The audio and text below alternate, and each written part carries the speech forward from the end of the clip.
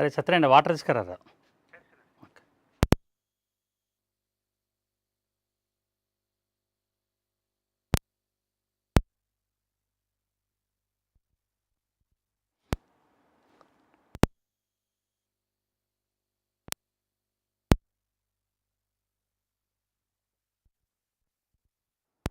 Okay. Good morning, children. Hope everyone is doing great. So today is Wednesday and Thursday, Friday, Saturday. So Sunday, that means the fourth day from today is a very big day for all of you. Am I right? Yes. Now, just 3 days are there in between. Now it is the time for you to use your highest potential in the highest accuracy levels and glance through all the test papers which you have attended in the recent past, and also glance through the concepts, that means topics, subtopics at a very faster rate, and keep yourself calm, but your mind should be in the very high activated state. So stay focused for the next 4 days. Okay. So in this NEET refresher classes series, so today we will be discussing about ionic equilibrium. Now this ionic equilibrium is very important, and from this you may get 2 questions. Generally, in among these 2 questions, one question will be from the solubility product, because in most of the previous examinations they asked that, and one question will be either from buffer solutions or the pH or salt hydrolysis or anything. So today briefly we will discuss about this ionic equilibrium. Now children, remember the first thing in this acids and bases, that means in this ionic equilibrium, is conjugate acid base pairs. That means acid base pair differing by proton, means H plus, is called conjugate acid base pair. So if an acid is given to you and they are asking the conjugate base, or in general conjugate base of some XYZ they have asked. So they are asking the conjugate base. So given one is what? Acid. So from that remove H plus. So acid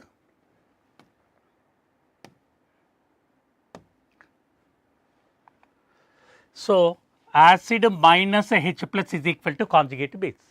Similarly, if conjugate acid of some PQR, this is the PQR is a substance, is asked. So as they are asking the conjugate acid, given one is a base. So because based on the definition, base is a substance which accepts H plus. So add H plus to this, then you will be getting conjugate acid. Is it clear?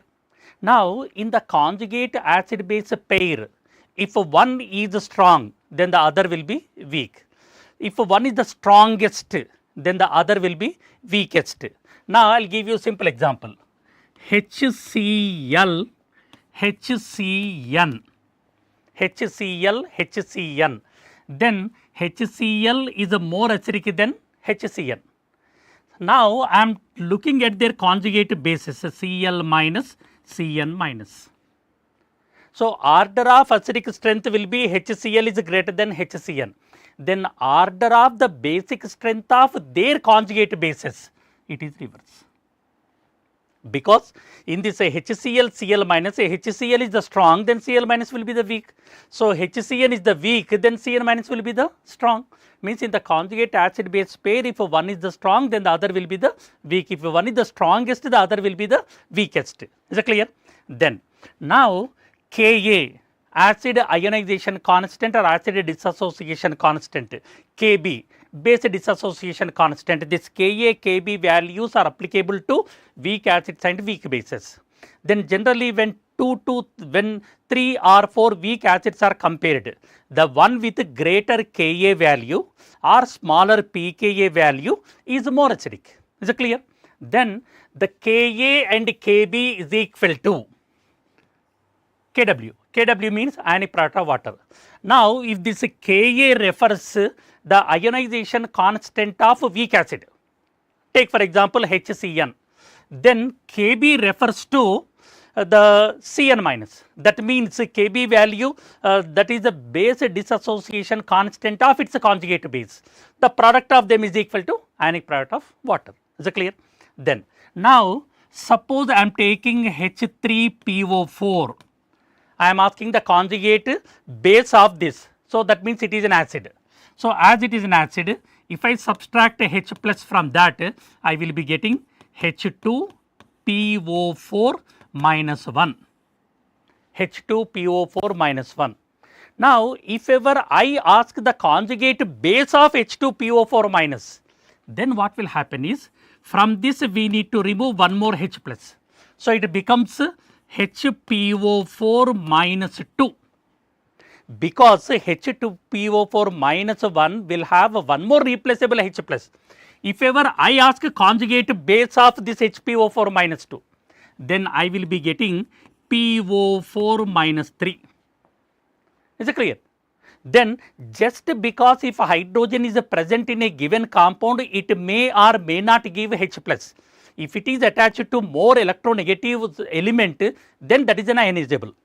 Then suppose if you take HCOO minus, HCOO minus as hydrogen, but this cannot act as a conjugate, this cannot act as an acid, it cannot give H plus. Is it clear? So HCOO minus, H2PO2 minus, HPO3 minus 2, these three will act as just a proton acceptor. That means they will take a H plus, they will act as a basis, but they never act as an acids. Is it clear? For a substance to act as an acid, it must have a replaceable H plus ion. Clear? Lewis acids. Lewis acids are nothing but electron pair acceptors, and Lewis bases are nothing but electron pair donors. Then atomic oxygen and atomic sulfur, just I am taking like this, oxygen and sulfur, as they belongs to sixth group. They have 6 electrons, that means sextet configuration they have, so they can accept an electron pair from the donors. So this atomic oxygen and atomic sulfur can act as this Lewis acids. Is it clear? Then similarly Lewis bases means they are electron pair donors. So as they are electron pair donors, they should have an electron pair to donate the species which are in need of electron pairs. Is it clear? Then in general all Lewis bases are also branched Lowry bases. I am taking like this NH3. So because it has a lone pair of electron, it is a Lewis base, and it can also be a branched Lowry base because it can accept H plus.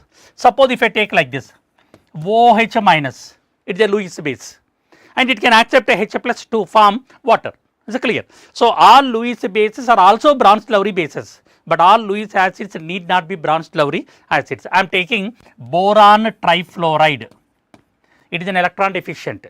So because it is an electron deficient, it has a vacant orbital in the boron, so it can accept an electron pair. It is a Lewis acid, but it is not a branched Lowry acid because it does not have hydrogen. Is it clear? So all Lewis bases are also branched Lowry bases, but all Lewis acids need not be branched Lowry acids.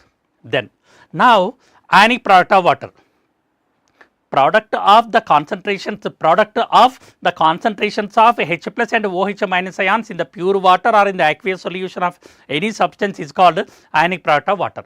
This ionic product of water, generally we denote it with Kw. So it is a constant for a reversible reaction.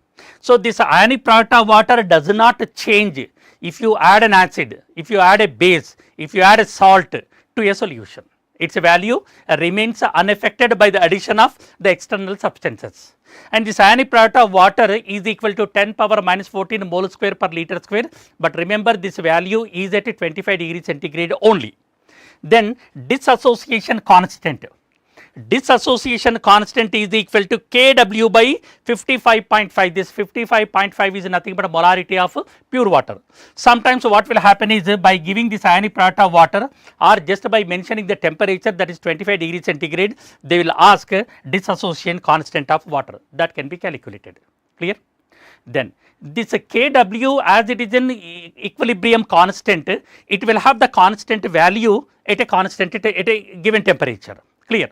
So, in any solution, whether you take an acid solution or base solution or anything, then pH plus pOH is equal to 14. Remember, this 14 is applicable only at 298 Kelvin, that means 25 degrees centigrade, because pH plus pOH is equal to pKw, as a Kw is 10 to the power of minus 14, pKw is a 14. So, at 25 degrees centigrade or at 298 Kelvins, sum of the pH and pOH is equal to 14. Suppose if ever I ask you like this, sum of the pH and pOH for a given solution at 50 degrees centigrade is 14, it is wrong, because it is equal to 14 only at 25 degrees centigrade. If ever I say sum of the pH and pOH values for a given solution is equal to pKw always, 100% right, because the pKw will change with the temperature. There I did not mention the temperature. So, sum of the pH and pOH is equal to pKw at any temperature, but at 25 degrees centigrade you can take that as a 14. Is it clear? Then now see 10 power minus 3. See, as you know pretty well, pH is equal to minus log of H plus and pOH is equal to minus log of OH minus. Then 10 to the power of minus 3 molar HCl will have the pH 3, minus log of 10 power minus 3, that is nothing but 3. Now 10 power minus 3 molar sodium hydroxide. Children, remember carefully, most of the students will make the mistake here only. Numerical is a very simple, but we need to be high alert. Now this is the sodium hydroxide, that means a base. So, bases will have the pH more than 7. Is it clear? Now 10 to the power of minus 3 molar, it is the concentration of OH minus. So, we have to calculate pOH. So, pOH is equal to 3, pH is equal to 11. So, as it is a more than 7, it is a base. Is it clear? So, always acids will have the pH below 7, bases will have the pH above 7 if they do not mention the temperature, or if they mention temperature as 298 Kelvins. Then 10 power minus 8 molar HCl. See, H plus ion concentration in this case is less than the H plus ion concentration in the pure water. Is it clear? So, in such case what we have to do is, the H plus ion in the solution is equal to 10 to the power of minus 8 plus 10 to the power of minus 7. So, if I take 10 to the power of minus 7 common, so this is 10 to the power of minus 1 plus 1. So, that is equal to 1.1 into 10 to the power of minus 7. What is that H plus ion concentration? Then if I take the pH, that is equal to minus log of 1.1 into 10 to the power of minus 7. This is equal to 7 minus log 1.1. So, this is equal to 6.93 or 94, whatever, around that. So, 6.93 means this value is less than 7. So, that is right. Instead of doing all these things, you just see the given options. In the given option, if the value is slightly less than the 7 is given, then you can go for that value, 6.93, 94, 95, 96, like that you will get. Then similarly 10 power minus 8 molar sodium hydroxide. Now this is the sodium hydroxide base. Is it clear? So, OH minus ion concentration is a 10 to the power of minus 8. OH minus. Again the H plus ion OH minus ion concentration in that solution is a 10 power minus 7, that is a more. So, this value is less. So, again we need to add this much. So, here we will be getting as 7.04. Here we will get 6.96 around that. 7.04, that means that value must be greater than 7. So, whenever this kind of questions are given, you just please see, calculate the pH.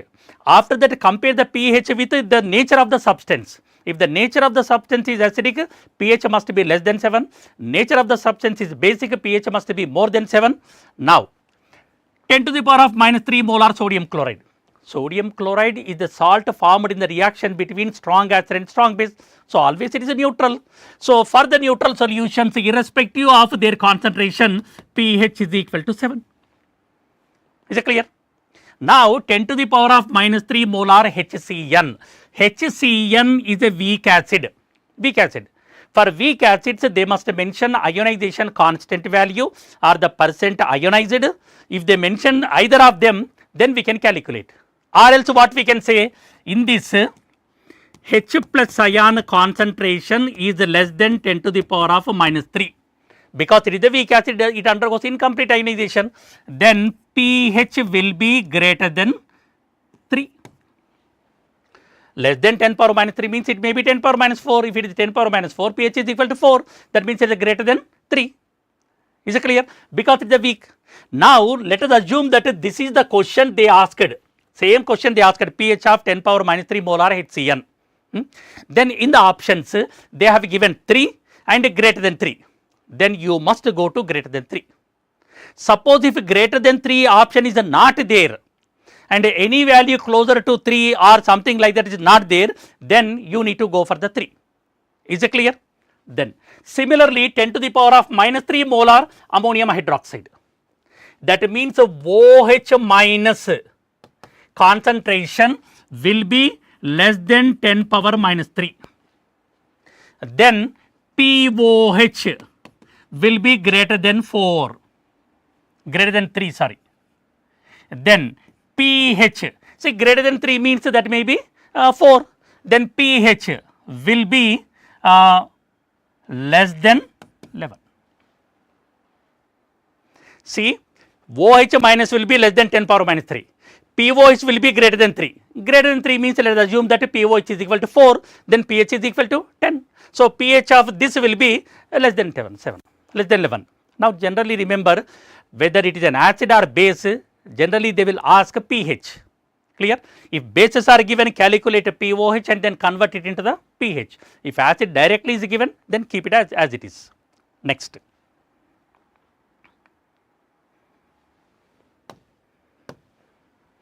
Now, pH is equal to 2.3010, then H plus. Now, children remember, if pH is equal to x point y, that means it is in the form of x point y like 2.3 or 2.69 like that, then H plus is equal to anti-log of 1 minus point y into 10 to the power of minus x plus 1. By using this formula directly you can calculate H plus. Now, what the value they mentioned? 2.3010. This is equal to x, this is equal to y. Then H plus is equal to anti-log of 1 minus 0.3010 into 10 to the power of minus 2 plus 1. So, this is equal to anti-log of 0.6990 into 10 power minus 3. 0.6990 is equal to log 5, anti-log of log 5, that is nothing but 5 into 10 power minus 3. If the pH is 2.3010, then H plus is equal to 5 into 10 power minus 3. You can cross check. If this is the H plus, then what is the pH? 3 minus log 5. So, 3 minus 0.6990, that is equal to 2.3010. Is it clear? Then next, equal volumes of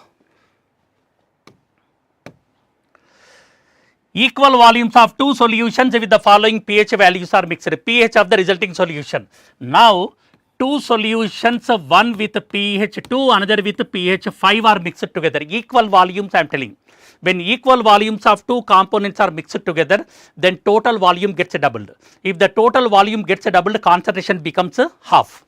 Then both 2 and 5 refers to pH of acids because they did not mention the temperature. Is it clear? Then in such case, pH of the resulting solution is equal to smaller pH value among the given. What is the smaller pH value? 2. So, 2 plus 0.3010 directly you will get a 2.3010. That means when equal volumes of two acids are mixed together with different pH values, the resultant pH is equal to smaller pH plus 0.3010. When equal volumes of two bases are mixed together, that means in this case,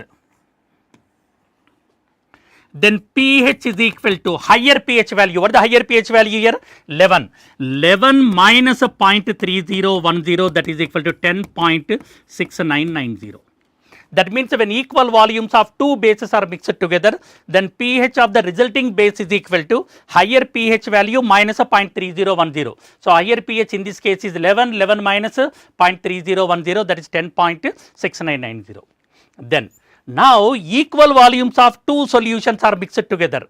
In them one is the acid, another is the base, and provided one is the acid, another is the base, the pH of the resulting solution will be 7. Why it is 7? Because if the sum of the pH and pOH, sum of the pH values of both the substances given is equal to 14, then the resultant pH is equal to 7. That means 2 plus 12, that is 14. If ever I give like this, that means why it is like this means 2 means H plus is equal to 10 power minus 2. pH is equal to 12 means pOH is equal to 2. Then OH minus is equal to 10 power minus 2. That means H plus OH minus and concentrations are same and equal volumes we have mixed together, then the pH will be, that means the solution will be neutral and the pH is 7. Is it clear, children? Then now 1 milliliter 10 power minus 3 molar HCl is diluted to 100, means solution is diluted 100 times. Then concentration decreases 100 times. So, concentration decreases 100 times means H plus is equal to 10 power minus 3 by 100, that is equal to 10 power minus 5, pH is equal to 5.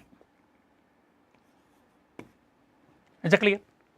See, as the solution is diluted to 100 times, H plus ion concentration decreases 100 times. If the H plus ion concentration decreases 100 times, pH will be increased by 2 units because the pH is equal to minus log of H plus. Is it clear? Then now this is the very important question. pH of 0.1 molar weak monobasic acid is 4.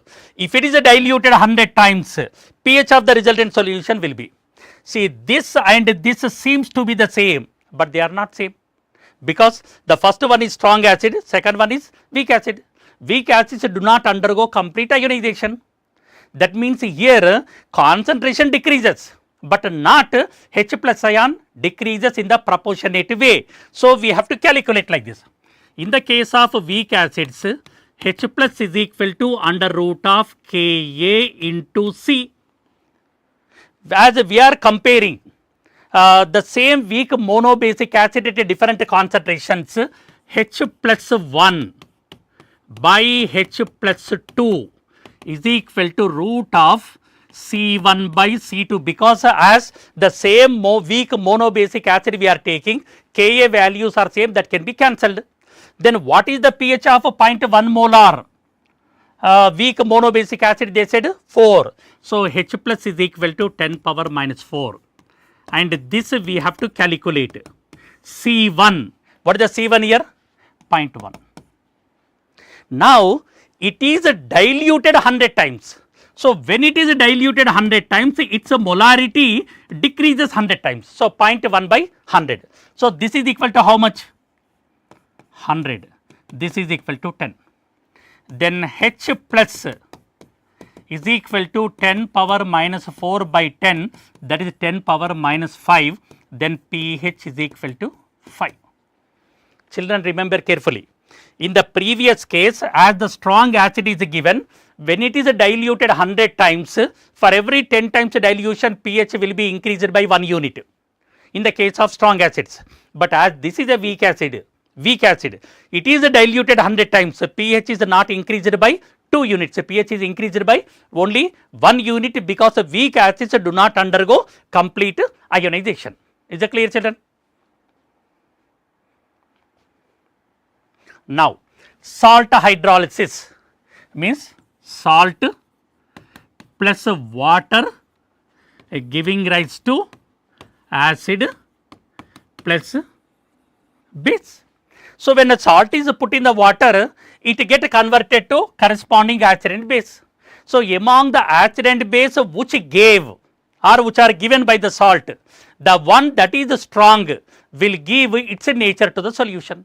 Suppose among the acid and base that are formed when a salt is put in the water, if acid is strong, then the solution is acidic. If the base is strong, solution is a basic. If both are strong, it is a neutral. If both are weak, then depending upon their Ka, Kb values, we can predict the exact nature of that. Is it clear? Then, now forward reaction is a hydrolysis. We can denote that with Kh, that is called a hydrolysis constant. Backward reaction is a neutralization, because acid and base reacting together to give salt and water. Now these two are reciprocal to each other, that means Kh is equal to 1 by Kn. Is it clear? Now see, children, remember one thing, in a single statement we can answer all the questions related to this. Among the acid and base which gave the salt, the one that is strong will impart its nature to the solution. That is it. Because salts are generally formed in the reaction between acid and base. If the acid which gave the salt is strong, the solution is acidic and the pH will be less than 7, and that is due to cationic hydrolysis.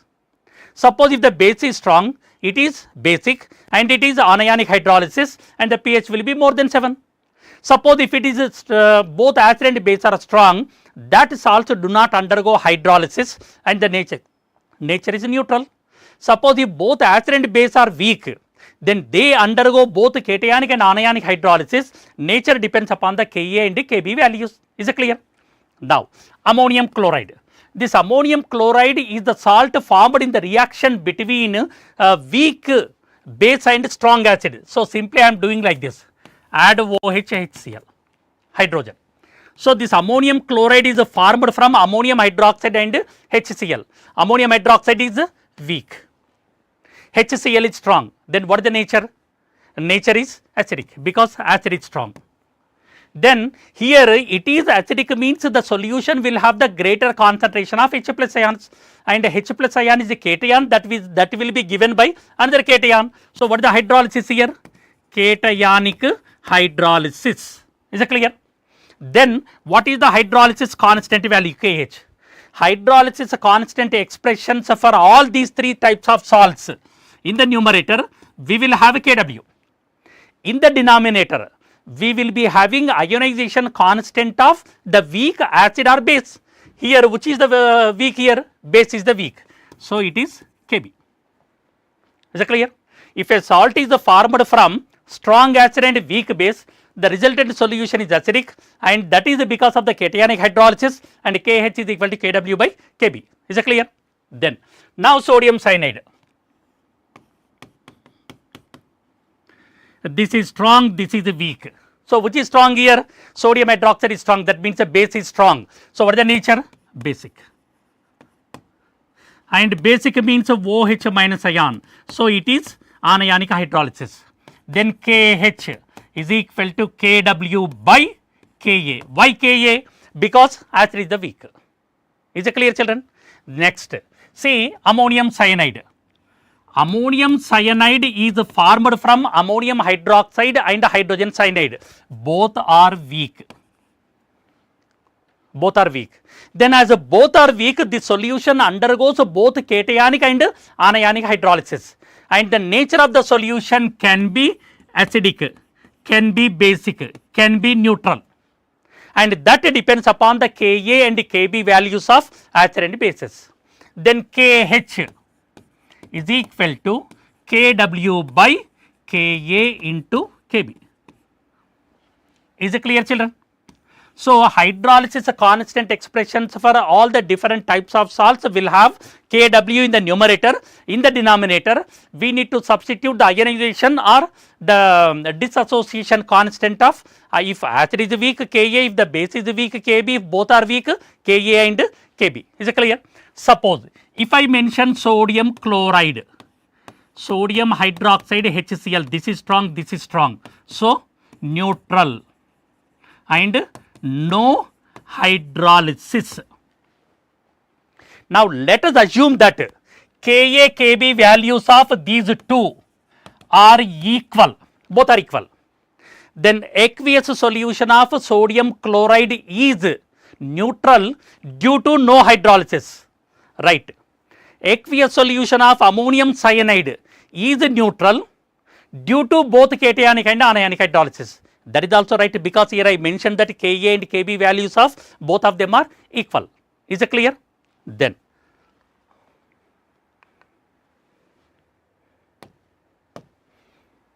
now see Ka of take for example HCN is equal to 10 power minus 5. Kb of ammonium hydroxide is 10 power minus 6. These are the tentative values I am giving. Then if ever I ask like this,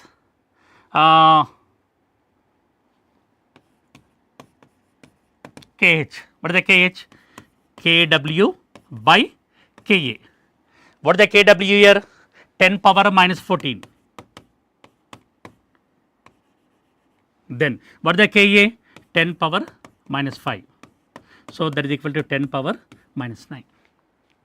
Now if ever I ask this, it is a KH 10 power minus 14 by ammonium hydroxide, what is that? 10 power minus 6. Clear? Suppose if ever I ask for this ammonium cyanide, then KH is equal to Kw by Ka into Kb. So Kw is 10 power minus 14, 10 power minus 14, Ka, that means there HCN and ammonium hydroxide are involved, 10 power minus 5 into 10 power minus 6. Is it clear, children? Yes. Sometimes they may ask neutralization constant in this, so reciprocal of that. Is it clear? Yes. Now a buffer solution, that solutions with reserve acidity and alkalinity are called buffer solutions, and pH of buffer solutions do not change on dilution or on adding small quantity of strong acid and strong base. Now these buffer solutions are generally classified into 3 types: acidic, basic and neutral buffers. See, acidic buffers. Acidic buffers generally will have weak acid and it is a salt with a strong base. So I am taking like this HCN and it is a salt with a strong base, that means a sodium cyanide. So this can act as an acidic buffer. Now I am taking like this HCN plus sodium hydroxide. Does that combination will act as an acidic buffer? May act as an acidic buffer, may not act as an acidic buffer. Now I am taking like this, I am taking 2 moles of hydrogen cyanide and 1 mole of sodium hydroxide, mix it together.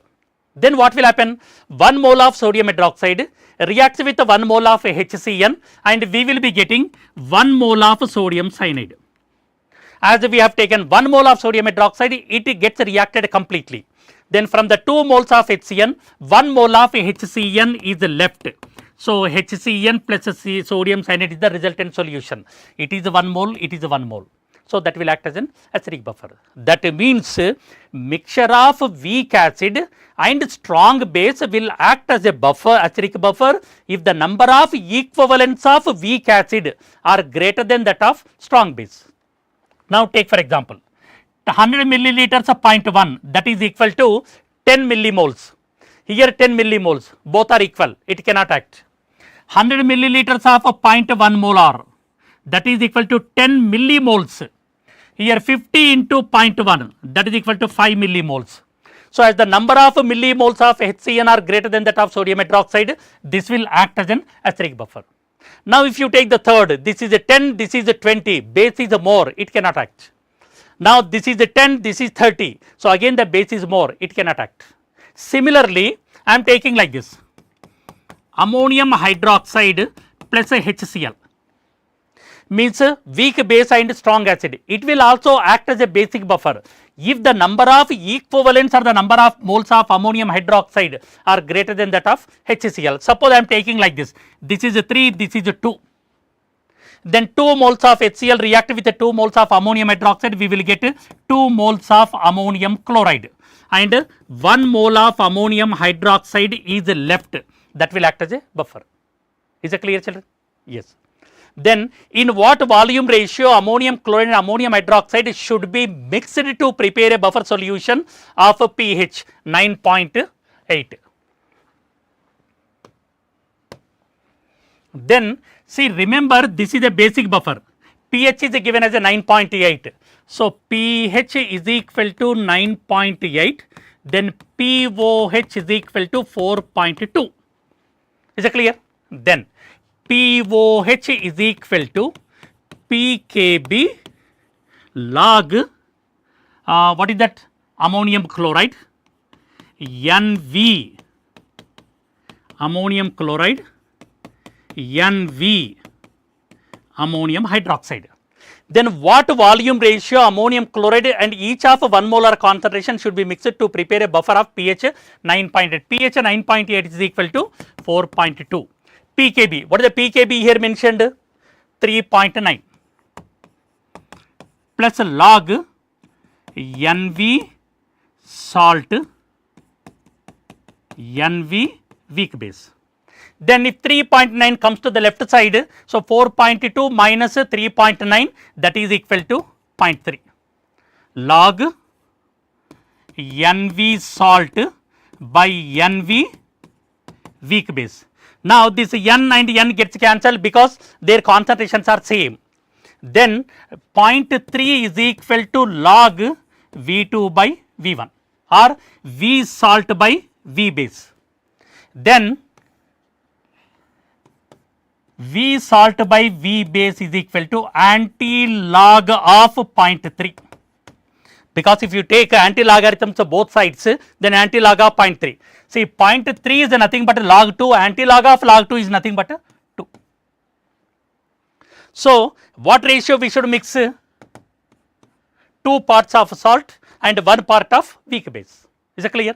Now, this is the formula, basing on that we can do several kinds of questions. Is it clear? Next, this is an important kind of question.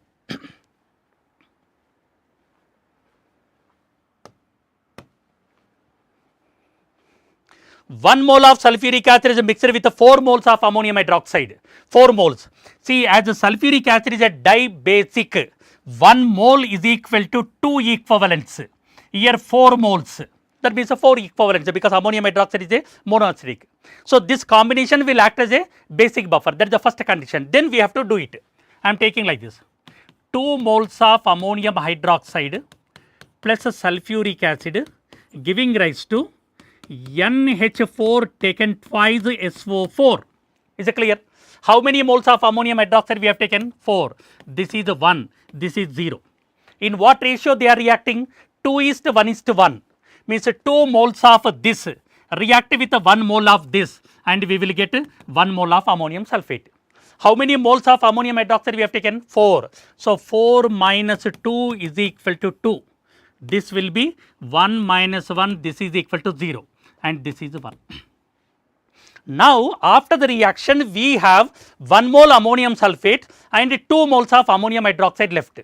Each mole of ammonium sulfate will give 2 moles of ammonium. Then pOH is equal to pKb plus log NV ammonium ion by NV ammonium hydroxide. Then what is the pKb value? They said 4.8. So, 4.8 log NV. That means what is the normality of ammonium sulfate? That is a 2. And here molarity of ammonium hydroxide left 2. So, that is equal to log 2 by 2, that is equal to 4.8. pOH is 4.8. Then what is the pH? 14 minus 4.8, there is nothing but 9.2. So, 9.2 is the answer. Is it clear? See, whenever you get this kind of questions, you must do these questions with 100% peace of mind, then only you will be getting. Because if ever you make any change somewhere, any mistake, then unnecessarily you will be getting wrong answer, and finding out the exact correct answer at that moment becomes very difficult. Because of that, you need to be careful at the time of doing this kind of questions. Is it clear, children? Yes. Now, common ion effect. See, common ion effect is nothing but ionization of a weak acid or ionization of a weak base or solubility of a sparingly soluble salt decreases when a substance containing common ion with them is added. that is called the ionization effect, common ion effect. Now ionization of hydrogen cyanide is a weak acid. Now I am taking like this, HCN ionizes like this, H plus Cn minus. Now let us assume that it undergone some 60% ionization, let us assume, in the pure water. If ever I add some acid to that, any other acid, so that acid will give H plus and this is the H plus common ion, then the 60% becomes 50%, that means less than 60%. Or if you add sodium cyanide to this, because both of them will have the common ion, that is Cn minus ion. So again the ionization of HCN decreases. If the ionization of HCN decreases, what will happen to H plus ion concentration? Decreases. If the H plus ion concentration decreases, pH value increases. So ionization of hydrogen cyanide decreases on adding sodium cyanide due to the common ion effect. Now pH of aqueous solution of acetic acid, it is a weak acid. Its value increases on adding sodium acetate. So just now only I have explained, means its ionization decreases, its H plus ion concentration decreases, pH value increases. Similarly, if you take the base, ammonium hydroxide. So when you add a substance containing common ion with ammonium hydroxide, what will happen to OH minus ion? OH minus ion decreases, POH increases, pH decreases. Decreases. Is that clear? You need to be careful whether the given substance is an acid or base. Next, solubility of silver chloride is less in the sodium chloride solution than in the pure water. Clear? Because in the sodium chloride Cl minus is common, in the pure water there is no neither Ag plus ions nor Cl minus ions. Is it clear? Now I am taking like this, 0.1 molar sodium chloride, 0.2 molar sodium chloride and 0.5 molar sodium chloride. Here I am taking silver chloride. Solubility of silver chloride among these, that means in which of these is least. So solubility of silver chloride decreases when a substance containing common ion to it is added. If ever you add more number of ions of the common ion, its solubility decreases further. So where the concentration of Cl minus ion is more, 0.5. So solubility of silver chloride in 0.5 molar sodium chloride is least among these three. That means as the concentration of common ion increases, its solubility decreases further. Clear? Then now order of ionization of hydrogen sulfide. Hydrogen sulfide is a weak acid. So its ionization is least in the acidic medium and more in the basic medium and is in between in the neutral medium. So the order of ionization of hydrogen sulfide is basic is greater than, neutral is greater than acidic. Now children, remember here one point. Then see, in the identification of cations, that means in the qualitative analysis, in the second group you have the cupric and lead ions. And what is the second group reagent? In the first group we add HCl and second group we add hydrogen sulfide. So in the second group we are precipitating the second group cations as their sulfides. Is it clear? Then in the fourth group also we precipitate cations as their sulfides. In the second group as sulfides, in the fourth group as sulfides, in both the second and fourth group we add hydrogen sulfide. So why not this fourth group cations are precipitated in the second group? Because in the second group we are adding hydrogen sulfide in the acidic medium. In the fourth group we are adding hydrogen sulfide in the basic medium. So ionization of hydrogen sulfide in the acidic medium is less. So solubility product of sulfides of second group are less than that of sulfides of the fourth group. Means to precipitate sulfides of the second group we require few sulfide ions, whereas to precipitate sulfides of the fourth group we require more number of sulfide ions. So that more number of sulfide ions are possible in the basic medium.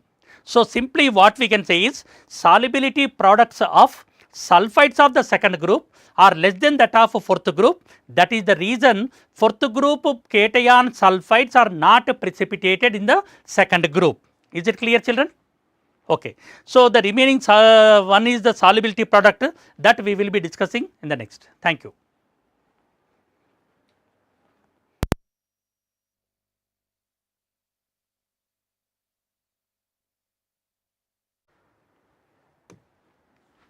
Sir pen ఏది sir మనకి sir pen ఏటి వస్తుంది ఒక్క నిమిషం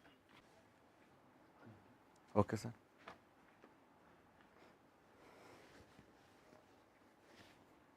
okay sir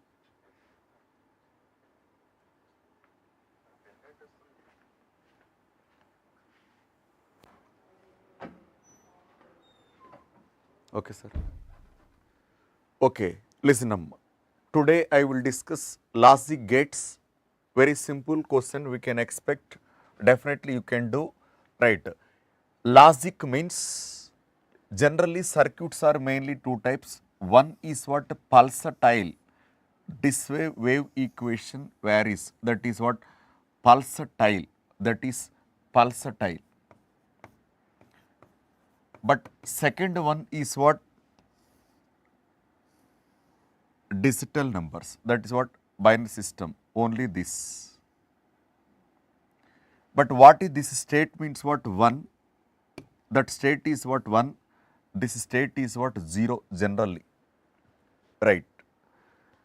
This is nothing but what logic expressions always operating only with two numbers, that is what 1 and what 0, that is what pulsatile, that is what digital. If any signal is what given, this is one signal, this way it is a signal, and this way it any signal given, this is one input A, right, this value is what 0, that value is what 1, that is 1, that is 0, that is what 1, this.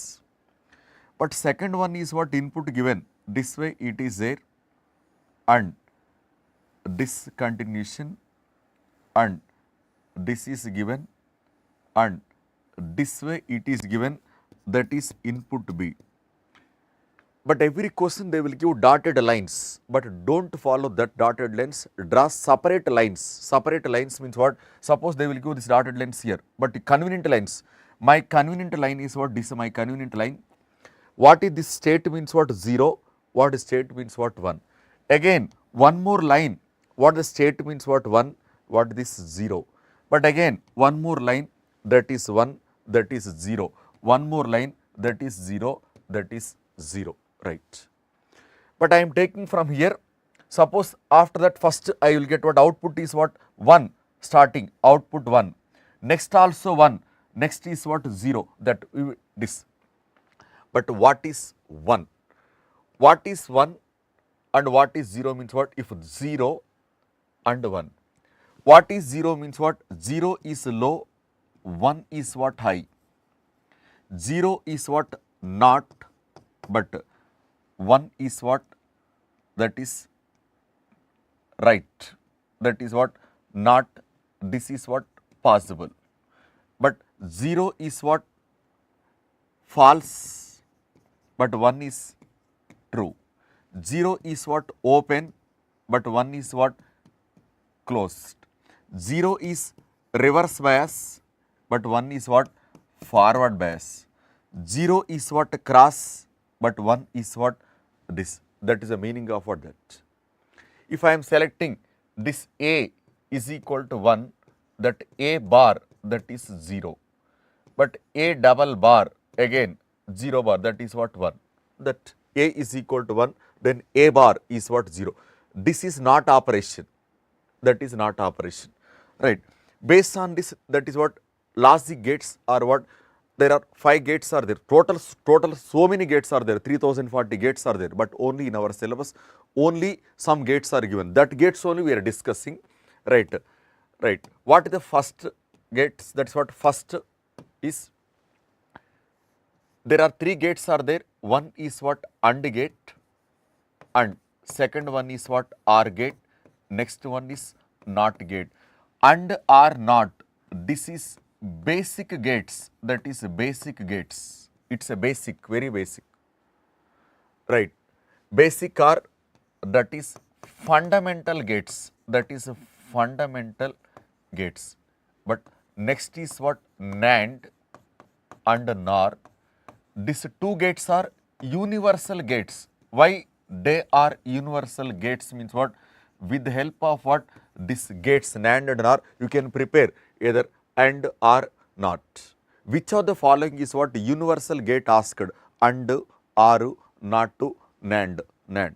Why NAND and NOR is universal gates means what? With the help of that gates, we can construct any gate. First, if I am taking what? AND, this first basic gates AND or NOT. How to identify AND gate means what? AND gate, first if I am taking AND gate, D letter, AND gate, D. This is input A, that is input B, that is output, that is Y. Y is equal to, we can read as what? A and B, A and B, that is AND gate representation. But AND gate representation with switches means what? That is one switch A, right? That is one more switch is what? B. There is a battery source here, that is bulb. Bulb is nothing but what? That is what? Output. Bulb having what? Some resistance. This AND gate representation with the switches. But AND gate representation with the diodes. With the diodes means what? This way we can represent. This is one diode. This way, that is diode, and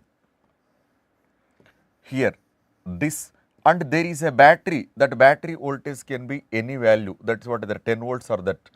That is Y, that is A, that is B. Why this AND gate representation? In all cases, this is a truth table. For any gate is what? A truth table. And what the truth table means what? This is what? A, that is B, that is Y. Y is equal to A and B. If I will take what? A is what? 1, and that is closed. B is also 1, that is also closed. Current starts. Now, bulb is on. On means what? 1. Why? Because 1 is what? Closed. 0 is what? Open. 1 is on. 0 is what? Off. 1 is high. 0 is low. 1 is forward bias. 0 is reverse bias. If A is what? 1, it is closed. But B is what? 0, it is open. There is no current. Now, bulb is on, that is also 0. This is 0, it is open. If that is closed, 1 again, that is 0, that is also 0. Both are open, 0, that is also 0, that is also 0. This is a truth table. That is AND gate having what? Minimum 2 inputs, maximum can be any number of inputs, but what a condition? AND gate, all inputs are high, then only output is high. Suppose AND gate contains what? 10 inputs, all 10 inputs are high, then all output is also high. But out of 10 inputs what? 9 inputs are what? High, but 1 input is low. Definitely you can expect what? Output is also what? Low. That's AND gate. Why this AND gate representation? Listen, if this battery voltage is what? 10 volts, high voltage. If I will give what? 1 and 1. 1 means what? Negative is connected to what? 1 means what? Negative connected to 1 means what? It's a reverse bias. Its reverse bias means what? There is no current. This negative connected to 1. 1 means what? High voltage. Again it's reverse bias. There is no current. There is no current means what? Each and every point. This is a 10 volt. This is what? Connected to suppose ground. Ground voltage 0 volts. This 10 volts. This also 10 volts. That is also 10 volts. Your output is what? 10 volts. And 1 1 means what? You will get what? 1. But that is 1, that is 0. 1 means what? It's a reverse bias. 0 means what? Forward bias. Current starts. This way it is there. Complete voltage drop here. That is 0. That way we can understand. But remember, this gate is what? AND gate representation. AND gate, all inputs are high, then all output is what? High. Right. Second gate is OR gate. OR gate. Already in this expression OR, any input is high. A or B, any input is high, output is also high. OR gate representation this way, this is OR gate representation, this is input A and that is B, that is Y. We can read as what? A or B, A or B. OR gate representation with the switches, that is one switch S1, that is one more switch is what? S2. There is a source here, that is bulb. Bulb is what? Always what in the gates, that is output, right. OR gate representation with the diodes. Diodes means what? That once you are representing what? AND gate means what? OR gate exactly. In AND gate, this is what? Negative and positive. OR gate, that's what? Positive and negative. PN junction diode. This way it is there, and this way, right. This is connected to ground, or that is what? Y. This is what? OR gate, right. Now S1 and S2, if condition A and B, OR gate is, this is A, that is B, that is A or B. A is what? 1, it is closed. B is what? Open, 0. Again current starts this way, and this is 1. This is open, 0, that is closed, 1. Again current starts. Both are closed, that is 1. Both are open, 0, 0, 0. That is AND gate, any input is high, output is also high. Suppose OR gate containing 10 inputs. Out of 10 inputs, what? 9 inputs is what? Low, but only 1 input is what? High. Then output is also what? High. Or a person constructing one gate, but in that gate is nothing but what? 4 inputs are there. Out of 4 inputs, 3 inputs are what?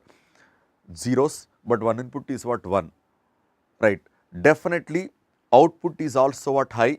Such kind of gate is called what? OR gate, right. This is OR gate representation. And next gate is what? NOT. NOT operation means what? If this way it is there, only one input and only one output. If that is A, this becomes Y. Y is equal to A bar. And if A is equal to 1, you will get what? 0. Low voltage given, high voltage given, right. Is open, it's closed, open, forward bias, reverse bias. That is what? Any bubble means what? It's a NOT operation. But NOT gate representation is what? This way it is there. There is a switch here, that is bulb. Bulb means what? Some resistance. This is what? Source here. If this is open, open means what? Immediately there is no current here, current starts here. That is open. This is on. That is on means what? Open means what? 0, that is 1. If it is closed here, closed means what? Immediately it's a least resistance path, it's a heavy resistance path. Why? Because bulb having resistance only, current flows. Now this is closed means what? 1, that is what? Off means what? 0. That way we are representing what? Only one input, output. That gate is called what? NOT gate. And OR and what? NOT are the basic gates, or it is fundamental gates, not the universal gates, it's a fundamental gates. This is 3 gates. But any gate, if you are solving the problem, that is what? Gates. If this way it is there, this is one gate, this way it is there, right. This your input is this, you take what? Your output is this, that output. If this is A, compulsory, A is equal to 1, this is also 1, that is also 1, your input is this, only one input, only one output. Definitely that gate is what? NOT gate, right. And that is, this is 1 given, you will get what? 0. This is 0 given, that is what? 1. And this is what? Actually AND gate, that is 2 inputs of AND gates are shortened, it becomes what? NOT gate. 2 inputs of what? AND gates are shortened, it becomes what? NOT gate. If you take, this is OR gate with the bubble, we are doing this, but this inputs, we are this. That is, this is A is equal to 1, definitely 1 and 1, it becomes what? 0, right. This 2 inputs are shorted. What kind of gate it is? Wait, we will discuss. Why? Because with the bubble AND gate, that is what? NAND gate, but wait, presently, right. Next is this completed. Next gate is what? NAND gate, N-A-N-D, NAND. What is NAND gate means what? Combination of AND plus NOT is NAND. AND plus what? NOT. And how to represent? That is AND gate, input, and connected with what? NOT gate, that is NAND gate, that is A, that is B, that is A and B. This is your output, output is A and B bar, A and B bar. How to write the truth table? How to write the truth table means this is A, that is B, that is Y, Y is equal to A and B bar. 1 0, this 1 0 means what? No doubt it is a 0, but 0 bar becomes what? 1. 0 1, but 0 1 means what? That is what? Again 0, but 0 bar means what? 1. This is 0 0, 0 0 means what? Here 0, but 0 bar is what? 1. Again 1 1, this 1 1 means what? That is also 1, but it becomes what? 0. Exactly truth table is what? Inverse. For which gate means what? NAND gate is a truth table is what? Exactly inverse of what? AND gate. This represent, or sometimes we are representing this is AND gate with bubble, this is also what? NAND gate, that is also NAND gate. How to construct? By using what? That is what? NAND. This is what? NAND gate. Two inputs of NAND gate are shortened, NAND gate are shortened this way, that is A, that is what? A bar. This gate becomes what? NOT gate. The minimum number of what? NAND gates are required to construct NOT gate is what? 1. Two inputs of NAND gates are shortened, you will get what? What gate means what? NOT gate. NAND is what? Combination of what? AND plus what? NOT, it is a truth table. And next one is, next gate is what? NOR gate, that is NOR, NOR gate. NOR is a combination of R plus NOT, R plus NOT. OR gate, that is OR gate with inputs, and this is A, that is B, this is A plus B, that is Y is A plus B bar.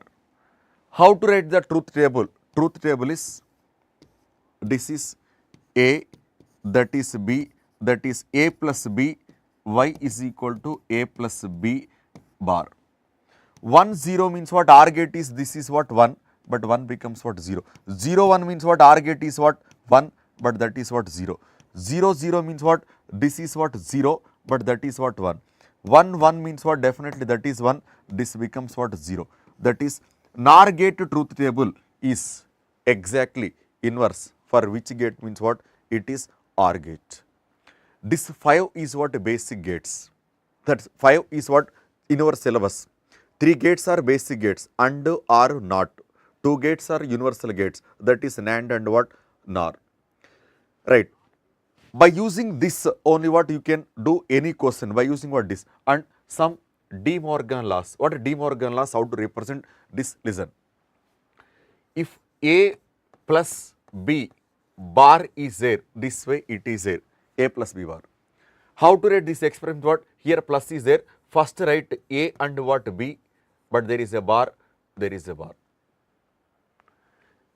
Suppose A and B bar is there, and is there, first write A plus what? B, again indicate bar.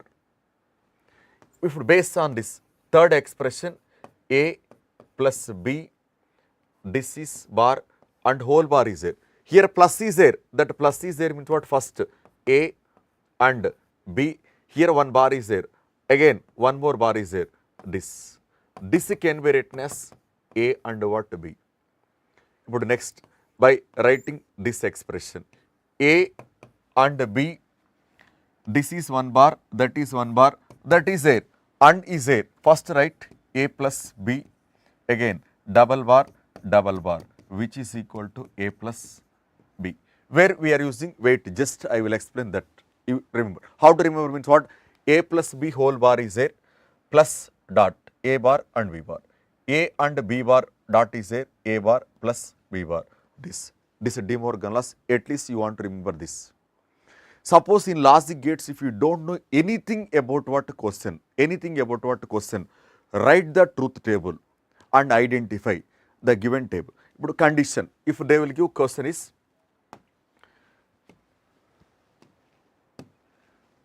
this is ones and that is 1, this is LED, LED, LED. This is connected to ground, that is 10 volts. What is this gate asked? First try to understand the question, that is the gate. What is the gate asked? AND, NAND, NOR, that is asked. First identify the inputs. This is your input. That is also your input. Where is output? LED, that is your output, LED. Right. High voltage, low voltage, current starts from the high voltage. Assume this is switch A, that is switch B. Write the truth table. How to write the truth table means what? This is A, that is B, your output. A is assume 1, it is closed. B is also closed 1. 1, 1 means what? This way it is there current starts and this way it current starts and this way, because least resistance path current always select this way. High resistance path. Why? Because the lead or bulb means what? Some resistance. 1, 1 means what? 1. 1, 1 becomes what? 1. Right. Okay. Sorry, this becomes what? 0. Why 0 means what? Current travels only this path. But that becomes what? There is no current. 1, 1 becomes what? 0 means what? It is not AND gate. It is not what? OR gate. I know that. Why? Because AND gate or OR gate is nothing but what? Either 1, 1 becomes what? 1. Either AND gate, it's not AND gate, it's not OR gate. And two possibilities.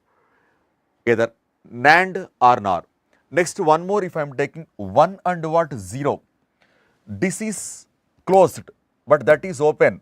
Current, there is no path. And this becomes what? Current travels only this path. This becomes what? 1. That becomes 1 means what? NOR gate already truth table. NOR gate is exactly inverse for what? OR gate. For OR gate, 1, 0 becomes what? 1, 0 becomes what? 1. But NOR gate becomes what? 0. But here 1, 0 becomes what? 1. It is not NOR gate. It is not NOR gate means what? Compulsory. It is what gate means what? Definitely it is NAND gate. It is what? NAND gate. And switches are inputs, LED or what? Bulb is what? Output. Current travels from high voltage to low voltage and current always selecting what? Least resistance path. And put condition is given. This way it is given. This is one gate is there. That way it is there. That is one gate. This is also one more gate is there. And this way it is there. And this. This kind of situations, if they will give, how to identify means what? If they will give, that is what? What is this gate? By seeing this gate means what? No doubt this is A, that is what? B. That is A and what? B. This is A and B, right? Previously I told, this way gate is there, this way gate is there. This is AND gate representation. No doubt it is what? OR gate. OR gate means what? This is R. That is R means what? This is nothing but what? This is R. This is what gate means what? This is what? OR gate with what? Bubble. If this kind of situations are there means what? Compulsory. Then go for what? De Morgan theorems. Where the De Morgan theorems? You check here. What condition is? 1 OR gate plus NOT gate.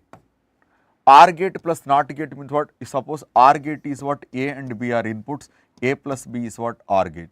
But NOT gate means what? A plus B bar. This we can write what? A plus is there means what? A bar dot what? B bar. This way we can write. And any gate is given, that is this kind of situation is there. This is what? One gate is there. This is there. This way it is there. A and this is A, that is what? B, and one more gate. This is there and this is A and what? B, and this way both are what? Connected, right? Here one more gate is there, right? What is the output asked? This kind of situations outputs are given what? They will give inputs. This is input, this, and one more input is this and this and this way. That is A, that is B. What is the output means what? First draw one line, this state is 0, that state is 0, 0, 0 you take. 0, 0 means what? This is also 0, 0, 0. But this is also 0, 0, 0, 0 means what? AND gate. This is also what? 0.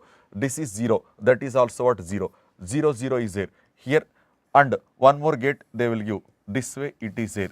This is 0, that is 0, that is also 0.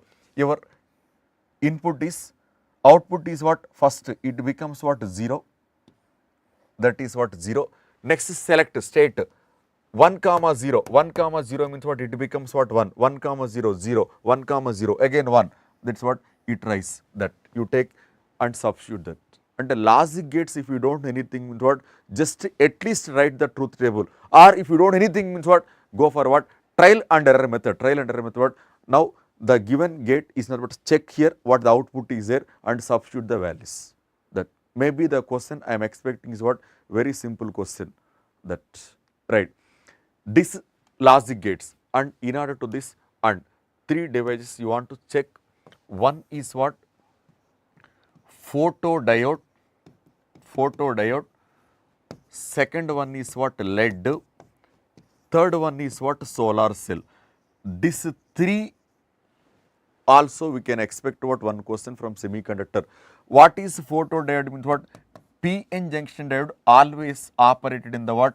Reverse bias condition. It is reverse bias condition, that is photodiode. LED, it is forward bias condition, that is LED. Solar cell, that is unbiased condition, that is unbiased. Unbiased means what? This is solar cell is what? Self-generating EMF, self-generating EMF. Calculators are based on this. Why photodiode is operating in the reverse bias condition? When photodiode works, when energy of the incident radiation must be greater than or equal to forbidden energy gap, then only it can detect the signals. Why it is operating in the reverse bias condition? Fractional change of minority charge carriers are what? More when compared to fractional change of what? Majority charge carriers. That is the reason photodiode always operate in the what? Reverse bias condition. Representation, PN junction diode, right? Radiation is what? Incident, that is the representation of photodiode. LED, forward bias, PN junction diode operated in the forward bias condition. If energy, LED, this energy, it emits the radiation, but how much it emits means what? Energy of the emitted radiation must be less than or equal to what? Forbidden energy gap. Any LED emits what? Radiation. How much it emits radiation? What? Energy must be less than or equal to forbidden energy gap. Solar cell, unbiased. Unbiased means what? This way it is a radiation incident. Electrons and hole periods are what? Created. Now it is generating what? Itself.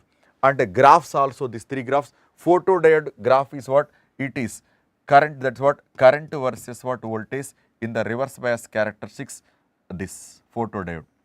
But LED is, it is I versus what? V, that is forward bias characteristics, this. But solar cell is what? Unbiased, that is I versus V, that. These 3 graphs also they can select what? Match the following questions. Right. This is, and in order to this, Zener diode is what? Already last class we discussed what? Zener diode. Okay.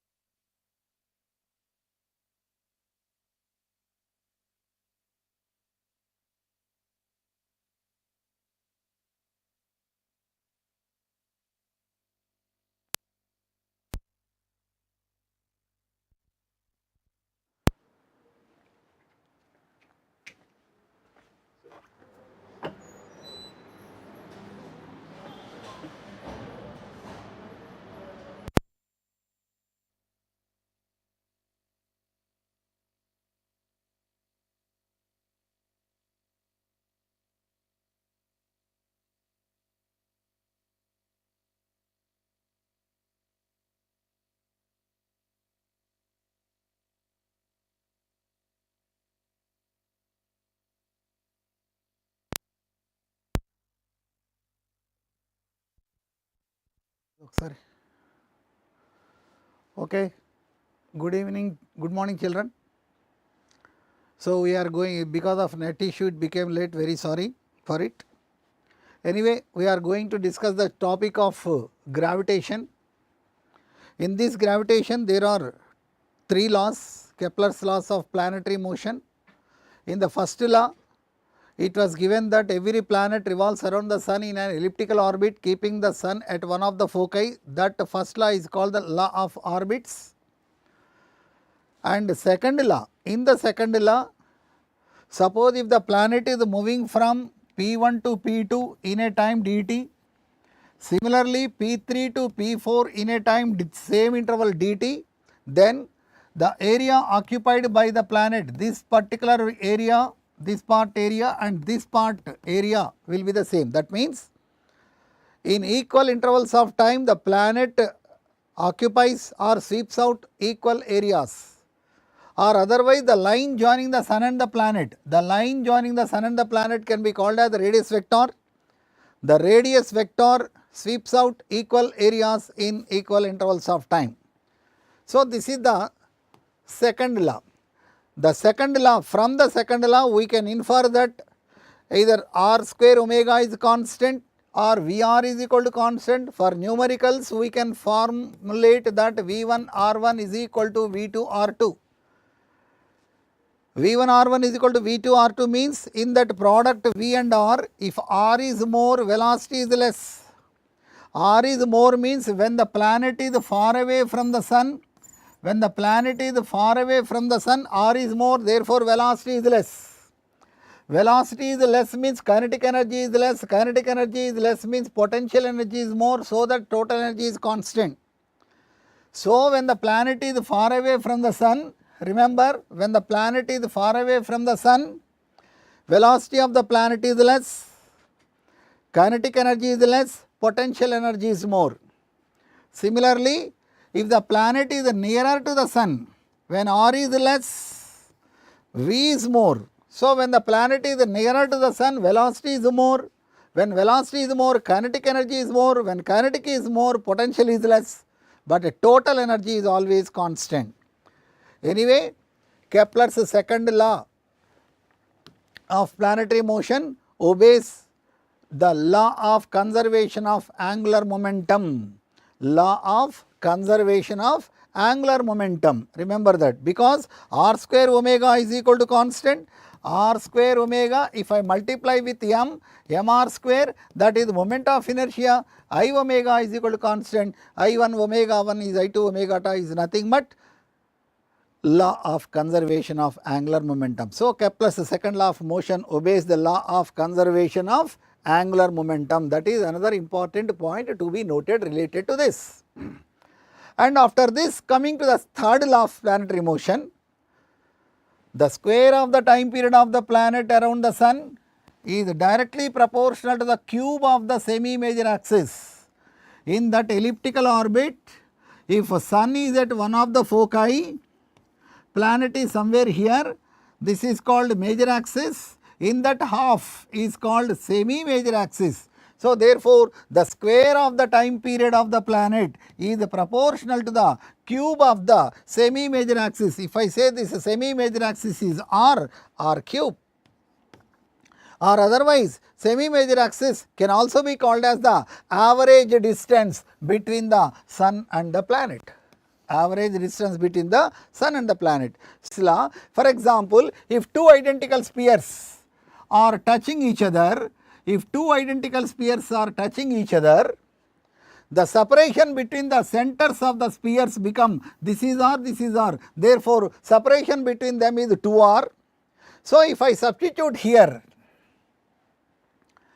in this 2r whole power 2 and masses, because they are spheres, mass of the sphere is equal to volume into density, volume is equal to 4 by 3 pi r cube. So, in this mass is proportional to r cube and this mass is also proportional to r cube, where r is the radius of the sphere, each sphere of course. So, r power 6 by r power 4.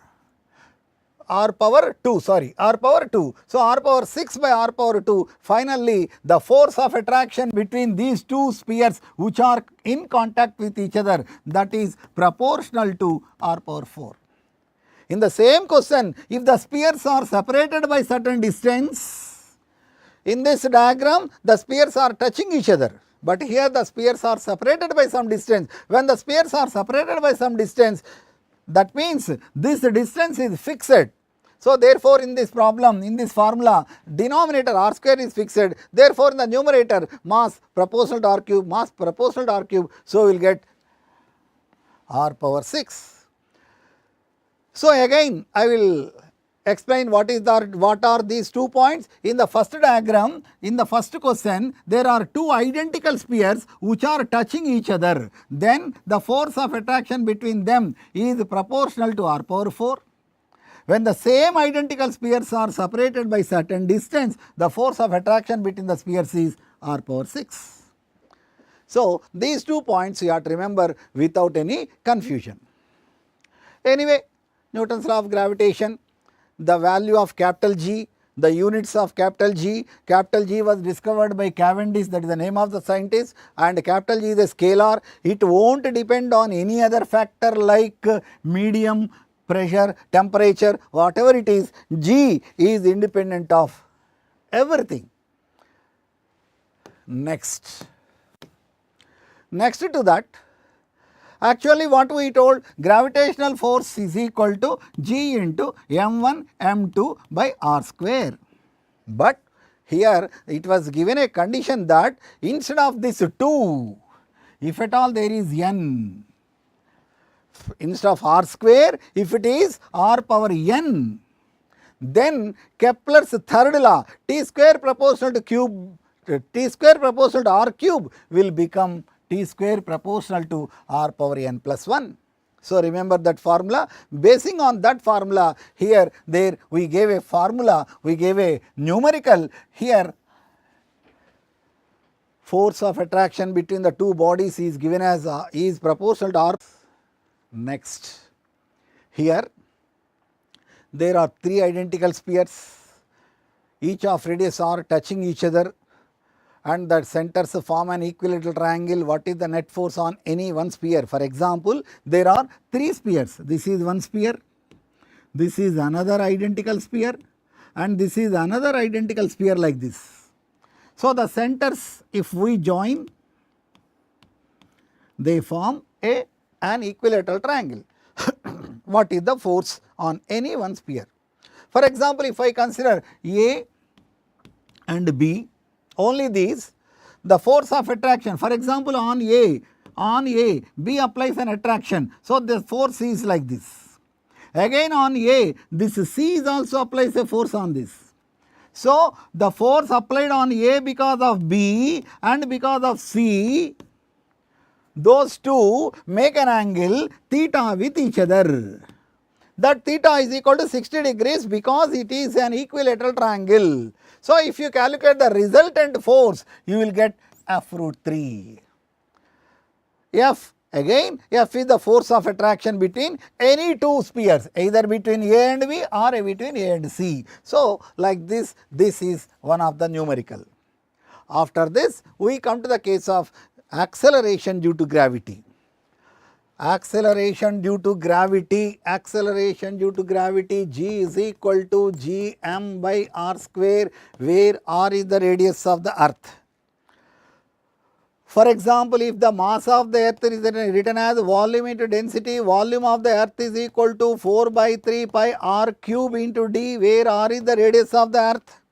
If I substitute this mass in this equation, acceleration due to gravity in terms of density, where that d is called density of the earth. So, the acceleration due to gravity and gravitational constant both are related from or by this relation.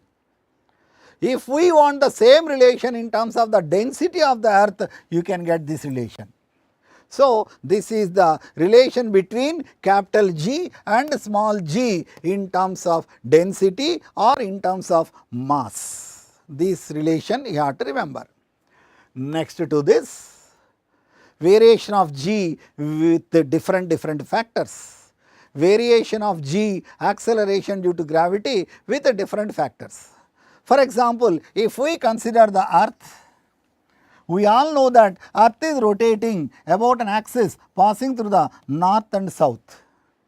Earth is rotating about an axis passing through the north and south poles of the earth. And if we consider a particle at the equator, this particle experiences two forces mg and mr omega square. Actually, we have to say that the weight of the particle will supply the necessary centripetal force at the equator. Suppose if the rotational speed of the earth increases, listen to this point, if the rotational speed of the earth increases, here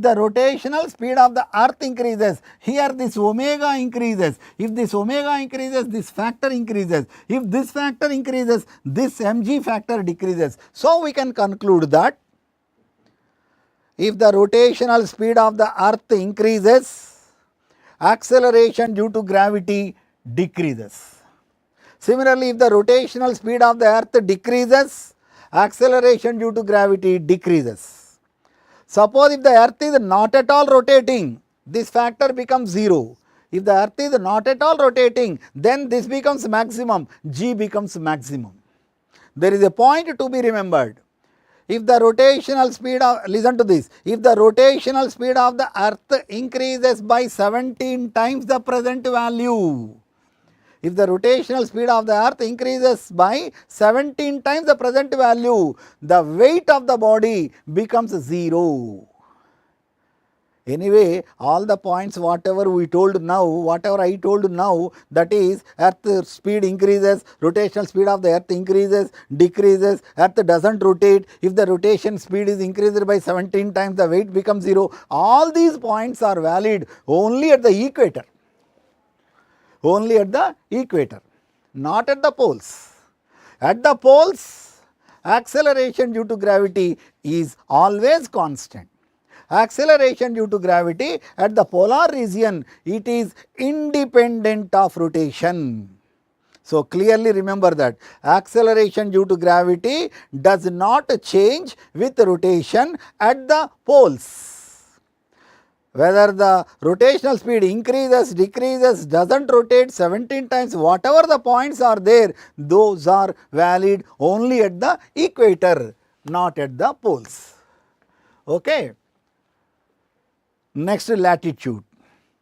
At a latitude angle, for example, if this is the earth and this is the polar line, this is the equatorial line, suppose here there is an object, suppose this line, if you say this is phi, if you say this phi, angle phi is called latitude angle. What is the latitude angle? Listen, angular position of the body with respect to the equator. Angular position of the body with respect to the equator, that is called latitude angle. So, at a particular latitude angle, what is the acceleration due to gravity? Means g phi is equal to g minus r omega square cos phi. Actually, this g is at poles. That g is at poles. Anyway, if we consider poles, if we consider the pole, here this is the pole, this is the pole. At the pole, latitude angle is 90 degrees, though. So, g phi is equal to g or g phi is equal to gp.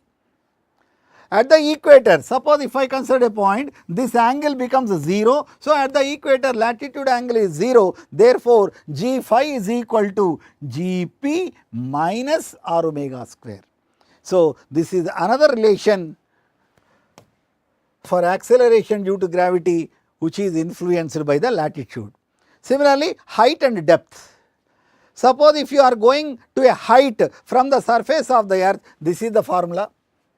And one more point to be remembered by you here, this is the actual formula.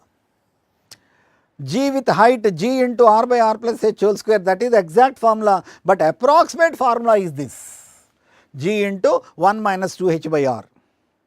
Okay. Again, acceleration due to gravity with the depth is, this is the formula.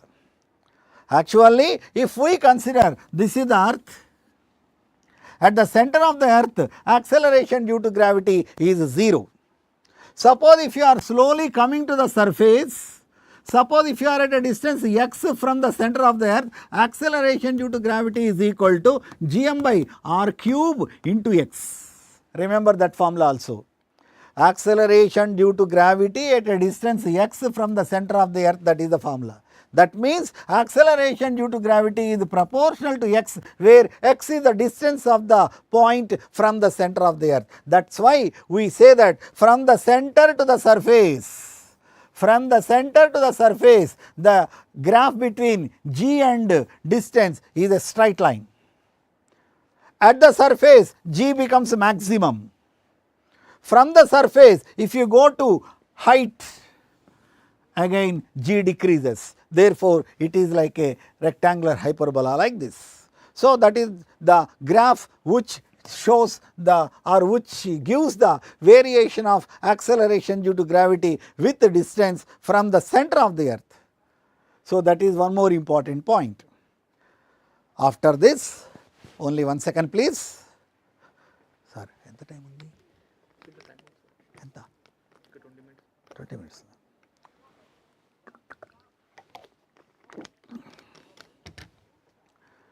Coming to the case of orbital velocity, actually if you remember in the Kepler's third law of motion,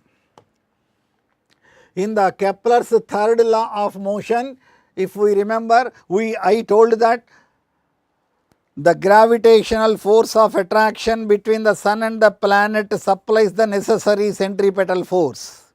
In a similar way, for example, if we consider this is the earth of radius capital R, if any satellite is moving around the earth, the height of the satellite from the surface of the earth is h, then the radius of the orbit of the satellite is equal to r plus h. Radius of the orbit of the satellite is equal to r plus h. Now, we can apply the same principle. What is that principle? The gravitational force of attraction between the earth and the satellite. So, according to the gravitational law, g into mass of the earth into mass of the satellite by r plus h whole square. This supplies the necessary centripetal force. So, centripetal force for the planet is equal to mass of the satellite into m v square by r plus h, where v is called the orbital velocity. So, remember this principle, the gravitational force of attraction between the earth and satellite supplies the necessary centripetal force for the satellite. So, this mass of the satellite get cancelled and v orbital is written as root of g into m by r plus h. R plus h. Suppose, see this is the formula. Suppose if the satellite is moving very close to the earth, then h can be neglected. Therefore, velocity, that is the orbital velocity, can be written as root of gm by r. Otherwise, using the formula g is equal to gm by r square, we can also write this as root gr. G is the acceleration due to gravity. So, this gm by r can be written as approximately gr. That value of orbital velocity is 7.92 kilometer per second. So, this is orbital velocity. In a similar way, listen, previously I told that small g is equal to 4 by 3 pi r dg. This is a relation between acceleration due to gravity and gravitational constant. So, if we want, it depends on the data, this can be substituted here. That means orbital velocity is equal to under root g is 4 by 3 pi r dg into r is there.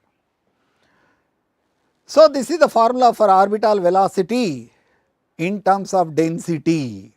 Even this is applicable in this, applied in this formula also. Anywhere, wherever we use it, we get the same. So, this is orbital velocity in terms of density. Similarly, what we told basic fundamental point is the force of attraction between the earth and the satellite supplies the necessary centripetal force. That is the simple concept. So, gravitational force G, mass of the earth, mass of the satellite by r plus h whole square is equal to centripetal force is written as m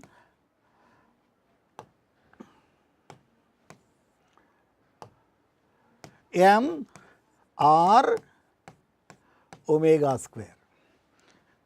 Because if you write the centripetal force in the form of mr omega square, we can get the orbital angular velocity. So, omega is equal to under root of g m by r plus h whole cube. This is the formula for the orbital angular velocity. Here also if you neglect h, that means if the satellite is moving very close to the earth, then omega can be written as root of gm by r cube, gm by r cube. If you want a time period, this is the orbital angular velocity. If you want a time period, we know that t is equal to 2 pi by omega. Therefore, this is equal to 2 pi by omega means r cube by gm.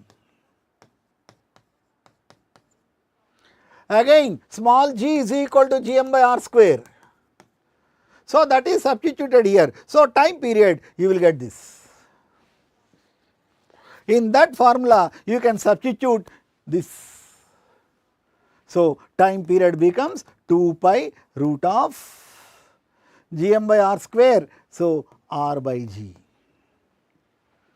This is very important formula. What is this formula? Again I will write that separately. Time period of a planet moving around the earth very close to the earth. Time period of a planet moving around the earth very close to the surface of the earth is 2 pi root of r by g. 2 pi root of r by g. So, this is approximately 84 minutes. Approximately 84 minutes. So, the time period of a satellite which is moving very close to the surface of the earth is 84 minutes. This is very important point that can be asked as a statement question. Next, these are the few important points related to gravitational potential energy, gravitational kinetic energy, gravitational total energy. Gravitational potential energy, kinetic energy, total energy. In this, a negative sign indicates that the planet is bound to the sun or satellite is bound to the earth. So, these gravitational potential energies, these concepts are very much used in a different condition. For example, if we consider the formula for the escape velocity, if we want to derive a formula for the escape velocity, actually how to write that? For example, this is the surface of the earth. The radius of the earth is capital R and mass of the earth is capital M. Suppose a body is on the surface of the earth. Now, that body is taken from the surface of the earth to a certain height, which is equal to nr. Again I repeat, a body is on the surface of the earth, that body is taken from the surface of the earth to a height equal to nr. What is the work done? If you want to calculate the work done, what you have to do is, we have to write gravitational potential energy on the surface of the earth, gravitational potential energy on the surface of the earth minus gmm by r. Similarly, what is the gravitational potential energy at that particular height? Minus g m by r plus nr. Because the radius of the earth and already height is there, r plus nr. Now, if you take the difference of these two, then you will get this formula. So, that is the work done. Finally, we have to remember that formula, that is the work done to take a body from the surface of the earth to a height equal to nr. before going to escape velocity, this concept of energy we have to know. This concept of energy we have to know. So, what is this energy? This is the work done or energy required to take a body from the surface of the earth to a height equal to n times the radius of the earth. You remember this formula in terms of capital Gm, in terms of small mg also. Both are important. And after that, basing on that concept only, we derive this. What is this formula? Suppose if this is the earth, from the surface of the earth we project a body with certain velocity. Listen to me. From the surface of the earth we project a body with certain velocity. Now it will go to some height.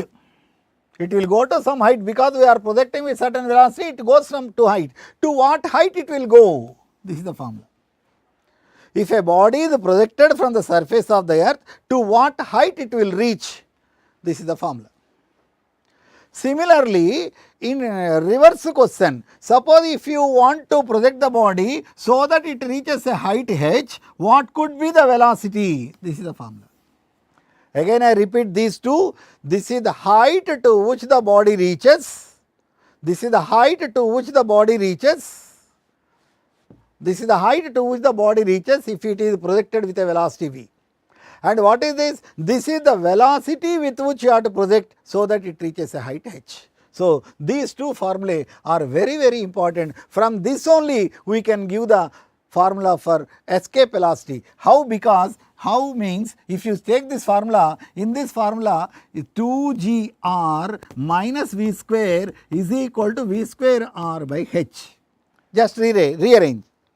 Now, escape velocity. Suppose if a body is taken, it is projected with certain velocity so that it escapes. So that it escapes from the influence of the earth means it is going to infinite height. It is going to infinite height. Infinite height means if you put this as infinity, anything by infinity is 0. Therefore, you get 2gr minus v square is equal to 0. So, therefore, you get v square is equal to 2gr. Or otherwise v is equal to root 2gr, or v is equal to root of, here 2 is missing, escape velocity is equal to root of 2gm by r, otherwise this is root 2gr, otherwise it is root 2gr. The value of escape velocity is 11.2 km per second. Okay, and the relation between orbital velocity and escape velocity, that also you can have a numerical. Remember this formula, escape velocity is equal to 1.414 times the orbital velocity. Next to that, this is a very important conceptual or statement question will be there. Suppose if a satellite is moving around the earth, if a satellite is moving around the earth, now this satellite to escape, the velocity must be increased by 41.4% and kinetic energy of the satellite must be increased by 100%, and a double. Again I repeat this point, a satellite which is moving around the earth, a satellite moving around the earth in a circular orbit, it has to escape. In order to escape, the velocity must be increased by 41.4%. The kinetic energy must be increased by 100%. You remember these 2 points which can be asked as statement questions. Next, here I gave a problem. Suppose a satellite is revolving in an orbit with a velocity VO, stops suddenly and allowed to fall onto the earth, the speed with which it strikes the surface of the earth. Very important problem. Suppose this is the earth and there is a satellite moving around the earth. This is the satellite.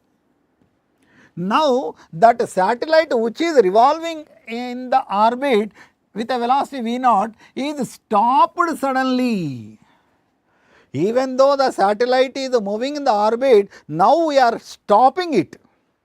Because we are stopping the satellite, it has no kinetic energy because it is stopped. It has only potential energy. So, what is the potential energy of the satellite at that point? See, this is the formula, where r is the radius of the orbit, where r is the radius of the orbit. Now, it is stopped. So, no potential, only kinetic, and it is allowed to fall onto the earth. What is the velocity on the earth?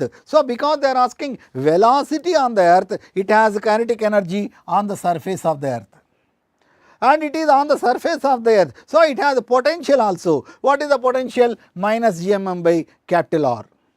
So, we are using the law of conservation of energy. In the orbit, this is in the orbit, this is on the surface of the earth. In the orbit, even though it is moving, it is stopped. So, only potential. On the surface of the earth, it has a potential, find velocity. So, it has kinetic energy. So, equating these or simplifying these, you will get this formula. And that too, the final answer is written in terms of escape velocity and orbital velocity. In these formulae, escape velocity, orbital means root gm by r, escape velocity means root of 2 gm by r. These values also introduced because the option is in this form. This is one of the very important relation, this one. Next, 3 particles each of mass m are placed at the corners of, suppose if there is a triangle, equilateral triangle of side L, here we are placing 3 particles at the corners, okay, corners. Now, they told that what is the work done to increase the side of the triangle to L. Now, later the side of the triangle is increased to 2L. What is the work done? Simply speaking, what is the initial gravitational potential energy? What is the final gravitational potential energy? Initial gravitational potential energy, suppose if I take only these 2 particles, potential energy G into capital G into m1 m2 by L, like that G into m1 m2 by L, again m1 m2 by L. So, therefore, this is 3 because there are 3 pairs, 3 gm square by L. Similarly, in the second case also same, but separation is 2L. So, therefore, in the second case same formula, same concept, but the separation is 2L. Now, if you calculate the difference of these two, that difference of those two is the work done to make the triangle of side L to another triangle of side 2L. This is another important point, important model of course. Next is a easy example only, but important. What should be the angular velocity of the earth so that the weight of a man at the equator becomes 3/5 of the present value? At the latitude, g minus r omega square cos square phi, this is the original formula, acceleration due to gravity. Okay. Now, because they are saying at the equator, this need not be written. So, g minus r omega square. In that, this g phi is 3/5 of the present value. So, substitute 3/5 of g here and calculate omega. This is also one of the important objective question. Next, another standard example. Here they told that there are 2 masses. This is a body of mass 2 kg. This is another body of mass 8 kg. In between the 2 masses, where can you get 0 field? 0 field, 0 force, 0 intensity, all are same.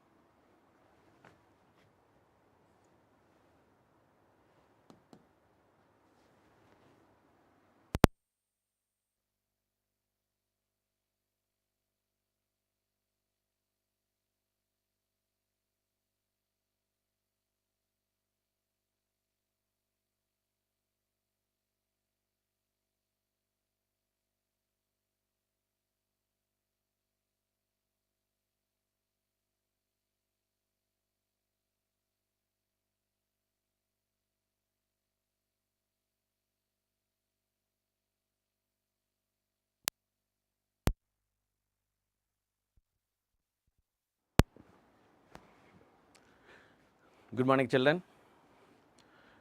Today we are going to discuss the remaining part of the organic chemistry in the concise form, so that the maximum points are going to be covered for the forthcoming examination on Sunday. This is the phenyl isocyanide test. Already we have seen that carbylamine test. The carbylamine test can be given by the primary amines, whether it can be a primary aromatic amines or primary aliphatic amines, but not the secondary one. So therefore answer will be the 3 for this one, where it is this is the secondary amine, this is the primary amine. If you check this one, both of them are primary amines only. Here also both of them primary amines only. Here one is the secondary, another is the tertiary. But phenyl isocyanide test is used only for the primary aromatic or aliphatic amines. That is why it will be the third one.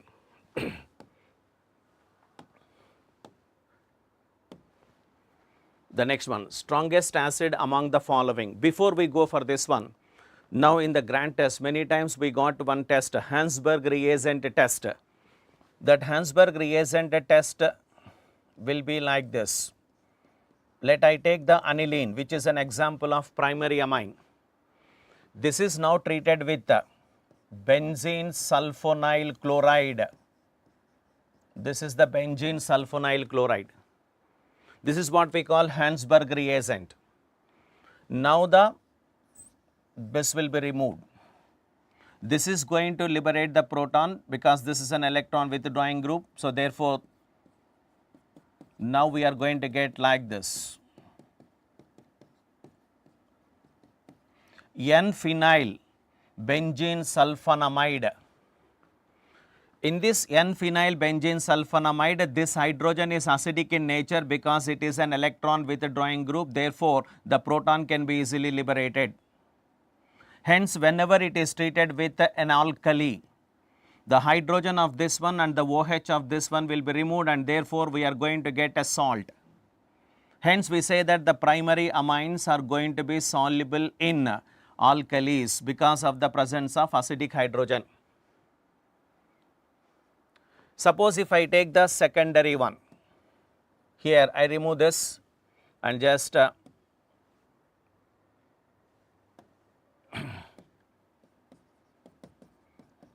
one more alkyl group. Now this is the secondary one, sulfonyl chloride. This will be removed. Therefore, we are going to see like this, where there is no acidic hydrogen now. Once there is no acidic hydrogen, it is not soluble in alkali. So therefore, the secondary amines are not soluble in alkali. Suppose if I take the tertiary one, removing this hydrogen and putting the R. Here no hydrogen present in the tertiary. That is why it is not going to react with benzene sulfonyl chloride. Hence, we can distinguish the primary, secondary and tertiary with this Hansberg reagent. Primary amines are soluble in alkali. Secondary amines are not soluble in alkali. Tertiary amines do not react with benzene sulfonyl chloride. That is one reaction you have to remember. Then another one, the phthalimide reaction, which is also very important, where this is potassium phthalimide. This potassium phthalimide is now treated with RX, generally alkyl halides. Then we are going to get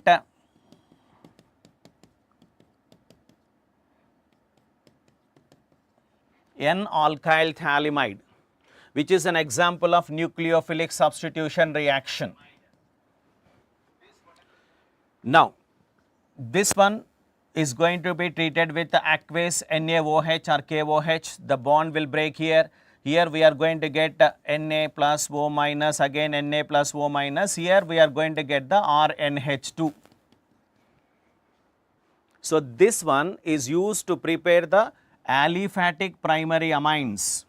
Phthalimide reaction is used to prepare the aliphatic reactions, aliphatic primary amines.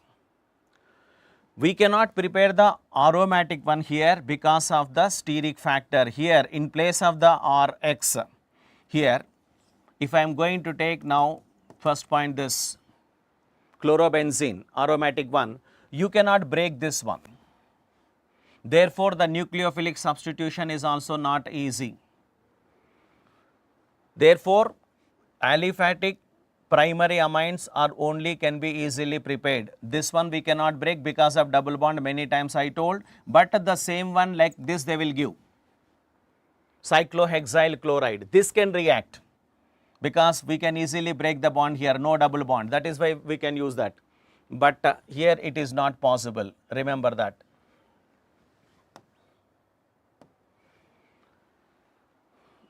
Then coming to again this one, strongest acid among the following. In our carboxylic acid chapter, they are given the basing on the Ka values and pKa values, some order of acidic character. That one compulsory you have to by heart because definitely one question will be asked in that one. In this case, the answer will be the third one. Nitro group will have the more acidic nature when compared to cyanide, when compared to formic acid, when compared to benzoic acid. Here order will be 3, 2, 1, 4. Now coming to the formic acid again here in your NCRT they are given like this. After the formic acid, you try to concentrate chloropropanoic acid. Formic acid will be more acidic than the chloropropanoic acid, which is further more acidic than the benzoic acid, which is more than N-phenyl ethanoic acid, which is more than acetic acid, then the propanoic acid, like that it continues. After the formic acid, what we are going to get, you just check that one, that's important.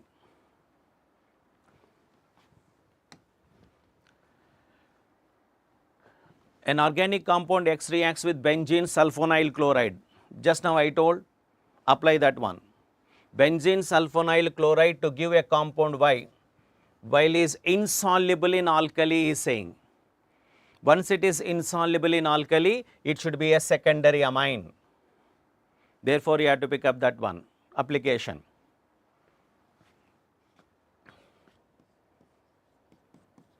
This is the phenol. Phenol reacts with the chloroform and KOH. We are going to get salicylaldehyde. This one we call it as the Reimer-Tiemann reaction. Two important points here. Preparation of benzaldehyde from the phenol is one. Second, what is the intermediate species formed here, they will ask. It is the dichlorocarbene.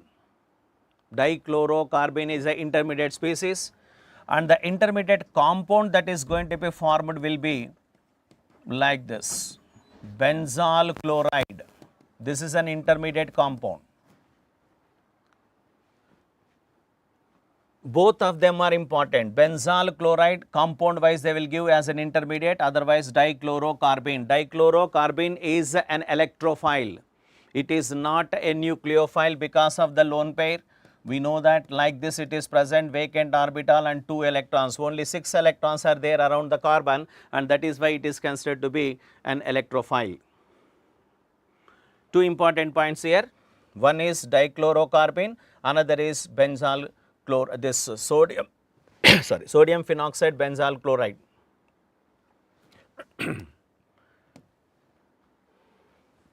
Next one. During the nitration of aniline in strong acidic medium along with ortho and para deactivate derivative, meta derivative is also obtained. Yes. Whenever you take the aniline, aniline has the lone pair of electrons. Nitration mixture, during the nitration means nitration mixture, HNO2 plus H2SO4. Sulfuric acid will liberate the proton in the mechanism we have seen. That proton will go and attack this aniline, and therefore we are going to get an anilinium ion. This anilinium ion is a meta directing group. Aniline is a ortho-para directing group for incoming electrophile, whereas the anilinium ion is a meta directing group for incoming electrophile. That is why a more percentage of meta compound is also going to be formed. Generally we see that whenever aniline is treated with the nitration mixture, we are going to get the para nitro about 51% and meta nitro around 47% and ortho nitro will be formed only in a meager 2%. So why the meta is going to be formed means because of the conversion into anilinium ion. So to avoid this, if you want to get only this para nitro aniline as a major one, then ortho nitro, you want to avoid this one, then you should not directly go with the nitration. What is that we have to do is, we have to go with the protection of NH2 groups by acylation. First, do the acylation either with acetic anhydride or with acid halide. This is an acyl group that will go and attack there. Therefore, we are going to get the N-phenyl acetamide. Then this is an ortho-para directing group. That is why the incoming NO2 group will attack para position majorly, and then of course ortho also. This again on hydrolysis we are going to get back this one. So in order to get the para nitro aniline as a major compound, we have to protect the aniline group by acylation. Acylation can be done either with acid halide, which is more because chlorine is an easily leaving group, strong leaving group. Then comes the acid anhydride, this is an order of acylation. Then comes the esters, and then comes the amides. Amides will be the least one because of resonance. In the aniline chapter also we have this order of acylation, that is what we are seeing here. Acid halide, acid anhydride, ester and amide, this is the order of acylation.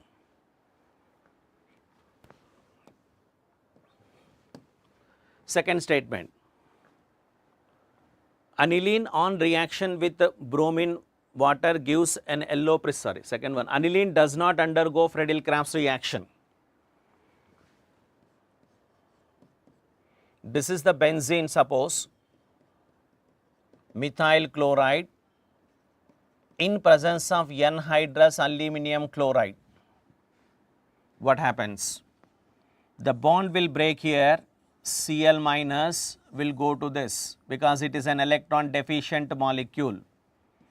It gets converted into AlCl4 minus, generates the electrophile. That electrophile will come and attack the benzene. Hence, we are going to get the toluene. Thus, we say that in the Friedel-Crafts reaction, this is what the Friedel-Crafts reaction, anhydrous aluminum chloride will act as a Lewis acid. Second one, it can generate the electrophile. Now what happens? In the case of the aniline, there is a lone pair of electrons on the nitrogen. Suppose you want to go for the Friedel-Crafts reaction, AlCl3, vacant orbital. Now, before this Cl minus goes and attack here, as here, the lone pair of electrons will be transferred to this, and thereby we are going to see the formation of a salt around this. There won't be any availability of the lone pair of electrons. Second point, here it is taking away the lone pair, not breaking this bond to generate the electrophile. Hence, aniline do not involve in Friedel-Crafts reaction because it forms a salt with anhydrous aluminum chloride. Then aniline on reaction with bromine water gives an yellow precipitate. Wrong. It is an white precipitate. Aniline with bromine in water, we are going to get 2,4,6 tribromoaniline, which is a white precipitate, not yellow precipitate. That is why we say that the third one is considered to be the wrong one. Incorrect is asking. First one, during the nitration of aniline in strong acidic medium along with ortho and para, meta is also formed, correct, because of anilinium ion, and it does not undergo Friedel-Crafts reaction, yes, because of the formation of the salt. Third one, aniline on reaction with bromine water gives yellow precipitate, wrong, it is the white precipitate.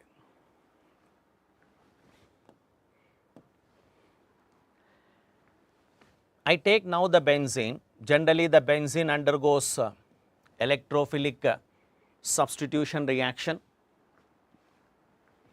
An electrophile will attack now.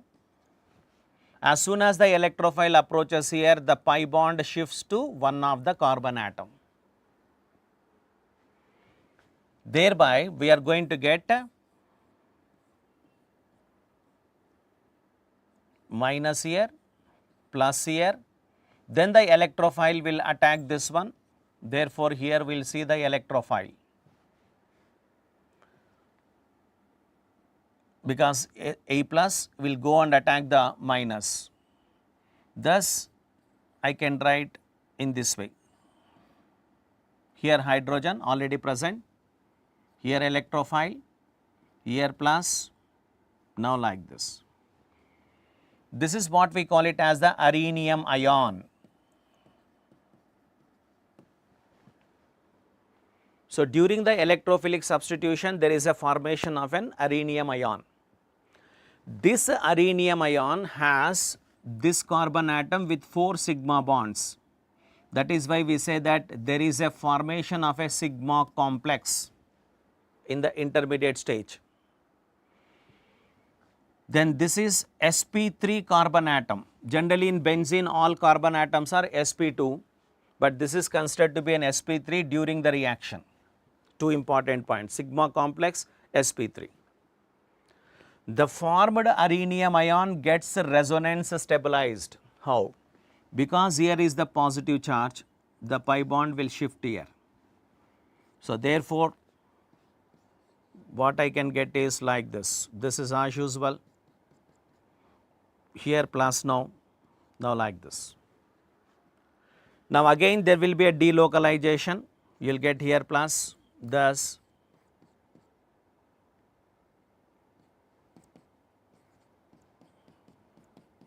you will get here. And afterwards there won't be any delocalization, it will stop here.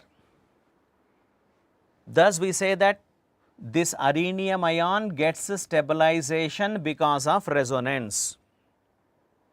Second, it is going to lose its aromatic character. Why? Because the pi bond is not completely delocalized because of the presence of sigma complex here. These 2 points are important. And then afterwards what happens is this hydrogen will shift, this will go away, this pi bond will shift here, then finally we are going to see the formation of the electrophilic substitution one. So 2 points I wanted to tell you here. During the electrophilic substitution of benzene, arenium ion is formed which has sigma complex, which has 1 carbon atom with sp3. This gets resonance stabilized. Then it loses its aromatic character because complete delocalization is not taking place. Then another one is, what is the electrophile in the sulfonation? For sulfonation generally we are going to take the fuming sulfuric acid, but the electrophile is SO3. In the nitration NO2 plus, whereas in the sulfonation it will be SO3.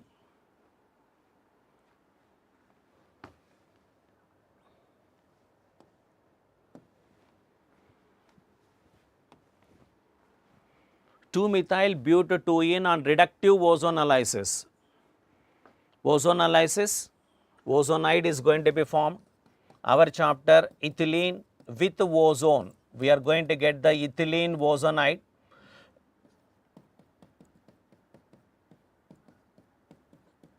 Like this. Then on reductive ozonolysis, the bond will break like this. 2 moles of formaldehyde are going to be formed. This is ozonide formation. During the ethylene ozonide, there won't be any bond between the 2 carbon atoms because already the carbon is with 4 bonds. Then reductive ozonolysis, after the ozonide formation, reductive ozonolysis takes place. So, and during this one, this oxygen will go to the water to convert into hydrogen peroxide. Only you have to add 2 oxygen atoms to get the final compound. So, basing on that now, 2 methyl, 2 butane, 1, 2, 3, 4, 2 butane is this, 2 methyl is this, say like this, 2 methyl, 2 butane. This on reductive ozonolysis, break here, 1 oxygen here, another oxygen here. Therefore, this is nothing but acetone, this is nothing but ethanol, otherwise acetaldehyde. So, therefore, acetone can also be taken as propane 2-one and then ethanol.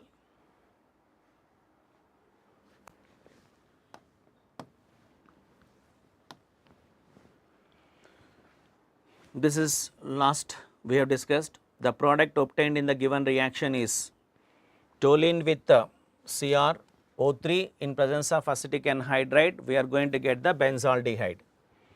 I said already we can also use the chromium chloride Cr to Cl2 in presence of CS2, that also can give rise to the benzaldehyde, both of them.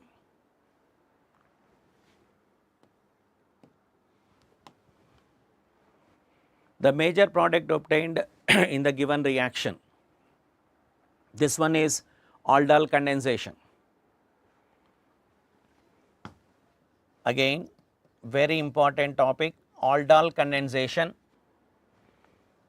Aldehydes and ketones which contains alpha hydrogens will undergo aldol condensation in the presence of basic medium.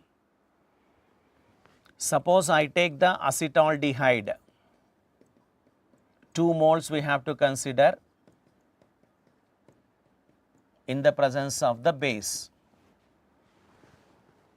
Then one of the alpha hydrogen from here to here it will transfer. This is the carbonyl carbon, this is the alpha hydrogen.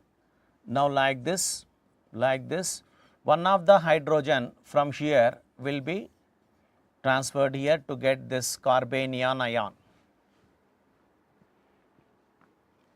This proton can be easily transferred here because of the electron withdrawing group, and also the formed anion is resonance stabilized. See that once this proton has gone here minus, now it is resonance stabilized, plus this will go like this. So, alpha hydrogen can be easily liberated, electron withdrawing group, plus there is a formation of carbanion which is resonance stabilized. This goes to this, then we are going to get the CH3 CHOH, then CH2 C double bond OH. This reaction is called as Aldol reaction. In our NCERT they mentioned 2 ways, Aldol reaction is different, Aldol condensation is different. Only this one having the beta hydroxy compound, beta hydroxy butanaldehyde is an aldol reaction. But afterwards once we heat it, temperature, then the hydrogens will be lost, then we are going to get an unsaturated aldehyde. This is called aldol condensation, not this one. This is only an aldol reaction, this is an aldol condensation.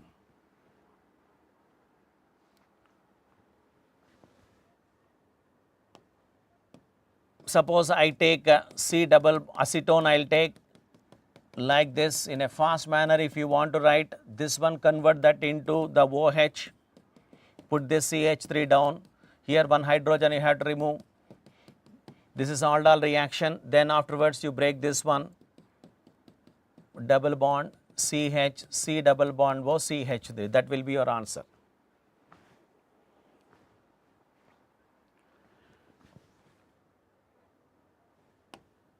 Suppose 2 different one we have taken, one is the acetaldehyde we have taken, another is the acetone we have taken.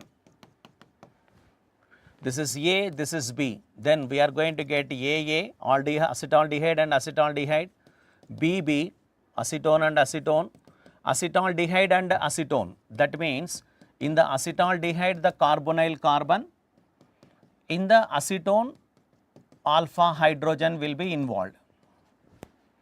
Next BA, that is in the case of acetone carbonyl carbon, in the case of the aldehyde acidic hydrogen, reverse.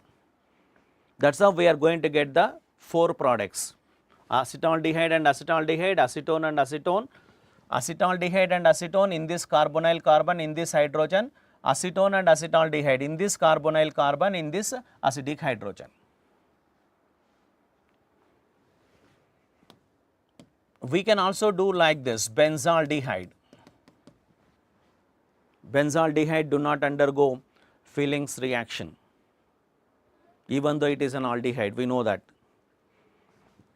This one do not contain alpha hydrogen, but on the other side if it has the alpha hydrogen, yes, this also can undergo Aldol condensation. Simple. This one you convert into OH, then this one you remove one hydrogen, C double bond OH, then afterwards you remove this, then we are going to get like this. Even though it do not contain alpha hydrogen, but C double bond O will involve carbonyl group. This is called crossed Aldol condensation. Same benzaldehyde do not contain alpha hydrogen, formaldehyde do not contain alpha hydrogen, that is why they can undergo Cannizzaro reaction.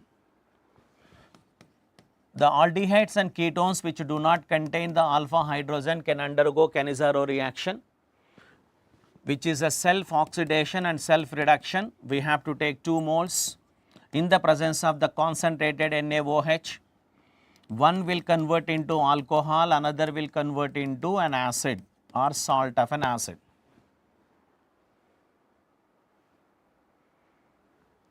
Suppose 2 moles of the formaldehyde we have taken, then one will convert into methyl alcohol, another one into this formate ion. In the Cannizzaro reaction, the intermediate step formed is the hydride shift. Hydride shift is an intermediate one, hydride, very important. Then suppose if you are going to take the crossed one, one is the benzaldehyde, another is the formaldehyde in the presence of concentrated NaOH. Always the lower alkyl group or carbon group should get converted into an acid, more easily oxidized. Then the another one will be benzyl alcohol. This is information wise, in the mechanism you will be knowing that, but simple one, less carbon atoms converts into acid, more carbon atoms into the alcohol. Benzaldehyde and formaldehyde we have, just remember that benzyl alcohol and benzoiformic acid or formate ion.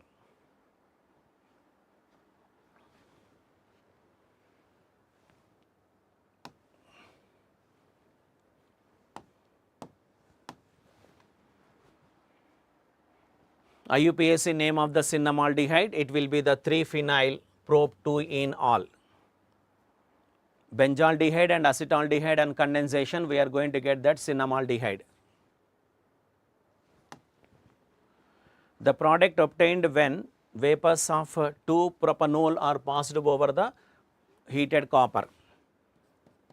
This one also, primary alcohol with copper on heating, we are going to get an aldehyde. Secondary alcohols on heating, again we are going to get the ketones, whereas the tertiary alcohols do not undergo the dehydration, but it can undergo the dehydrogenation in the presence of copper, but here tertiary alcohols will undergo the dehydration. That is why we are going to get isobutene. Hence, the reaction of copper heating, we can use it to distinguish the primary, secondary and tertiary alcohols. Propanol 2 he is saying, that means secondary alcohol, therefore we have to get the ketone, that is acetone.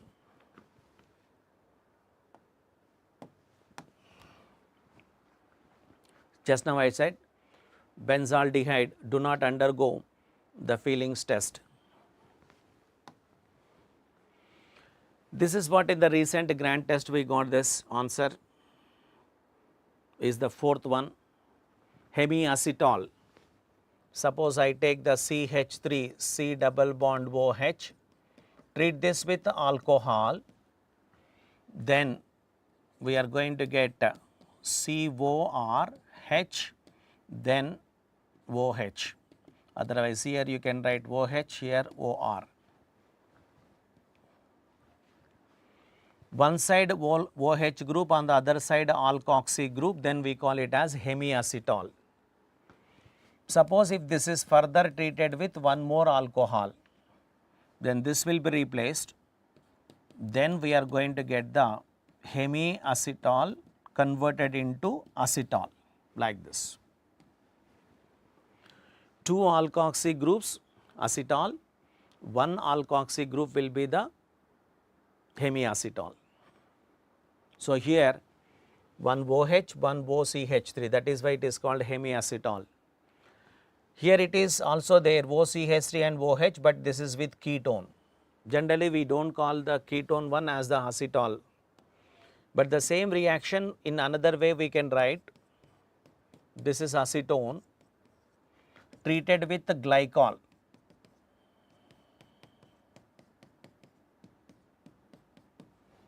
We are going to remove the water, then we are going to get a cyclic ketol like this, cyclic ketol. This reaction can particularly used to identify that these divols are cis divols, Same side when OH present only, we are going to remove the water, not the trans. So, cis divols and trans divols can be distinguished by, if they ask, it is acetone. And in the cyclic ring, two oxygen atoms are present.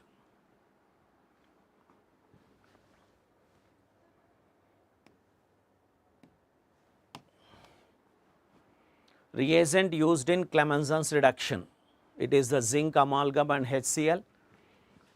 Why I have taken that example is because like this, if I take now aldehyde here and OH here, this will be converted into like this, OH is as it is. Let this is the ketone converted into alkane. Therefore, we can use either zinc amalgam or even this one also, Wolff-Kishner reduction. Both of them will convert the carbonyl compounds into alkanes. But here we have to take the fourth one in this example I am talking about. Why? Because the OH group has to be protected. Whatever the OH present here, it has come like this only. Only the all ketones or carbonyl compounds are converted into alkane.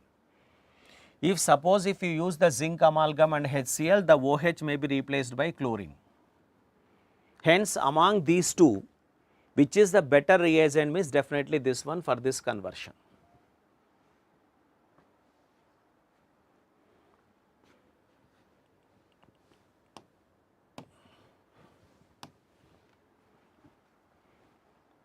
Fehling's test. Only aldehydes will give, but not the ketones. Fehling's solution A, Fehling's solution B, what is that one? You just check it, it is the answer third one. Tollens reagent, we know that it is an ammonical silver nitrate solution, third one. Fehling's solution A will be the aqueous copper sulfate. Fehling's solution B will be the alkaline sodium potassium tartarate, Rauchillis salt, mixed salt. Then Jones reagent we discussed already. Highest enol content will be shown by the second option. it is like this.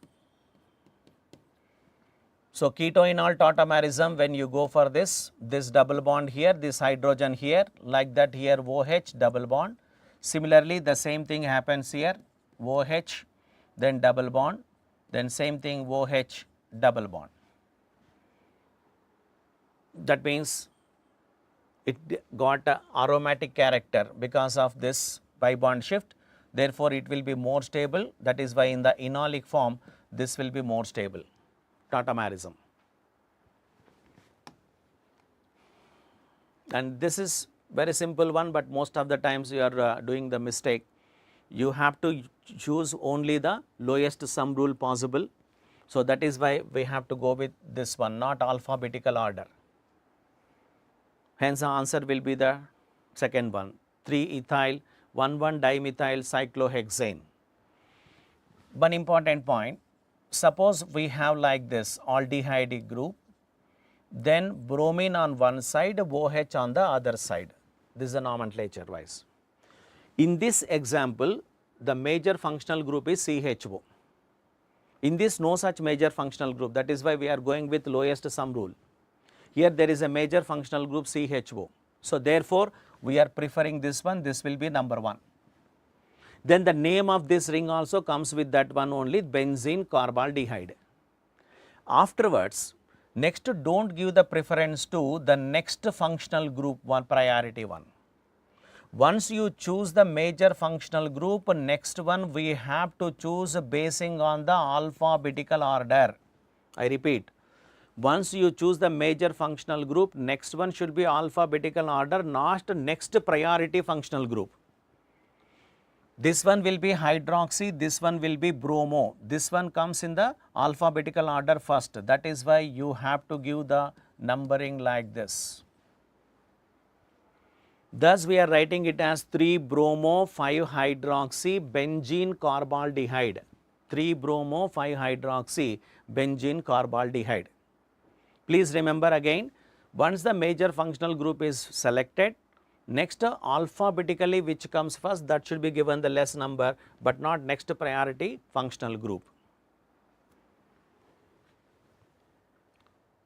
The last one. And one more in the JEE mains also recently they asked about the number of oxygen at the number of pi electrons present in vanillin. So, that is nothing but like this. Vanillin is this one which is extracted from vanillin beans. Then this is the vanillin and he is asking the number of pi electrons. So, see that this every 1 pi bond is 2 pi electrons, 3 here. CHO, the CHO has again 1 pi bond, 2 pi electrons. That is why total 2, 4, 6, 8. You have to get this 8 electrons. So, that is what finally in the vanillin we could able to see the 8 electrons here. So, this is what some of the questions what we have discussed in this short period. Within the 40 minutes to discuss the entire organic chemistry is not that much easy, but to the maximum extent wherever the importance is there for the exam purpose, that one I have tried my level best to give that questions. Definitely some questions in this one you are going to get it in the final exam. So, next Sunday you are writing an exam. All the best for you. Good luck. Thank you.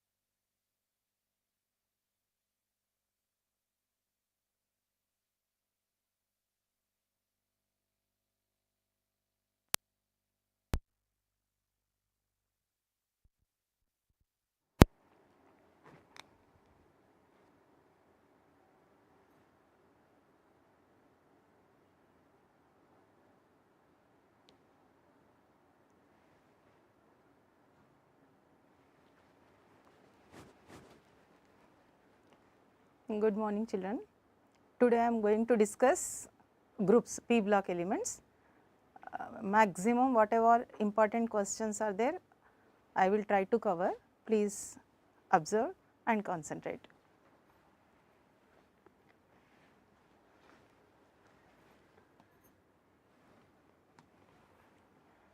First 15th group, Moscovium is a radioactive element. Yes, of course it is correct, Moscovium, it is a radioactive element, atomic number 115, and this is a short life it has because it is synthetic radioactive element. Next one, calcium, this is fluorapatite, 3Ca3PO4 taken twice, CaF2, this is called fluorapatite. So, here both statement 1 is correct and statement 2 is also correct. So, option 1 is the correct. Remember Moscovium, livermorium, tennessine, oganesson, these are all synthetic radioactive elements. Next, statement 1, nitrogen can form p pi d pi bonds. Is it correct? No, nitrogen cannot form p pi d pi because it has no d orbitals, 2s2, 2p3. So, 2d does not arise now, that is why nitrogen cannot form p pi d pi bonds. He has given can form p pi d pi, so it is considered to be wrong. Single NN bond is weaker than single pp bond. Listen children, this is very important statement. In grant test also we got this, and this is a very frequently got question in the previous papers also. So, listen, NN single bond energy, actually triple bond energy if you take 941.4 kilojoule per mole, but when we do comparison of group elements, NN single bond and PP single bond, if you take it, as we move down bond length increases, bond energy decreases, but nitrogen bond single bond energy is less than phosphorus. So, statement 2 is correct, statement 1 is false, option 3. Next, the absence of d orbitals limits covalency of nitrogen 4, exactly. Any second period element, even in chemical bond topic I told, second period elements from beryllium to oxygen, maximum covalency is 4 only because they do not have vacant d orbitals to accommodate the electrons. The bond dissociation enthalpy increases from top to bottom in group 15th. Bond dissociation enthalpy increases from top to bottom is wrong. Dissociation enthalpy decreases with increase in bond length. So, 1 is true, 2 is false. In solid state PCl5 exists as ionic solid. The shapes given PCl5, it exists as PCl4 plus and PCl6 minus. Here hybridization is sp3, structure is tetrahedral. In the next case, hybridization sp3d2, structure is octahedral. PCl5 exists like this. Next, the reducing power increases from NH3 to BiH3 because why reducing power increases means because of decrease in bond energy of MH bond. Please children listen carefully, I am explaining hydrides of 15th, 16th, 17th, all common properties. In all hydrides, bond length increases in 15th, 16th, 17th group. Bond energy decreases because bond energy is inversely proportional to bond length. Next one, thermal stability decreases. Thermal stability directly proportional to bond energy. As bond energy increases, thermal stability increases, but as bond energy decreases, thermal stability also decreases. Reducing nature increases down the group. Next one, Ka value increases, pKa decreases. Next one, conjugate base strength,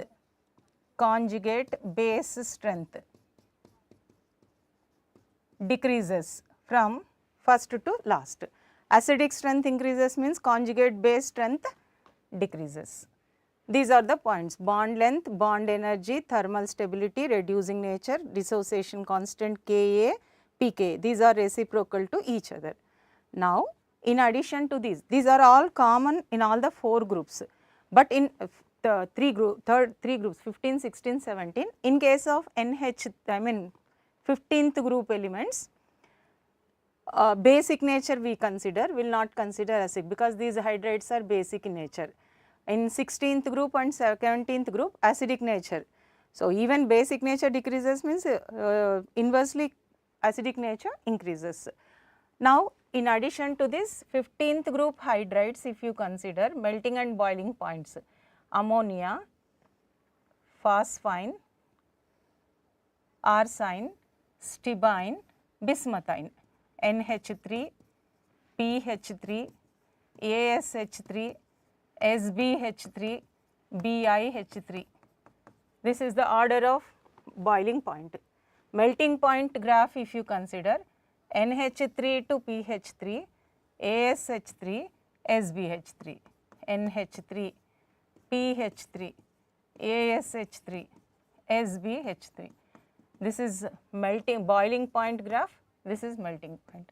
And 16th group, if you consider sulfur family, H2O, 2 H2S, H2SC, H2TE, H2S, H2SC, H2TE. This is also boiling point graph for hydrides of 16th. This is for 15th group, this is for 16th group. Next, if you take melting point order is considered to be same for this H2O, same order is expected: H2O, H2S, H2SE, H2TE. And 17th group, if you take 17th group, HF, 2 HCl, HBr, HI. HF has highest boiling point, HCl has least, HBr, HI. Now, you see this boiling point graphs for all the 3 groups: PH3 least, H2S least, HCl least. So, lowest boiling point, least boiling point, most volatile hydride. So, in every group among hydrides, second hydride is most volatile. Most volatile hydride in 15th group is PH3, 16th group is H2S, 17th group is HCl. And if you take melting point graph for this, see this HF, HCl, HBr, HI. HI is more, second place HF, after that HCl, HBr. This is melting point order for 17th group. See, boiling point, melting point. So, these are about hydrides of 16th, 15th, 16th, 17th. Common point, compulsory chances are there to get a question from this area. Bond length, bond energy, thermal stability, reducing. So, reducing, last hydride is most reducing. In 17th group, HI is more acidic. 15th group, NH3 is more basic. So, basic nature decreases down the group in 15th group hydrides. In rest 2, remaining 2 groups, last hydride is more acidic. What is the last hydride here? H2O, H2S, H2. So, H2T is more acidic. Here in this case, HI is more acidic. So, conjugate base strength, if you take I minus is the weakest, as the HI is strong acid. Next one. So, here reducing power increases from ammonia to bismuth. Why bismuthine is a very good reducing means energy, bond energy decreases. See, energy decreases. So, it can supply hydrogen easily, hence it acts as a good reducing agent. Next one.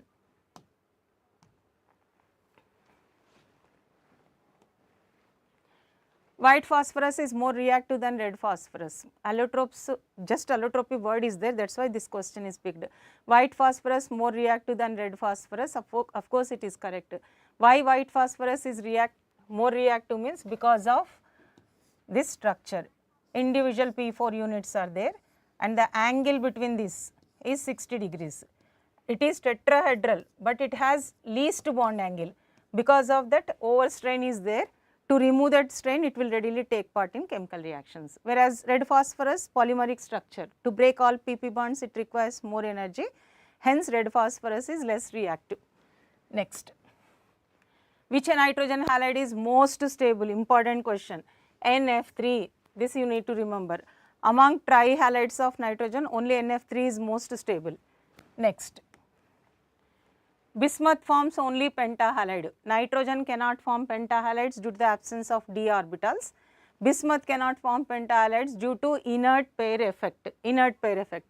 See, bismuth forms only pentahalide. What is the pentahalide of bismuth? Means it forms only with fluorine BiF5.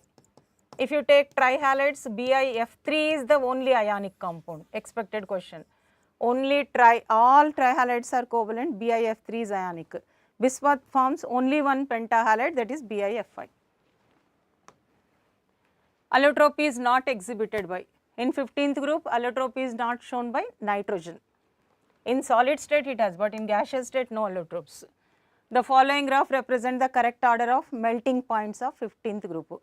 Melting point of not hydrides 15th group elements. Children listen carefully ma. Ionic, first if you take atomic radius in 15th group it increases, no variation. Ionic radius if you take nitrogen to phosphorus, phosphorus to arsenic, arsenic to antimony decreases, antimony to bismuth. Nitrogen, phosphorus, arsenic, antimony, bismuth. So, which is having least radius, all these are trivalent ions. These 15th group elements form trivalent M3 minus. So, if you take the atomic ionic radii, highest is for arsenic, least is for antimony, and bismuth is also less than nitrogen. So, check the graph. This is ionic radius, not melting point. Next one, electronegativity graph if you consider from nitrogen to phosphorus, phosphorus to arsenic, arsenic to antimony, antimony to antimony and bismuth, both are having same electronegativity. This is electronegativity graph, this is ionic radius graph, and this is atomic radius graph. And if you take melting point is graph is this one correct. Highest melting point is expected for arsenic, and because of layer structure, and this molecule, see the graph, bismuth is more than phosphorus. So, order if you take arsenic, antimony, bismuth, then phosphorus and nitrogen will come. Boiling point order if you take nitrogen to phosphorus, arsenic, antimony and bismuth. So, even in 16th group, 15th group lo melting point order is this, boiling point order. 16th group both melting and boiling points ki same graph is expected. Next, so answer that one. Match the following. Just now I discussed arsenic highest melting point, antimony highest boiling point, bismuth highest density. Density increases from first element to last element in 15th, 16th, 17th, all the groups. Nitrogen has highest electronegativity in this part. Next question. Electronic configuration of Moscovium. This is 15th group. Last 2 digits is equals to group number. 15th group, 7th period, P block. So, at electronic configuration if you take, this is 115, na? 5F14, 6D10, 7S2, 7P3. Next one, suppose if livermorium is given 116 atomic number, just P3 place we get P4. If you take tennessine 117, in P4 place P5 we get. Oganesson 118th we get 7P6. Means this remains same for all. Only P electrons will change from 15th group, 15, 16, 17. 3p3, 3p4, 3p5, 3p6. Next, which is false statement among the following? Nitrogen forms multiple bonds with this, absolutely correct. N and triple bond is there. And CC, nitrogen forms only multiple bonds, P pi, P pi bonds, not P pi, D pi. Phosphorus can form D pi, D pi. Yes, it can form with the transition elements. When their compounds like these can act like ligands. Not only phosphorus, even arsenic can also. Next, single NN bond, this already we got in the previous question also, very important, remember children.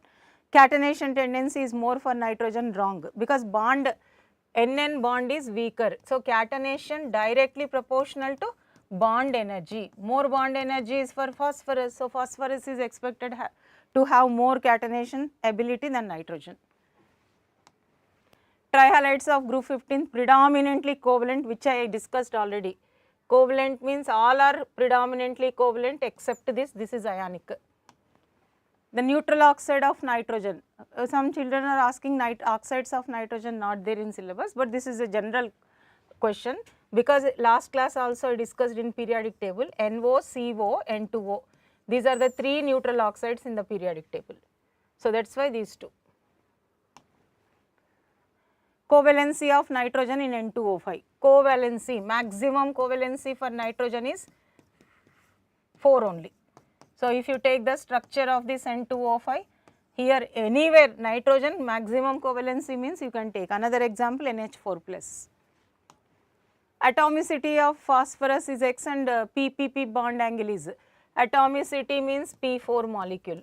Bond angle is least bond angle, that is why much angle of strain is there, hence it reacts fastest. Next, the hydride of nitrogen which is acidic in nature. All hydrides are basic, but N3H hydrozoic acid, it is hydrozoic acid is an acidic hydride. In this oxidation state is -1/3. What is the oxidation state of nitrogen in hydrozoic acid is -1/3. It is acidic in nature. Incorrect order about hydrides of 15th. See this, learn this. Basic nature. Basic nature decreases from ammonia to bismuthine because due to large size, lone pair electrons are diffused over large volume, hence they are not readily available for donation. Reducing character. As the MH bond energy decreases, reducing nature increases. So, BiH3, this is also correct. Dissociation, MH bond energy in any group from 15th to 17th decreases, correct. Melting point order.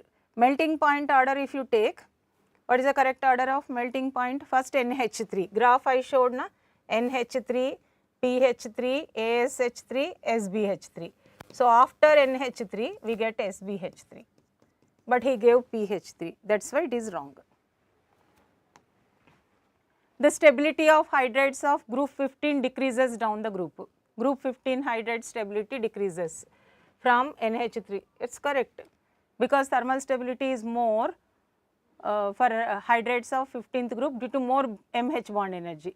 Ammonia exhibits hydrogen bonding both in solid as well as liquid. Remember, solid state as well as, generally we know liquid state, but solid state also it can. In gaseous state there is no hydrogen bonding. Both are correct but not the correct explanation. Reason for this is stability is more because of high M-H bond energy. Correct order regarding group 15th elements among the following. See the first ionization enthalpy. IP decreases down the group in any family, here also it decreases. But IP2 and IP3, see if you take, graphs will be like this. For IP2, bismuth, antimony, SB, Bi. Here also SB, Bi. This is for IP2, IP3. IP1 directly decreases. Electronegativity order. Already I showed this graph. This is the electronegativity graph. Last two elements have same electronegativity. Next one, melting point. Melting point graph is for nitrogen to phosphorus, arsenic highest, antimony to bismuth. So, this is for arsenic. See the graph, nitrogen less than phosphorus, less than bismuth, correct. This is bismuth, this is antimony, this is phosphorus, nitrogen. If you compare, this is correct.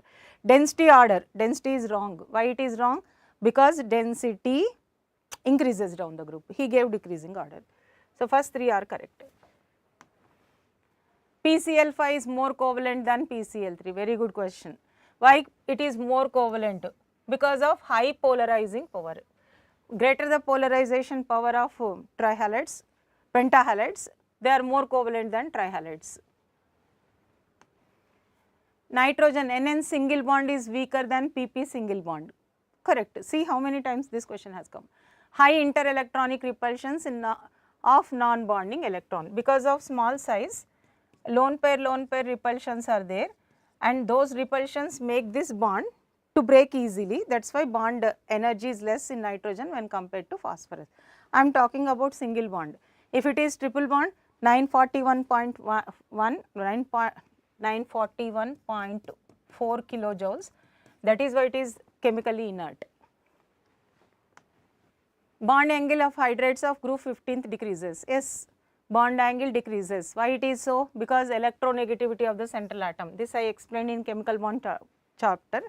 Electronegativity of the central atom decreases, bond angle decreases. Moreover, only in NH3 there is hybridization, remaining hydrides no hybridization. All oxidation states of nitrogen from 1 to 4 disproportionate in acidic medium. Correct. Nitrogen shows HNO2 gives rise to HNO3 plus NO plus H2O, NCRT example. Here oxidation state is plus 3, here it is plus 5, here it is plus 2. Plus 3 to plus 5 increased, plus 3 to plus 2 decreased. So, it undergoes both reduction and oxidation by the same element, hence it is an example for disproportionation. Next, exothermic hydride of group 15 is ammonia. Which hydride formation is exothermic means NH3. In 16th group, which hydrides are exothermic means water and H2S. Both hydrides formation is exothermic in 16th group. Next, pentoxides are less acidic is wrong. Pentoxides lo oxidation state for the same element, as oxidation state increases, acidic strength increases. So, pentoxides less acidic is not correct. Nitrogen cannot form d pi due to the absence of d orbital. So, A correct, B correct, D correct.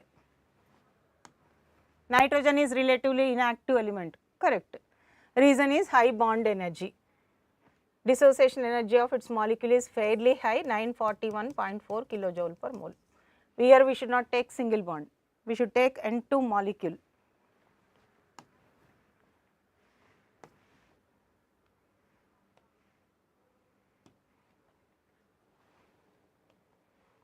Look at this, H2S is less acidic than H2T. Why H2S is less acidic than H2T? You know, acidic nature increases from H2S to H2SC.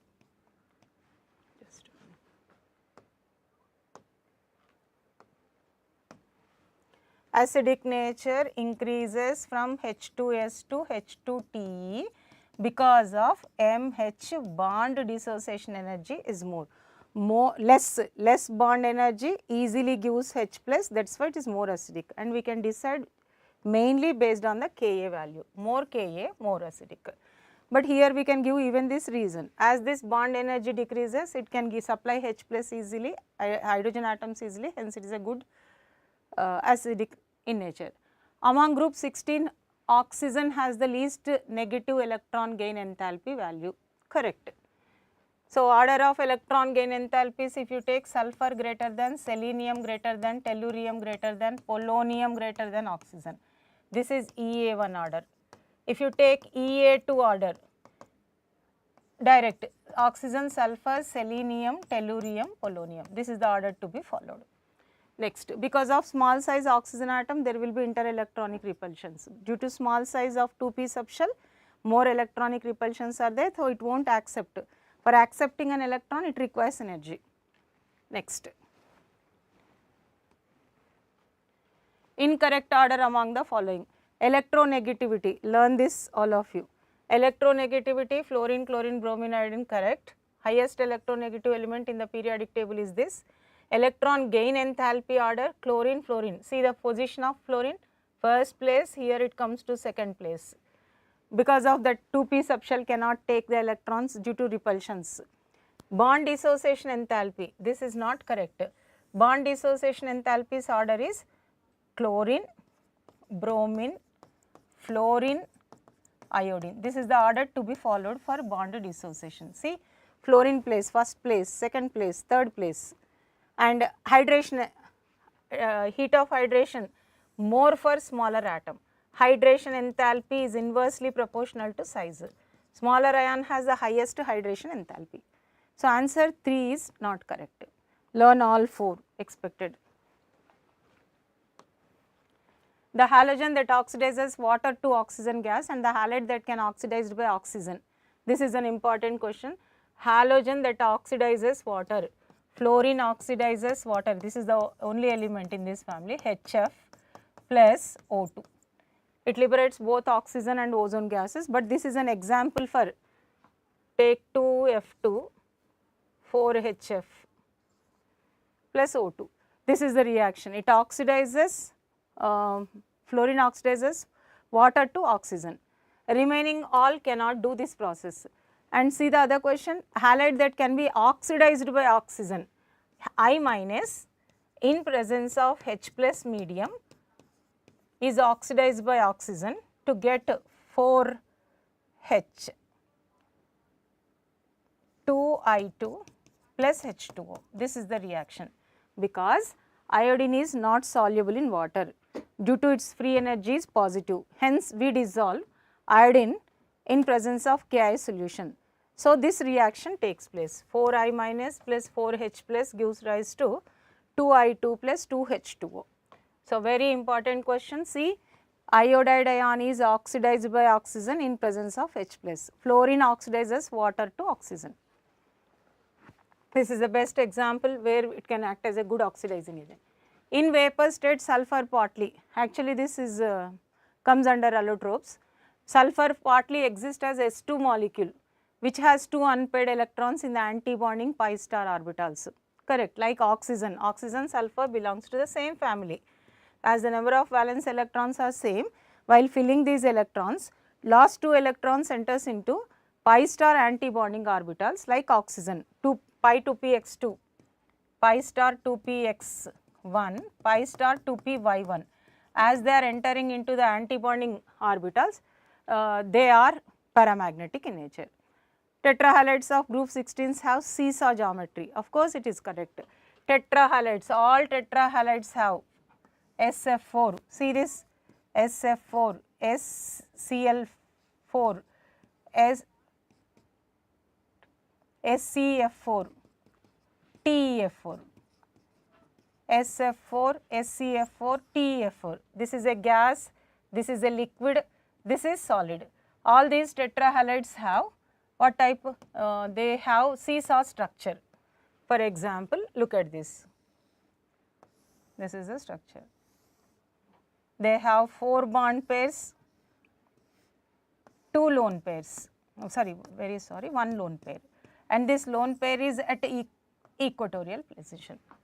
This is the best place for 1 lone pair, hence it has seesaw geometry. Next, element, match the following first element with first electron affinity. Oxygen electron affinity is this, sulfur highest, next selenium, next tellurium. This order I already written, DABC. In the previous question we got this, na? Next, at room temperature H2O is a liquid whereas H2S is a gas. Why H2O is a liquid means because of intermolecular hydrogen bonding, whereas in H2S due to large size of sulfur, large size, though electronegativity is sufficient, because of large size there is no hydrogen bonding in H2S molecule.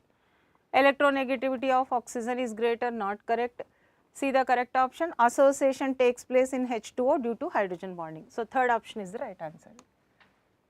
Sulfur exhibits +6 oxidation state when it undergoes the hybridization. Sulfur shows maximum +6 in second excited state. Both in sp3d2, for example SF6 molecule, it undergoes. Even in H2SO4, H2SO4 sulfur undergoes sp3 hybridization and it has same +6 oxidation state, sp3 with the 6. The temperature at which rhombic and monoclinic sulfurs, this is also just as it is an important point given, rhombic sulfur, sulfur rhombic, sulfur monoclinic, both coexist at this particular temperature. That is called transition temperature. Up to this temperature, rhombic form exists, above this monoclinic, but at this particular temperature both coexist. That is called transition temperature. Which of the following on hydrolysis undergoes disproportionation? Which of the following undergoes disproportionation means it is actually S2F2, SC2. In our textbook NCERT they gave this example. It gives rise to SeCl4 plus Sc, Sc2Cl2. This is actually a monomer, but it exists in dimeric form, because to satisfy the valencies we write the monomers formula like this. I mean monohalides formula like this.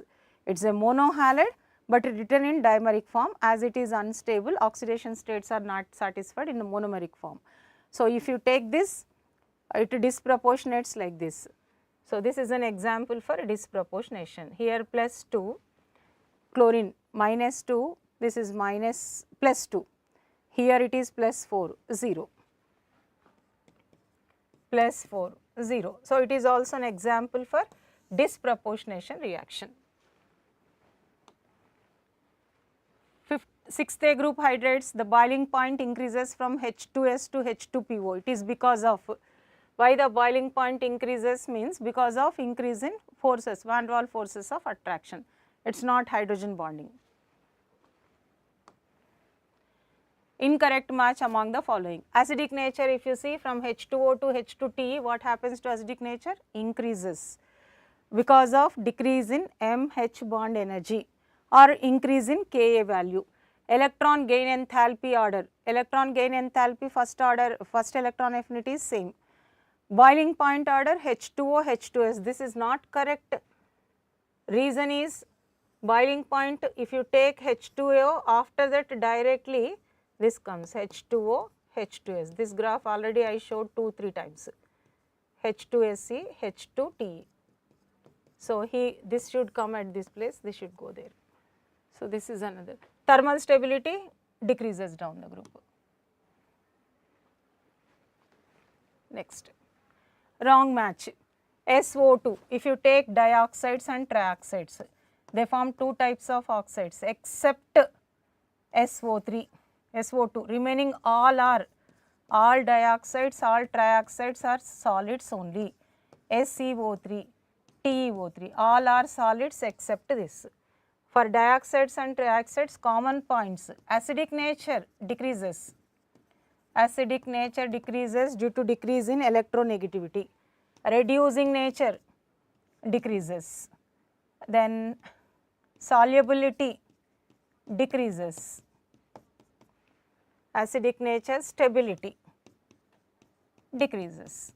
See all these 4 points, acidic nature, reducing nature, solubility, stability, all 4 points decreases from dioxides and trioxides, from SO2 to the last one, SO3 to last one. Only gas is SO2, rest all are solids. Here reducing nature decreases means oxidizing nature increases. This is the only oxidizing agent, point to be remembered. TeO2 is the only oxidizing, rest all reducing agents. So, SO3 is strongly acidic, dioxides and trioxides, trioxides are more acidic, as the oxidation state increases, acidic strength increases. SO2 is not oxidizing, it is a reducing agent. TeO2 is the good oxidizing agent in this. This is an extra one. Selenium dioxide is an oxidizing agent in organic chemistry, it is not related to us. For controlled oxidation we use selenium oxide. Among the following, which is liquid at room temperature? Liquid, few minutes back I told, SCF4 is a liquid, TEF4 is a solid. In which of the following molecules all the bond lengths are not equal? If you see, this is CCl4, SF6, all are same. SF6 molecule octahedral structure, sulfur undergoes sp3d2 hybridization, all hexahalides are covalent gases, they are covalent in nature, they are gases, and among these hexahalides SF6 is more stable due to steric factor. This has octahedral structure. PCl5, PCl5 all bonds are not identical, axial bonds are greater than equatorial. So, if you take these two Cl bonds, axial bonds are longer, these PCl axial bonds are longer when compared to equatorial, hence they experience more repulsions. Next.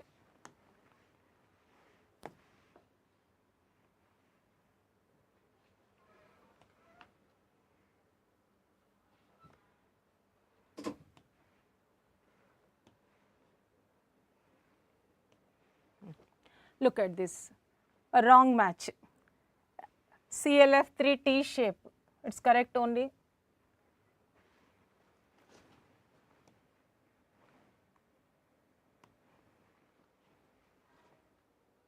Bond dissociation energy, one more question is there. Reducing power of halides. I gave general characteristics for all hydrides. Na? This is the reducing power, correct only. Statement 2, as the size of the halogen atom increases, strength of the bond decreases, correct. As the bond length increases, bond energy decreases. So, reducing nature increases with decrease in bond energy. So, both are correct and correct explanation. Which of the following is not correct? If you see these options, chlorine, bromine, fluorine, iodine, bond dissociation enthalpy order, is it correct for halogens? Means yes. Bond dissociation energy, fluorine comes at third place because of small size, high repulsions, bond energies. Hi, HF, HCl, this is melting point order, is it correct? Absolutely correct, please listen carefully. Melting point Hi comes, whereas melting point order,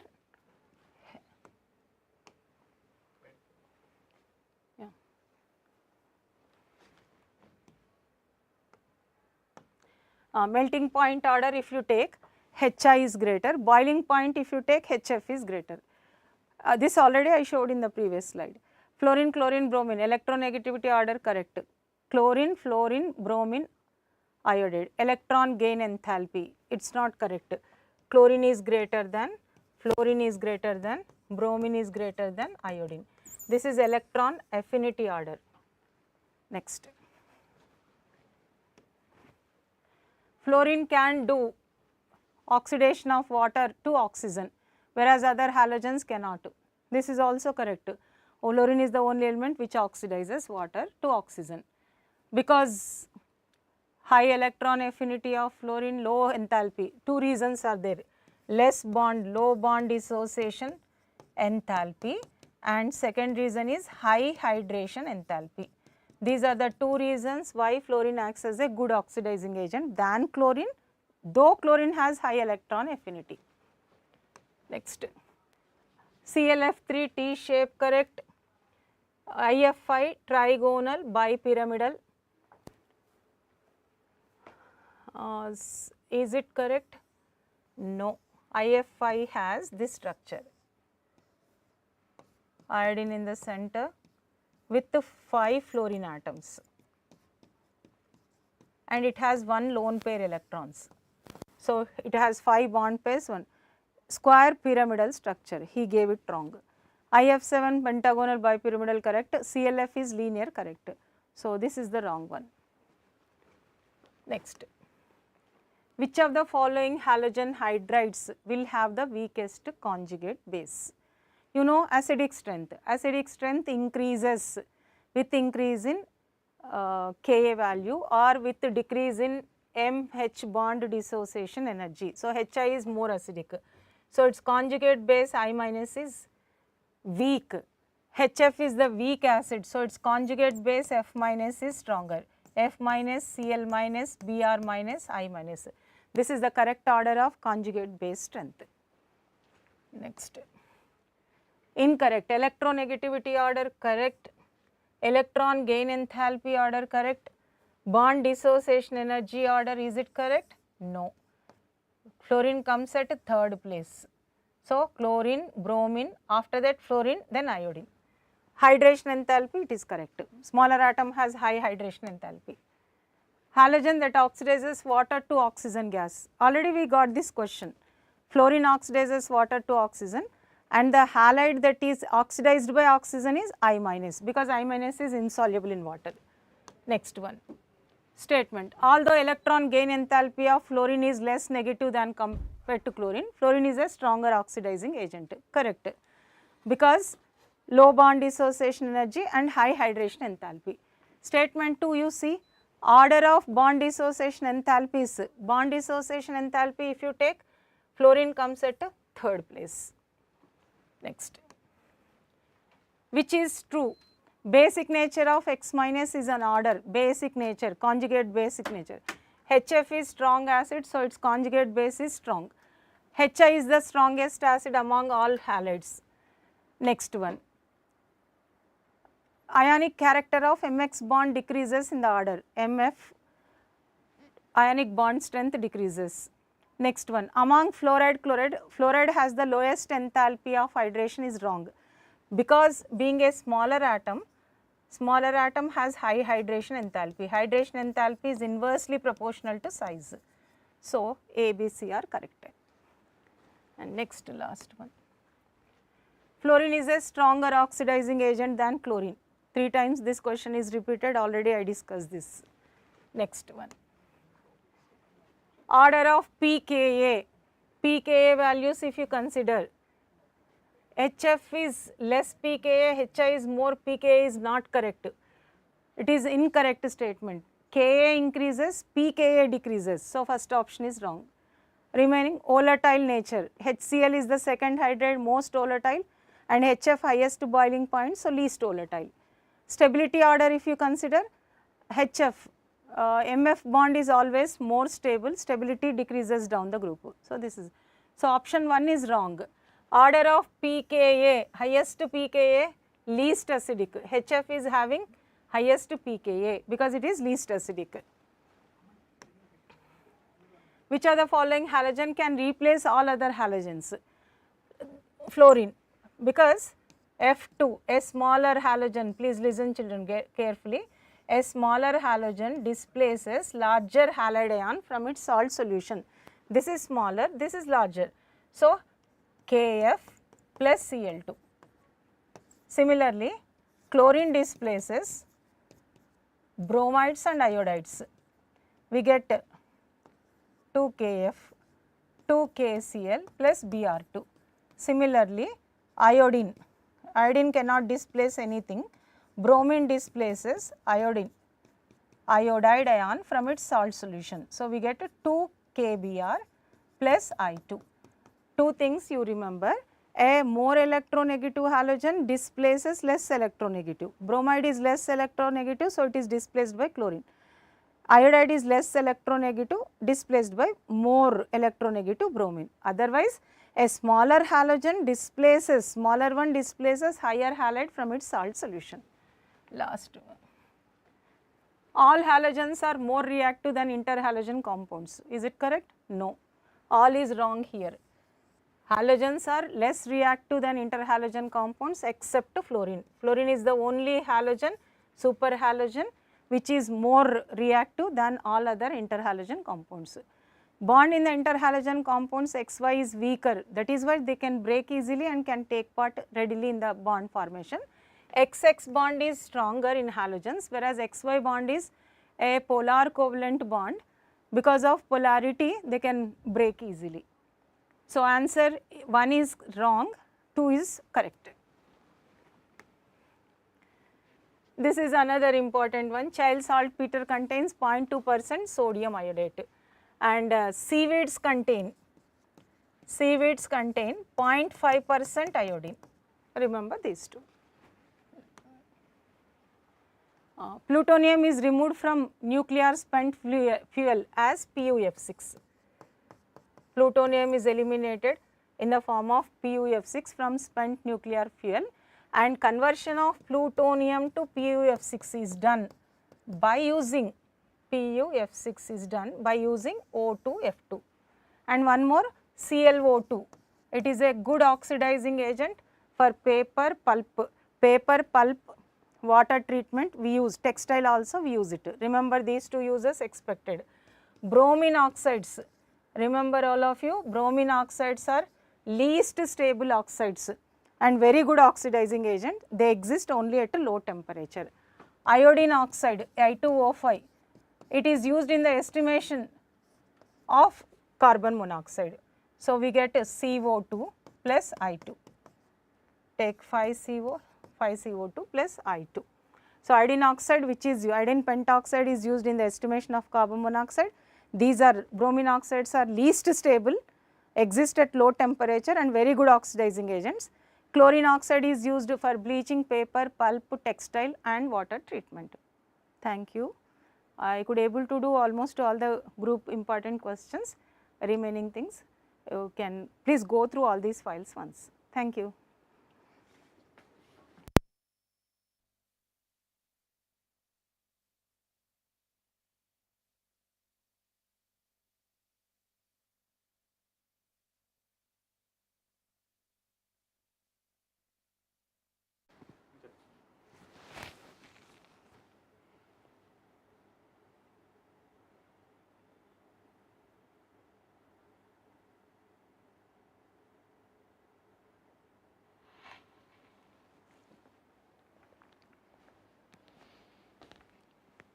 Good morning, my dear students.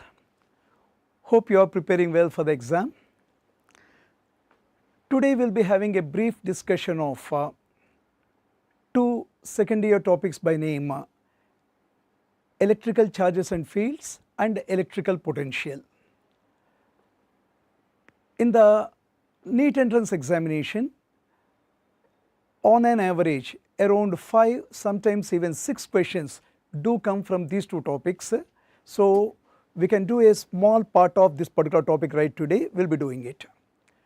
Okay. Under the heading of electrostatics, the first thing we are going to do is about Coulomb's inverse square law. Everyone has idea about Coulomb's inverse square law, we will have a brief summary of it.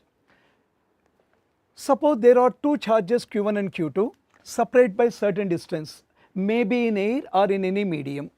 There are two charges Q1, Q2 separate by certain distance in a medium.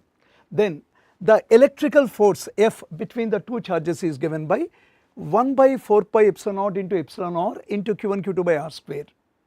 This particular formula is applicable for the charges kept in any medium.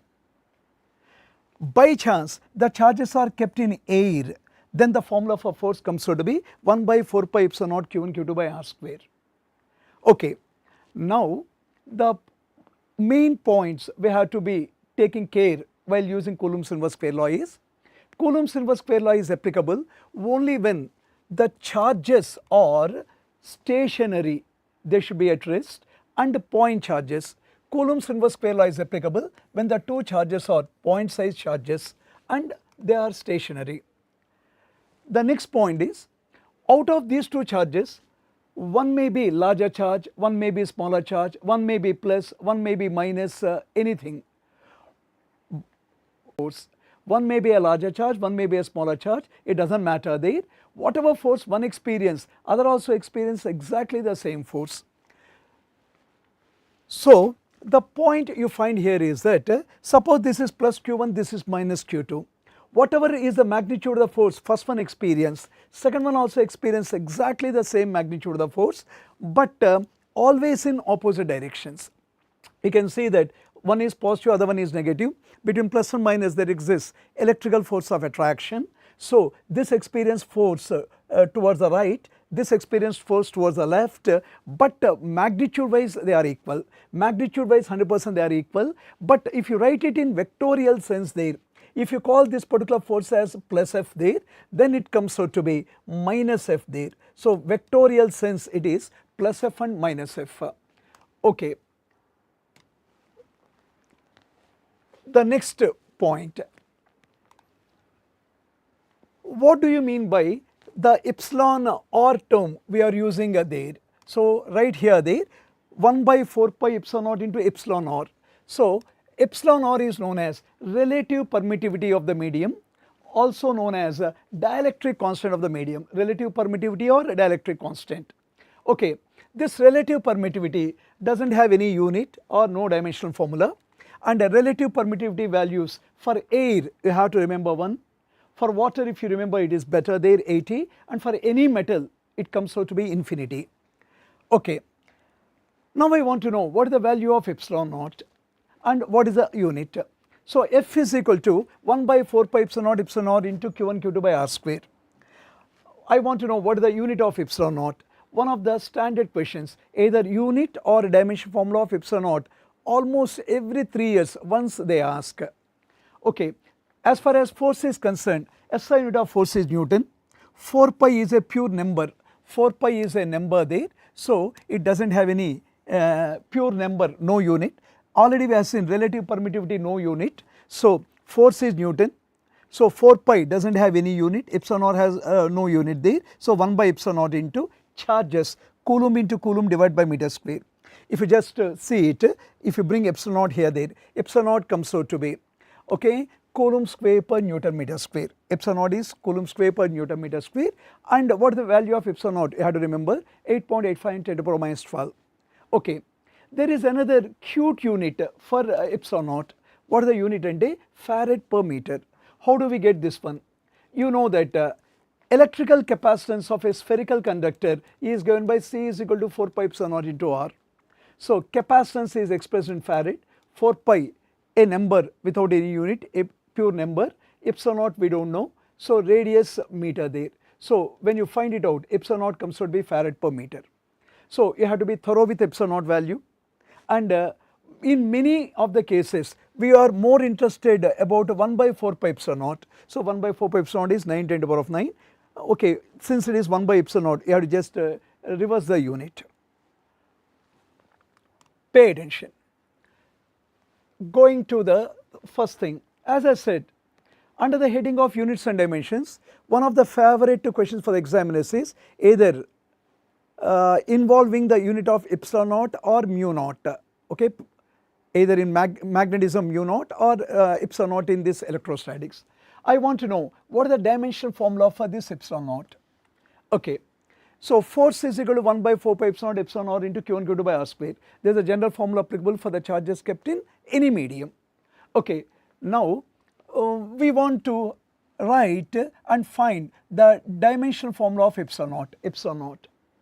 Okay, 4 pi is a number, no unit, no dimension formula. Epsilon naught has no unit, no dimension formula. We are happy.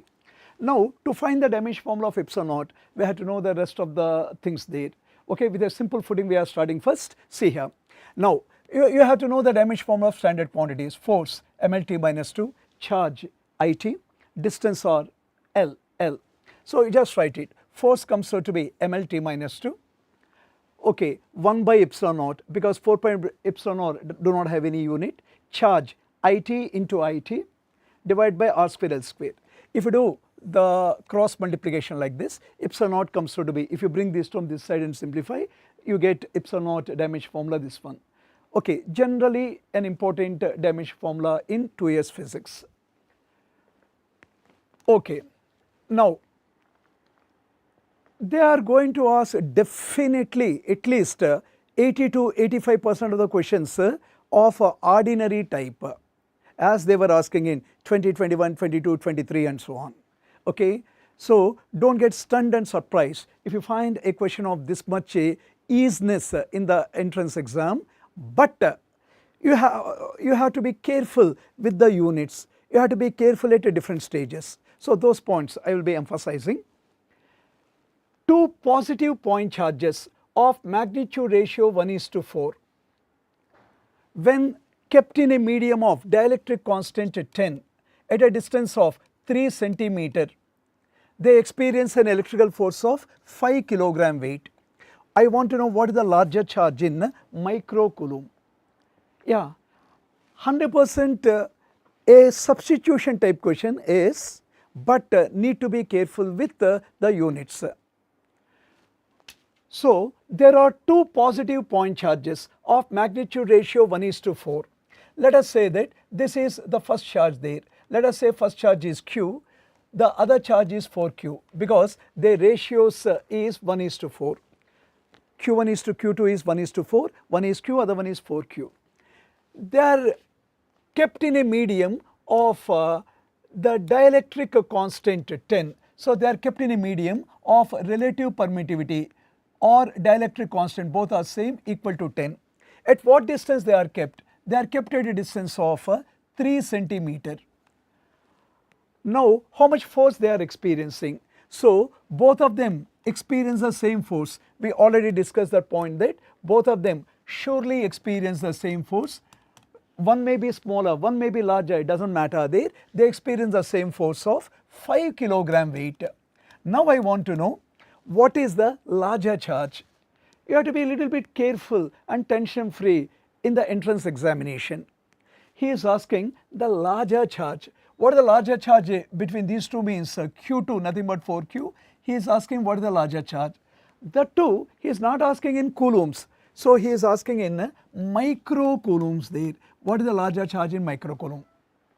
If there is any chance, you can just put down all these points on a piece of paper and happily get the answer there much before I get the answer. Okay? Then say, now for 2 point charges kept at certain distance in any medium, the formula for force comes out to be F is equal to 1 by 4 pi epsilon naught into Q1 Q2 divided by R square for the charges kept in any medium. So what is the force there? 5 kilogram weight. Care number 1, kilogram weight is not a SI unit. So we have to convert the force into the SI unit, nothing but Newton. Okay, so kilogram weight you have to convert into Newton. Everyone knows 1 kilogram weight comes out to be G Newton, nothing but 9.8 Newton. 1 kilogram weight is 9.8 Newton. So here it comes out to be 5, this is 9.8 Newton. 5 into 9.8, 49 there.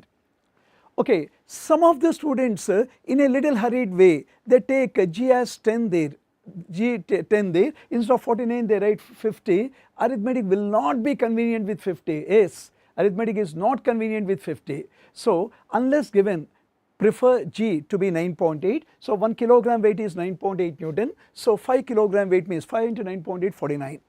Rest of the things, the force is 49 Newtons there, everything in SI system is. This is the care you have to take right in this particular stage of your preparation. Okay. So 1 by 4 pi epsilon naught, you know 1 by 4 pi epsilon naught is 9 10 to the power of 9. It is not air but some medium of relative permittivity 10. So this is 10 relative permittivity. What are product of charges there? 4q square. So q1 into q2, q into 4q, 4q square by r square. Distance is 3 centimeter. It is you to convert that centimeters into meters there. This centimeters just convert into meters. So it happens to be 3 into 10 to the power of minus 2 meter. 3 into 10 to the power minus 2 meter. So r square comes out to be square it 9 into 10 to the power of minus 4. 9 into 10 to the power of minus 4. Okay. You need to be little bit careful right with the units here there. Listen, first thing is whatever terms that get cancelled, happily cancel them. Okay. So this comes out to be 49 is equal to 10 to the power of 9 by 10, 10 to the power of 8 into 4q square. 1 by 10 to the power of minus 4 comes out to be 10 to the power of plus 4. Okay, with a cool mind if you do it, you can just say that 49 is equal to 4 into 10 to the power of 8 into 10 to the power of 4, 10 to the power of 12 q square. Okay, 4 into this much. Now I am basically interested about q there, not q square. So take square root. Square root of 49 7, square root of 4 2, square root of 10 to the power of 12. So everyone knows root 10 to the power of x means 10 to the power of x by 2. Okay, intention I am doing what is necessary at this stage. Okay, so root 10 to the power of x is 10 to the power of x by 2. So root 10 to the power of 12 means 10 to the power of 12 by 2, 10 to the power of 6, of course you know it. So 10 to the power of 6 into root q square means q. If you just do the things here there, so q comes out to be 7 by 2, that means 3.5 into 10 to the power of minus 6 coulombs. Okay, that means q is equal to 3.5, 10 to the power of minus 6 coulombs. 10 to the power of minus 6 coulomb means 1 microcoulomb. 10 to the power of minus 6 micro. So q is 3.5 microcoulomb. In the options if you see, first answer will be tempting you with the 3.5 there. There you have to be little alert. you got the answer for Q, but what he is asking the larger charge there. The larger charge happens to be 4Q. Okay, larger charge he is asking 4Q. So this is 4 into, okay, the larger charge he is asking, that is 4Q, that is 4 into 3.5 microcoulomb. So it comes out to be as much as 14 microcoulomb. So that is the answer for the question. So being careful at kilogram weight, converting centimeters to meters, then what he is asking, that means larger charge. So those are the small points there, and please believe that most of the questions, at least to 80% extent, will be like this in the exam. The next question here, okay, pay attention. See, find the electrical force between an electron and alpha particle in millidienes if they are separated by a distance of 1.6 angstroms in air. In the recent NEETs 3 years back, they did not ask even this one there, they just asked in the NEET, what do you mean by alpha particle? Alpha particle consists of just that much, okay. So entrance exam will be easy, the only thing is you have to keep your mind cool that day. Okay, find the electrical force between an electron and alpha particle in millidienes if they are separated by distance of 1.6 angstroms in air. Okay, happily try to solve the answer there and check the answer at the end. Then say, first thing is that we are talking about an electron and alpha particle. So these are the things here there. So this is an electron here there, so minus A, and this is the alpha particle. They are being separated by a distance of 1.6 angstroms. Okay, all of you in the class know 1.6 angstroms. So 1 angstrom comes out to be 10 to the power of minus 10 meters. So you need to do the question definitely in SI system there. So first and foremost point is convert angstroms to meters. Okay, you want to know what is the electrical force between them, just that much. Okay, now see here there. Now an electron has a charge minus A. Alpha particle is helium nucleus. So within the helium nucleus, 2 protons, 2 neutrons will be there. So neutrons do not have charge. So alpha particle is nothing but 2 protons. Charge of the alpha particle is charge of 2 protons. So here the charge comes out to be plus 2A, plus 2A. Okay, and you want to know what is the force between them in millidienes when they are separated by this much distance. So little quickly doing the force between the 2 charged particles. Here nothing is mentioned about the medium. Understood air. So the force between the 2 charges is 1 by 4 pi epsilon naught q1 q2 divided by r square. Okay, understood. We want the magnitude of the force, means you can write the mod of this one. When you want magnitude of the force there, mod of q1 q2. Okay, so here it comes out to be 1 by 4 pi epsilon naught is 9 into 10 to the power of 9.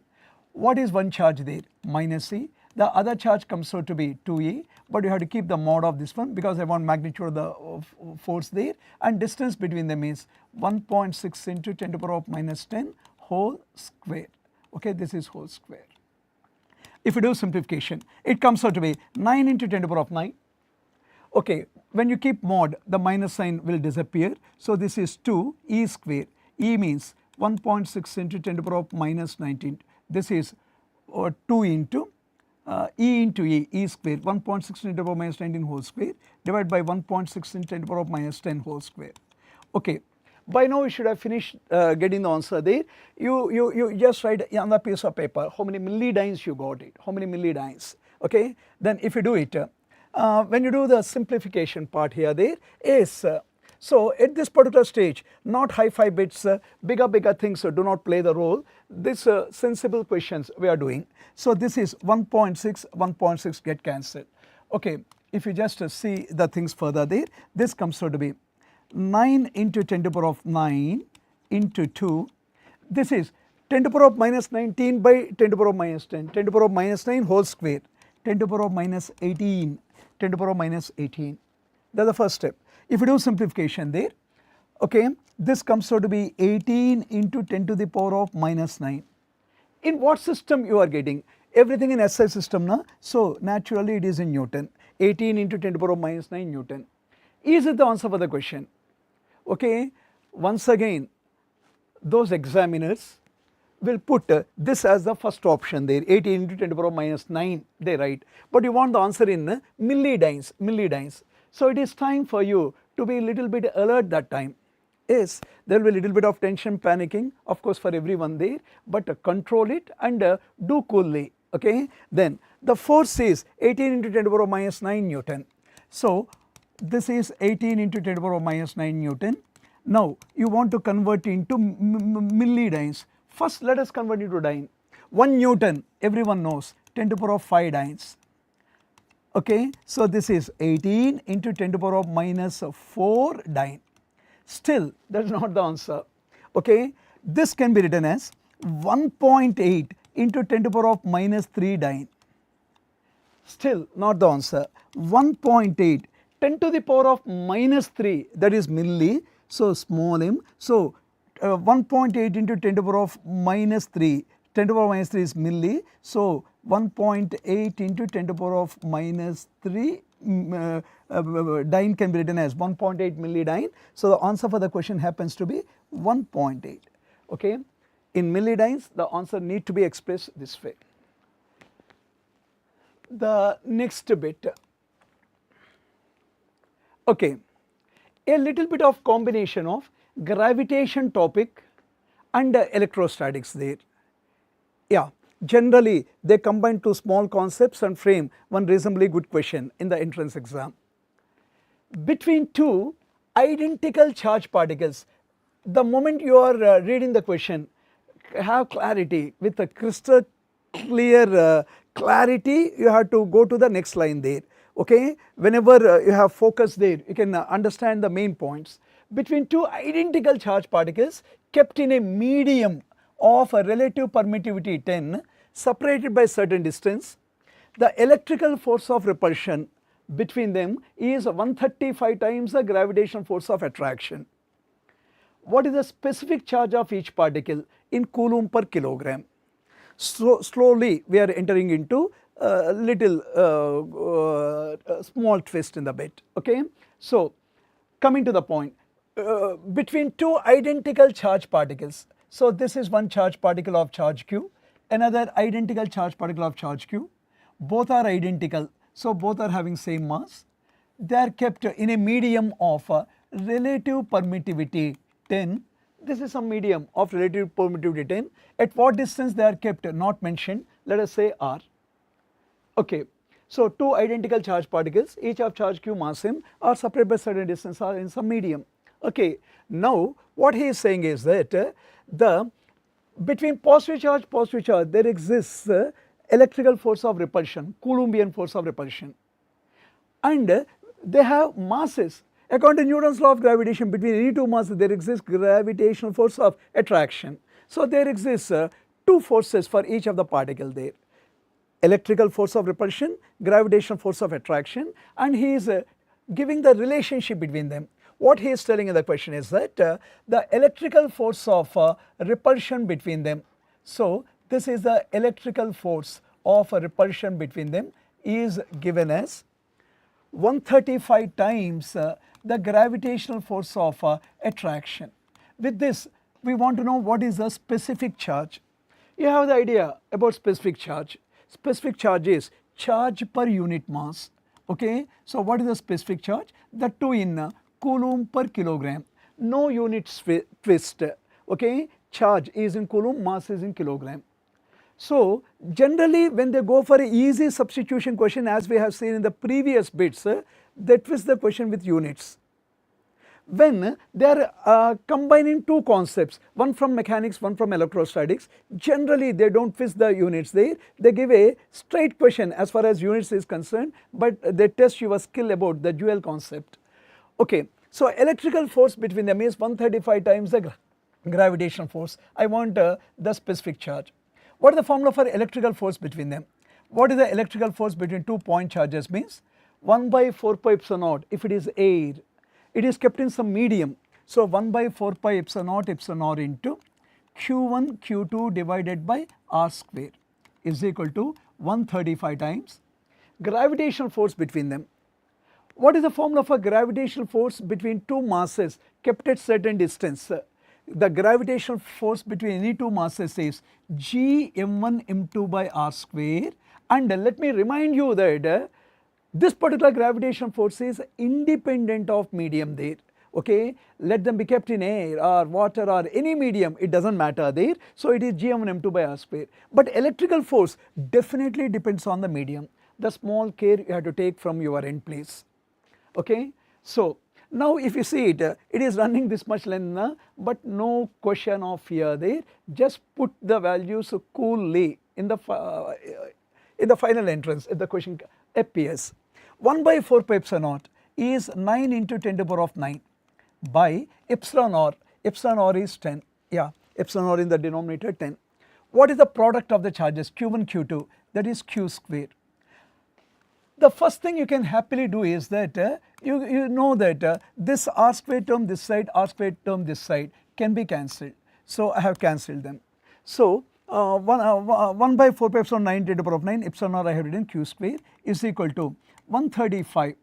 For some time definitely 135 frightens me a little bit, but not after few seconds I believe. Okay, is equal to g. G is equal to, what is the value of g there? G is equal to 6.67 into 10 to the power of minus 11 in the SI system there. So the value of G in SI system. Okay, in what way 6.67 can be written? If you write as 135 into 6.67 and you multiply 135 with 6.67, my goodness, the things will go in a little lengthy way. Okay, now so G 6.67, 6.67 can be written as 20 by 3 is, you just simplify 20 by 3, it is 6.67.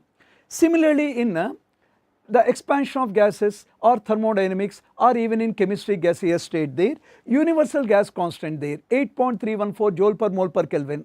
8.314 many times if you write 25 by 3 slightly comfortable is. Now this 6.67 is 20 by 3 there.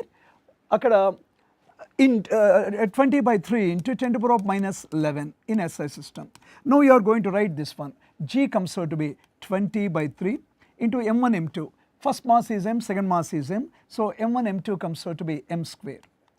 Now the next point, you have to simplify it. Okay, it is the question of simplifying these things here. Pay attention. If you happen to see 9 135, okay, 9 table if you just use it there, this comes out to be 1 9s are 1, 15 times 15 9s are 135. Now you can see that this exactly 5 times there, 15 by 3 5 times. Now if you do simplification, 10 to the power of 9 by 10, 10 to the power of 8 into q square is 5 into 20, 100 into m square. Okay, calculations play a major role in both the physics and a part of chemistry you also know there, and we need to respect it. Now if you bring it here there, so this comes out to be 10 to the power of 6 into q square is equal to m square. Taking square root there, 10 to the power of 3 into q is equal to m. What is our idea there? We want to calculate q by m. So if you happen to see this q by m comes out to be 10 to the power of 3 this side, 10 to the power of minus 3. What is the SI unit for it? Charge is in Coulomb, mass is in kilogram. So it is q by m, nothing but the specific charge of each of the particle is 10 to the power of minus 3 Coulomb per kilogram. So this will be the answer for the question.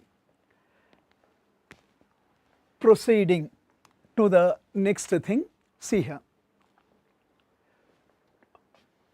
Two small size spherical conductors of same size and of charges q and minus 3q experience an electrical force of attraction 15 Newton when they are kept at certain distance in air.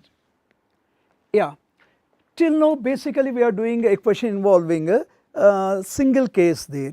Now it is a comparison of two cases, case 1, case 2. Two small size spherical conductors of same size. So make a note that both are small and both are of same size. two small size spherical conductors are of charges q1 minus 3q. They experience electrical force of attraction 15 Newton when they are kept at certain distance in air. Initially they are kept at certain distance, or in what medium, come on tell me, air, and the force between them is 15 Newton. Everyone knows that one is a positive charge, other one is a negative charge. So between positive charge, negative charge, there exists electrical force of attraction.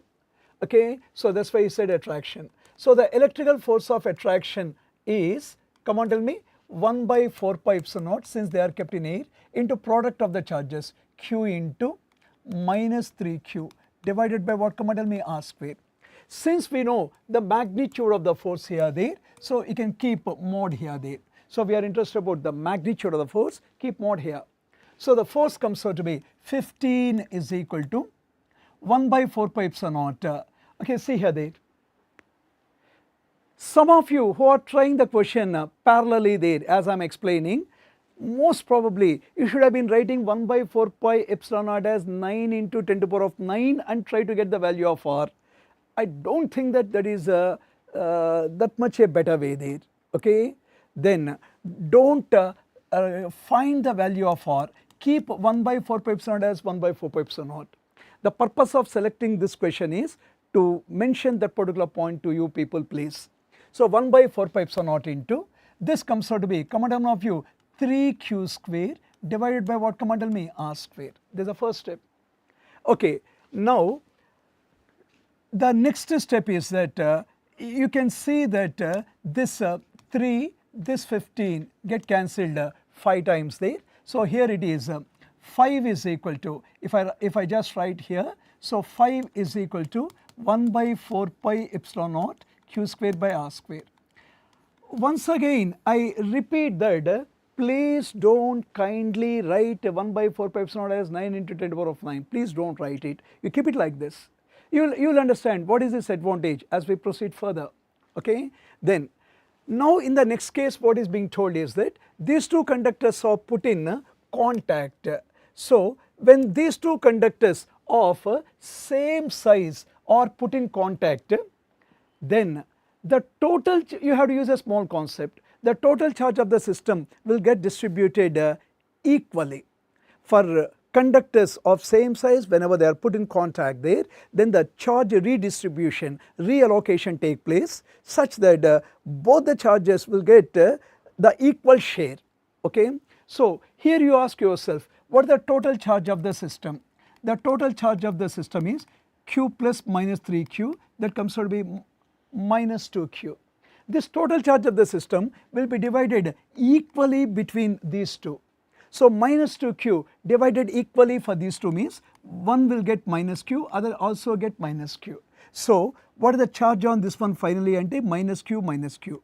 Okay, when they are kept in contact, these will be the final charges after redistribution of charges take place. So that is a small point, most probably you have to use once in the coming entrance. So this is minus q minus q. Now what is happening there?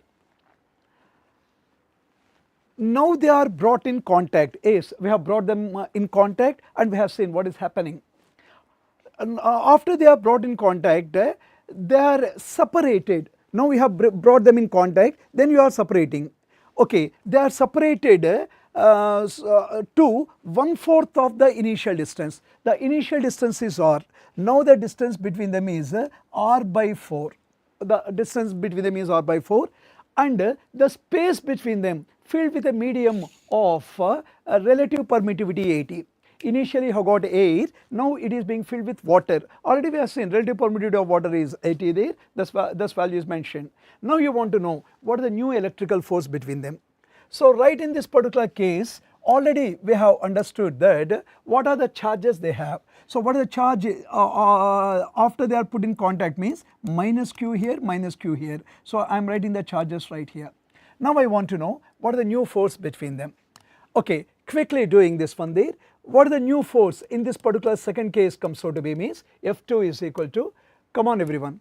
So the two charges are kept in some medium. Na? So force is 1 by 4 pi epsilon naught into epsilon r into mod of the new charges between them. That means mod of q1 q2 product divided by new distance r2 square.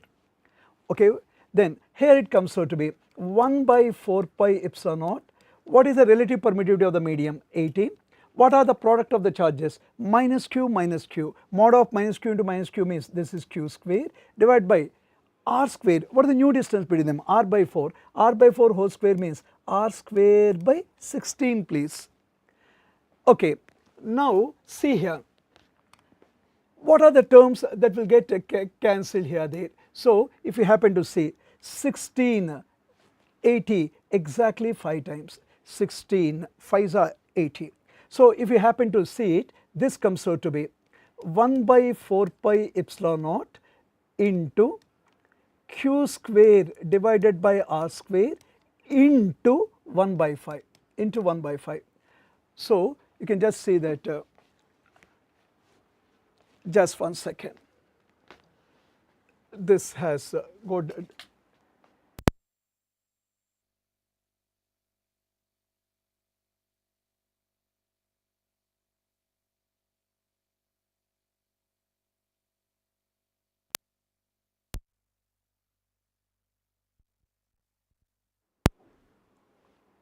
but recording that.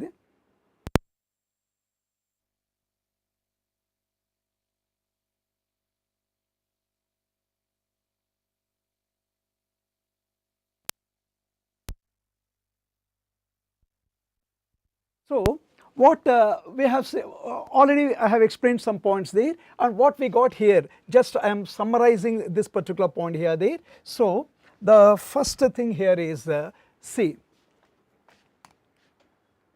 yeah, initially the two charges are separated by certain distance are there. I will be quickly writing the points. The initial force of attraction between them, that is equal to 15 there. 15 is equal to 1 by 4 pi epsilon naught into product of the charges, that is 3q square divided by r square. These two terms get cancelled 5 times there. So the first equation we had is 1 by 4 pi epsilon naught q square by r square is 5. So that time I was little bit reiterating that don't write the value of 1 by 4 pi epsilon naught, don't write it, keep it like this. When once the two conductors are put in contact, total charge of the system will get distributed equally, and already we have seen that each of the conductor will get a share of minus q minus q. Total charge is minus 2q, that is divided equally minus q minus q.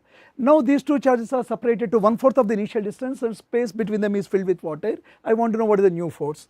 So what is the new force between them? F2 means 1 by 4 pi epsilon naught into epsilon r, that means 80, into product of the charges. What is the product of the charges means? They have the charges like minus q and minus q. So product of the charges is q square divided by distance square. Distance square is r square by 16, because the new distance between them is r by 4. Okay, now if you just cancel the terms, that will cancel out there. So this exactly 5 times.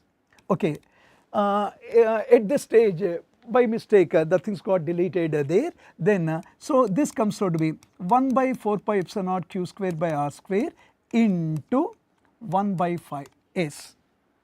Okay, then but what is 1 by 4 pi epsilon to q square by r square? My god, that particular value is readily available right in the step number 1. So 1 by 4 pi epsilon q square by r square is 5 into 1 by 5. So the answer for the question is a happy 1 Newton. But don't rush to the answer in the entrance exam hall. You got the answer as 1 Newton. Do you know that tempting answer number 1 will be 1 Newton, and next wordings continue 1 Newton of attraction, they say. Second option, 1 Newton of repulsion. Here you have to decide 1 Newton of attraction or repulsion. Okay, initially this is plus, this is minus, there was attraction between them. Now both are what, come and tell me, minus and minus. Between similar negative charges there exists force of repulsion. So 1 Newton of repulsion. Okay, after doing the question to this extent there, hurriedly concluding the answer is never meaningful there. So just take your little bit of time there. So 1 Newton of repulsion. Okay, the next point, we are going for the other topics right in that heading of electrostatics there. Listen, we are going to have a very brief summary of electric field intensity, also known as electric field strength, denoted by the symbol E, and then electrical potential. Both the things we are combinedly going to study, please. Then the point number 1 is that suppose there is a charge Q. Surrounding the charge there exists a lot of electrical field. Suppose there is a magnet. Surrounding the magnet there exists magnetic field. Similarly, surrounding the charge there exists electric field. Okay. Surrounding a charge there exists basically non-uniform electric field. Surrounding an isolated charge, single charge, there exists non-uniform electric field. How can we say so? Means, yeah, whenever there is a charge Q there, at a nearer point the field will be strong, at a farther point field will be less. Okay, you know it and we will be discussing it very briefly right now. See here. Okay, coming to the point. This is a charge Q. Surrounding the charge there exists a lot of electric field. There is a point P at a distance off from it. What is the electric field intensity at the point P? Means 1 by 4 pi epsilon to Q by R square. But make a note that when you want to find the magnitude of electric field intensity, put the mod of the charge.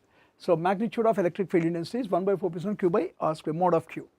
Okay, now you can see that surrounding the charge there may be a point here, there may be a point here, there may be a point here. So the distance can keep on changing. R is the distance between the concerned point, concerned charge. R can keep on changing. As R changes, E will also change. As R changes, E changes. So as R changes, E changes means electric field strength will keep on changing. It is a variable electric field. So surrounding an isolated charge, there exists variable electric field or non-uniform electric field. Okay. Now, what is the formula for electrical potential at the point P because of the charge? Electrical potential is 1 by 4 pi epsilon Q by R. Please kindly make a note that for potential I did not write any mod here there. I didn't write mod. For magnitude of electric field intensity 1 by 4 pi epsilon mod Q by R square. For potential 1 by 4 pi epsilon simply Q by R. What makes the difference there? Just see here.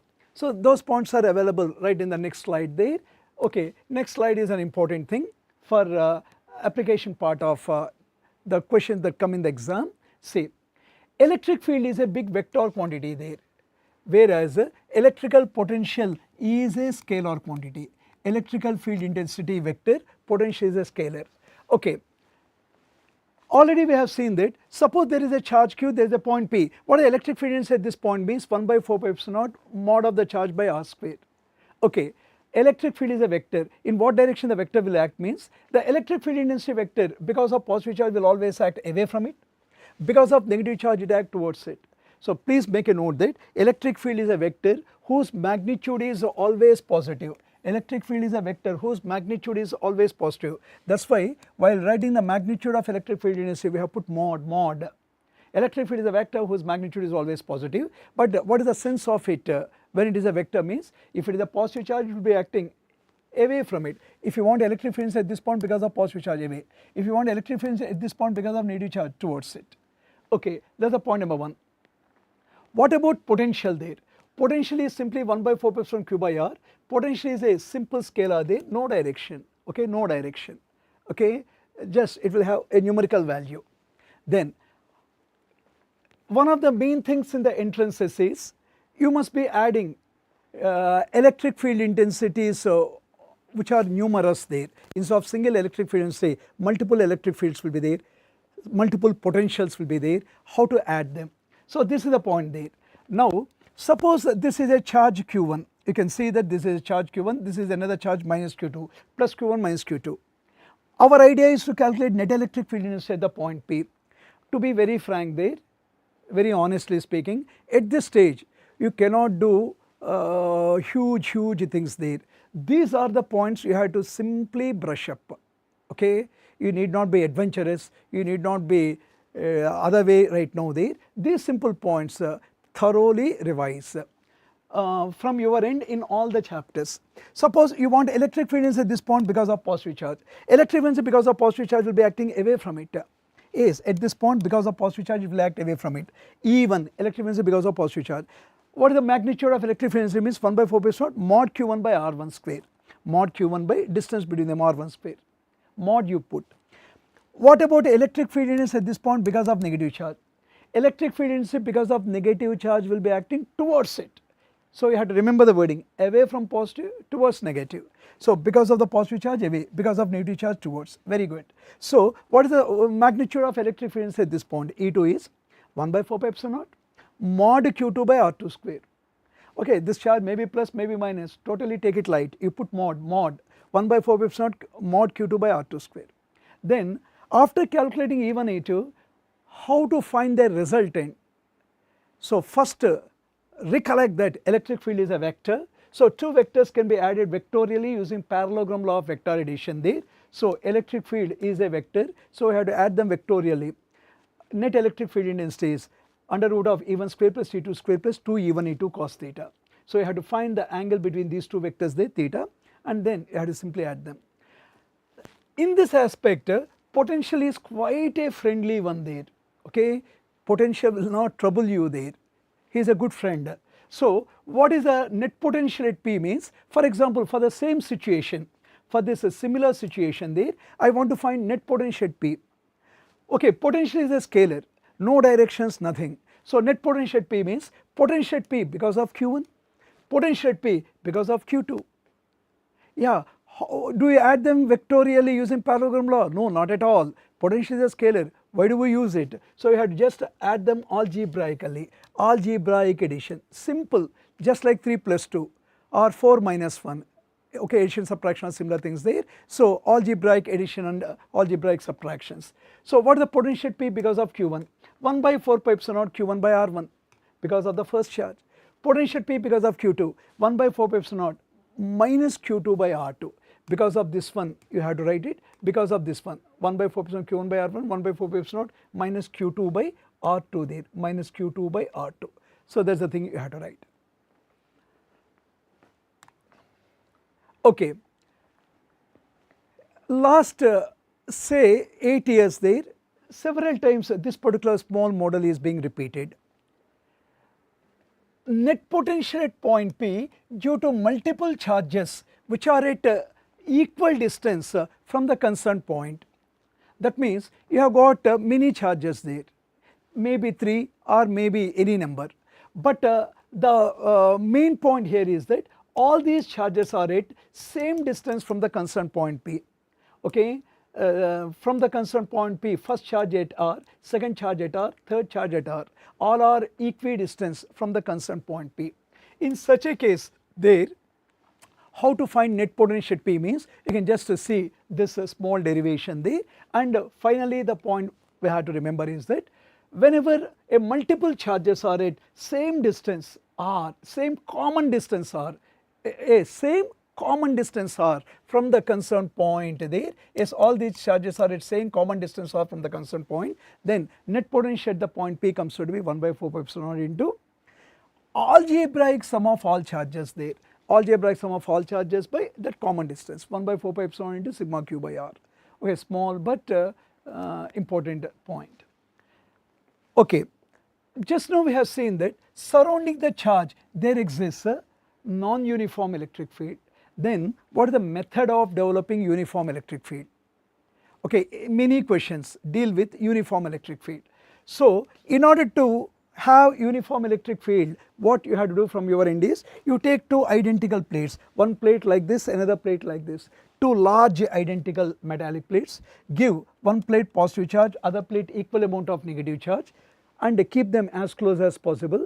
Then you find a uniform electric field intensity everywhere. Okay, take two identical metallic plates, to one plate give positive charge, other plate equal amount of negative charge. So in between the two plates there exists uniform electric field. That uniform electric field is represented by equidistant parallel lines, and already we have seen electric field intensity will always act from away from positive charge and towards the negative charge, that you can see again. So this electric field intensity will be acting away from positive and towards the negative, that is the point here. Okay, then quickly going for the other things, any charged particle kept in electric field of intensity E, suppose there exists an electric field, already there exists in an electric field. In that already existing electric field of intensity E, you are keeping a charged particle of charge q. So the small point here is that any charged particle kept in electric field of intensity E, experience electrical force given by F electrical is equal to EQ. Any charged particle kept in electric field experience electrical force, F electrical is equal to EQ. Even in the last chapter, like semiconductor devices, electronics, we use this particular point throughout there, okay. Whenever you are studying forward bias, reverse bias, anything we need it there. So any charged particle kept in electric field experience force, F is equal to EQ. Okay, but there is a small point you have to be careful. If the charge you are talking about is positive, then if E act in one direction, electrical force act in the same direction. If E act in one direction, force in the same direction. By chance, the charged particle you are talking about is negative, then if E act in one direction, force is in the opposite direction. If E is in one way, force is in the opposite direction. So this particular point will tell you that one. Okay. Now there are two similar type of statements there. One is any charged particle kept in electric field experience electrical force given by F electrical is equal to EQ. The next point is that any charged particle of charge Q kept under a electrical potential V experience electrostatic potential energy given by U is equal to QV. Any charged particle when it is under the influence of an external potential V experience electrostatic potential energy given by U is equal to QV. So any charged particle under electric field of intensity experience force, electrical force given by F electrical is EQ. Any charged particle under the influence of electrical potential V experience electrostatic potential energy given by E is equal to QV. Okay, you know the units there. Electric field intensity is nothing but F by Q. So Newton by Coulomb. So potential is, from this potential is U by Q, energy is in joule, charge is in Coulomb, joule by Coulomb is volt. Okay, before we start for the application there, another one or two major theory points there. Whenever there is a system of 2 point charges, whenever there are 2 point charges Q1, Q2 separated by some distance r. So between these two charges there exists some electrostatic potential energy between them. First of all, how do we believe that 2 point charges will have energy there? So if you ask that point yourself there, you get the answer that suppose you have got 2 positive charges there, 2 positive point charges. If you leave them like this, will they stay there or run away? They 100% run away. For them to run away, they must have energy, and that means these 2 charges, when they are kept at certain distance, do have some energy being stored. Utilizing that energy, they are able to run away. So that particular energy possessed by these 2 charges when they are being separated by certain distance r is called as electrostatic potential energy, and that electrostatic potential energy between a system of 2 point charges Q1, Q2 separated by certain distance r is given by 1 by 4 pi epsilon Q1, Q2 by r. So this is the energy of this Q1, Q2 charge system. That is the energy of that family, which family means Q1, Q2 together is one family there. So that is the energy of that particular Q1, Q2 family system there. Now for 2 point charges this is energy. For example, there are 3 point charges Q1, Q2, Q3. What the energy of the system means? There exists electrostatic potential energy between every combination of 2 charges. For every pair of 2 charges you do have energy. So there exists energy between Q1, Q2, Q2, Q3, Q3, Q1, all pairs. Q1, Q2, that of course that includes Q2, Q1. You should not write Q1, Q2, Q2, Q1 separately. That is one system. Q1, Q2, Q2, Q3, Q3, Q1. So you can write this point there. Going for next step. One question based on this one is being expected. Suppose a charged particle is moving under the action of only electrical field. You know that just like gravitational field, electrical field is a conservative field. So a charged particle is moving under the action of an electrical field, then the total energy of the charged particle remain constant. Okay, whenever a charged particle moves under the action of conservative electrical field, its total energy is constant. Suppose a charged particle is moving from A to B. Okay, here the potential is VA. Potential rate at the point is VA, potential at point B is VB, and the velocities are VA and VB. Capital V stand for potential, written in red color, green colored thing or velocities. Now the total energy of the charged particle moving under electrical field will remain constant. So total energy of the charge at A is total energy at B. So total energy is made up of 2 things, Potential energy, here you have to be more specific, electrostatic potential energy. So electrostatic potential energy at A plus kinetic energy at A is total energy. Total energy is made up of two things again, potential plus kinetic. Potential means what potential? Electrostatic potential. So electrostatic potential energy at B plus kinetic energy at B. Okay, so total energy of the charged particle at A and B are same. Total energy means EPE plus KE. Here also EPE plus KE. Okay, what do you mean by electrostatic potential energy? Just in the previous slide we have seen a charged particle under electrical potential V experience energy, electrostatic potential energy given by charge into potential. So electrostatic potential energy at A means its charge Q into the potential there VA. What is the kinetic energy at A? Half m VA square, half m into VA square. Okay, what is the electrostatic potential energy at B? Its charge into potential. What is the kinetic energy at B? Half m VB square, half m VB square. So you have to be good at this point. And the other point before we apply these things through some questions is, suppose you are making a charged particle to move from one point to other point in an electric field. Suppose I want to lift the pen from here to here, I have to do some work. Similarly, what is the work done to move a charged particle from point A to point B in an electric field? What is the formula for work required to move a charged particle from point A to point B means whatever charge that is being moved into final potential minus initial potential. Whatever charge that is being moved into final minus initial. Okay. Now, based on what we discussed, few questions within our available time we will be doing there for 10 minutes there I believe. See here. A proton, deuteron and alpha particle. Please believe that at least one question with these three wordings appear in this serial order is highly expected. A proton, deuteron and alpha particle are freely released in uniform electric field in gravity free region. Find the ratio between the kinetic energies acquired by them in a given time. So this particular question is a combination of little mechanics and electrostatics, is a combination of two things. Okay, a proton, deuteron and alpha particle. First of all, he is talking about three charged particles. One is proton, the second one is deuteron, the third one is alpha particle. You know what are their charges, what are their masses. Proton has a charge plus C, mass 1 atomic mass unit, 1 AMU. Deuteron, one of the isotope of hydrogen there, so it has the same charge there and mass comes out to be 2 AMU. Alpha particle, helium nucleus, 2 protons, charge is 2A, and alpha particle has helium nucleus, 2 protons, 2 neutrons, overall mass is 4 AMU. So the moment you hear proton, deuteron, alpha particle, in no time you should be able to write the charges and masses. These things you get in many other chapters in physics there. So these points you have to immediately instantly recollect. Now the thing is, this proton, deuteron and alpha particle are freely released, he is saying. That means the initial velocity for them is 0, freely released in uniform electric field. So this is a charged particle. I know that there are 3 charged particles, but initially I will be writing the equation for one particle. I know that there are 3 particles, yes, but we first frame the equation for one particle. So let us say the charged particle is of charge Q. It is freely released in uniform electric field of intensity E in gravity free region. So forget about gravity.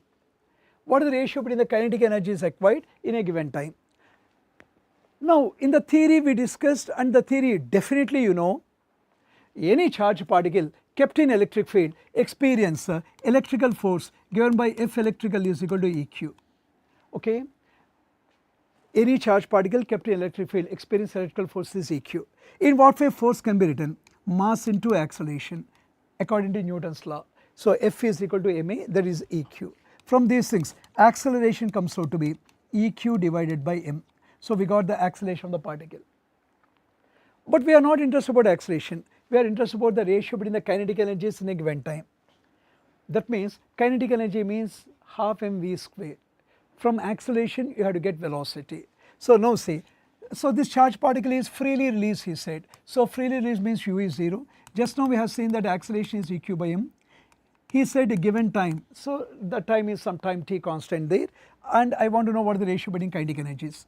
When you know UAT, ask yourself what are the basic relation that connects UAT to calculate the final velocity there, okay, what is the relation from UAT to get velocity. So V is equal to U plus AT, so U is 0, so EQ by m into T.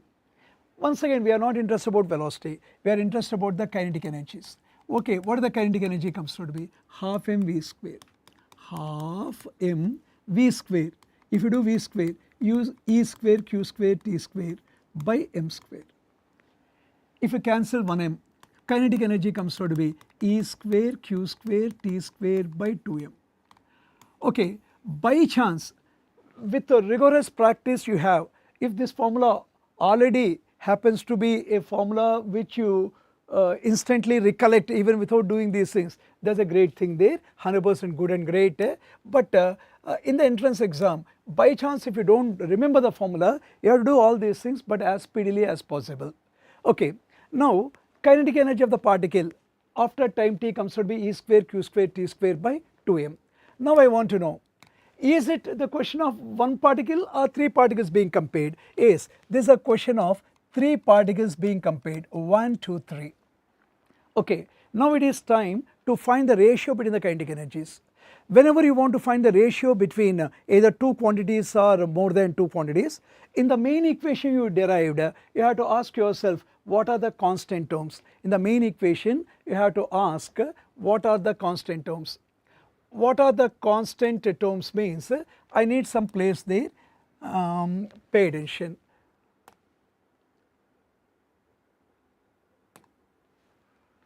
Okay, then one second, yeah, just erasing these things, listen carefully. I want to know what is the ratio between their kinetic energies. In this equation, what are the constant terms means, all are moving through the same uniform electric field intensity is constant, okay.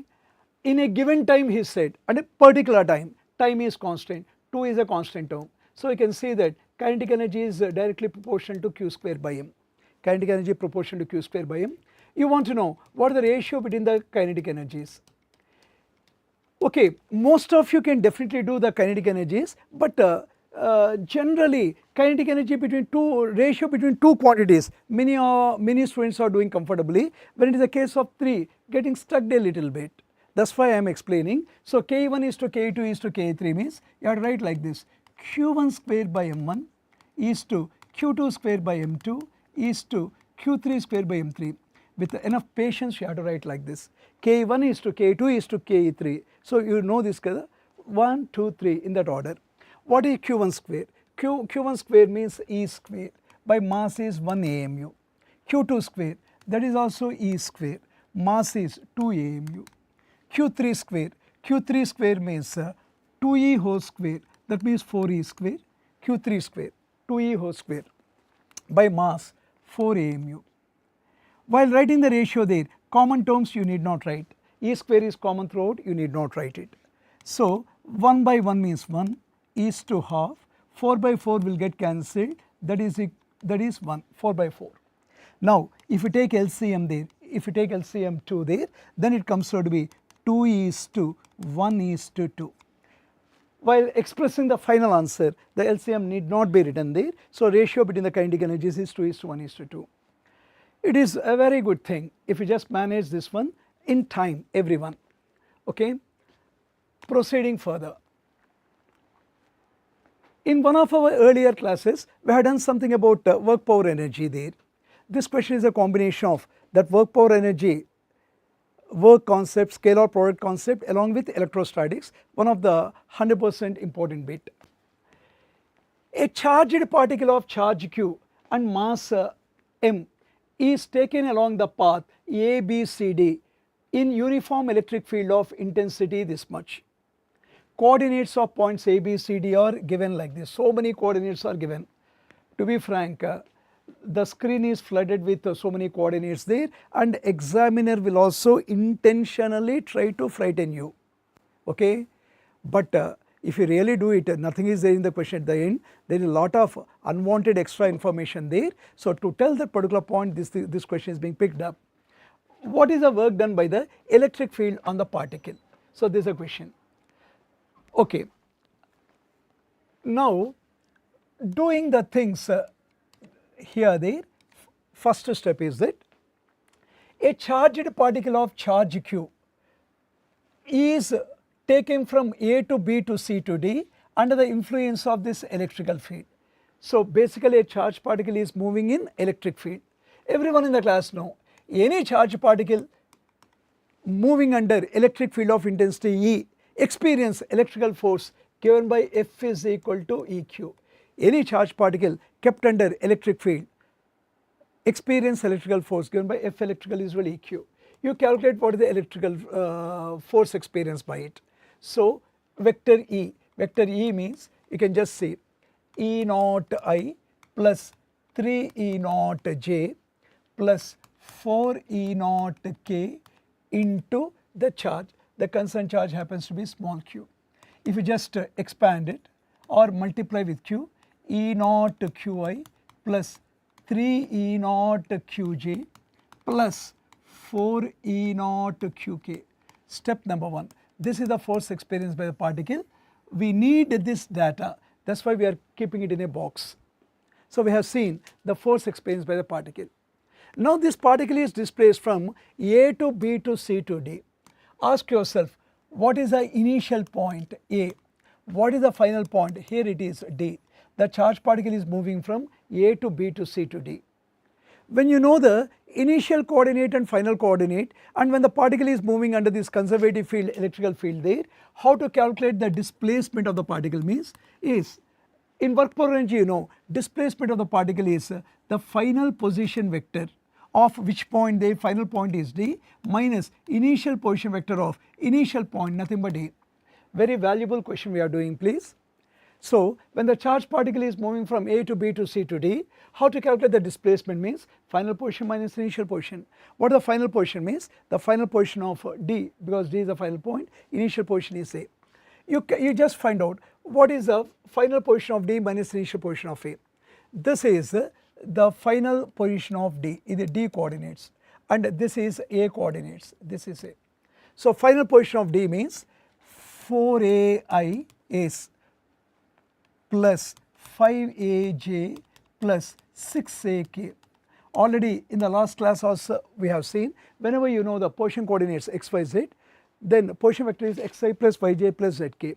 4ai plus 5aj plus 6ak minus initial position vector, it comes out to be ai plus 2aj plus 3ak. Okay. This is the initial position. Then you have to do the simple subtraction. 4ai minus ai, it comes out to be 3ai. 5aj minus 2aj, 3aj. 6ak minus 3ak, again 3ak. So the displacement you got. So you have calculated the force, you have calculated the displacement. Already 2 good steps are there. Then I want to know what is the work done by this force. Everyone in the class know. So force you know it as E naught Qi plus 3 E naught Qj plus 4 E naught Qk. What is the displacement of the particle? Please 3ai, yes, already we have found it, 3aj plus 3ak.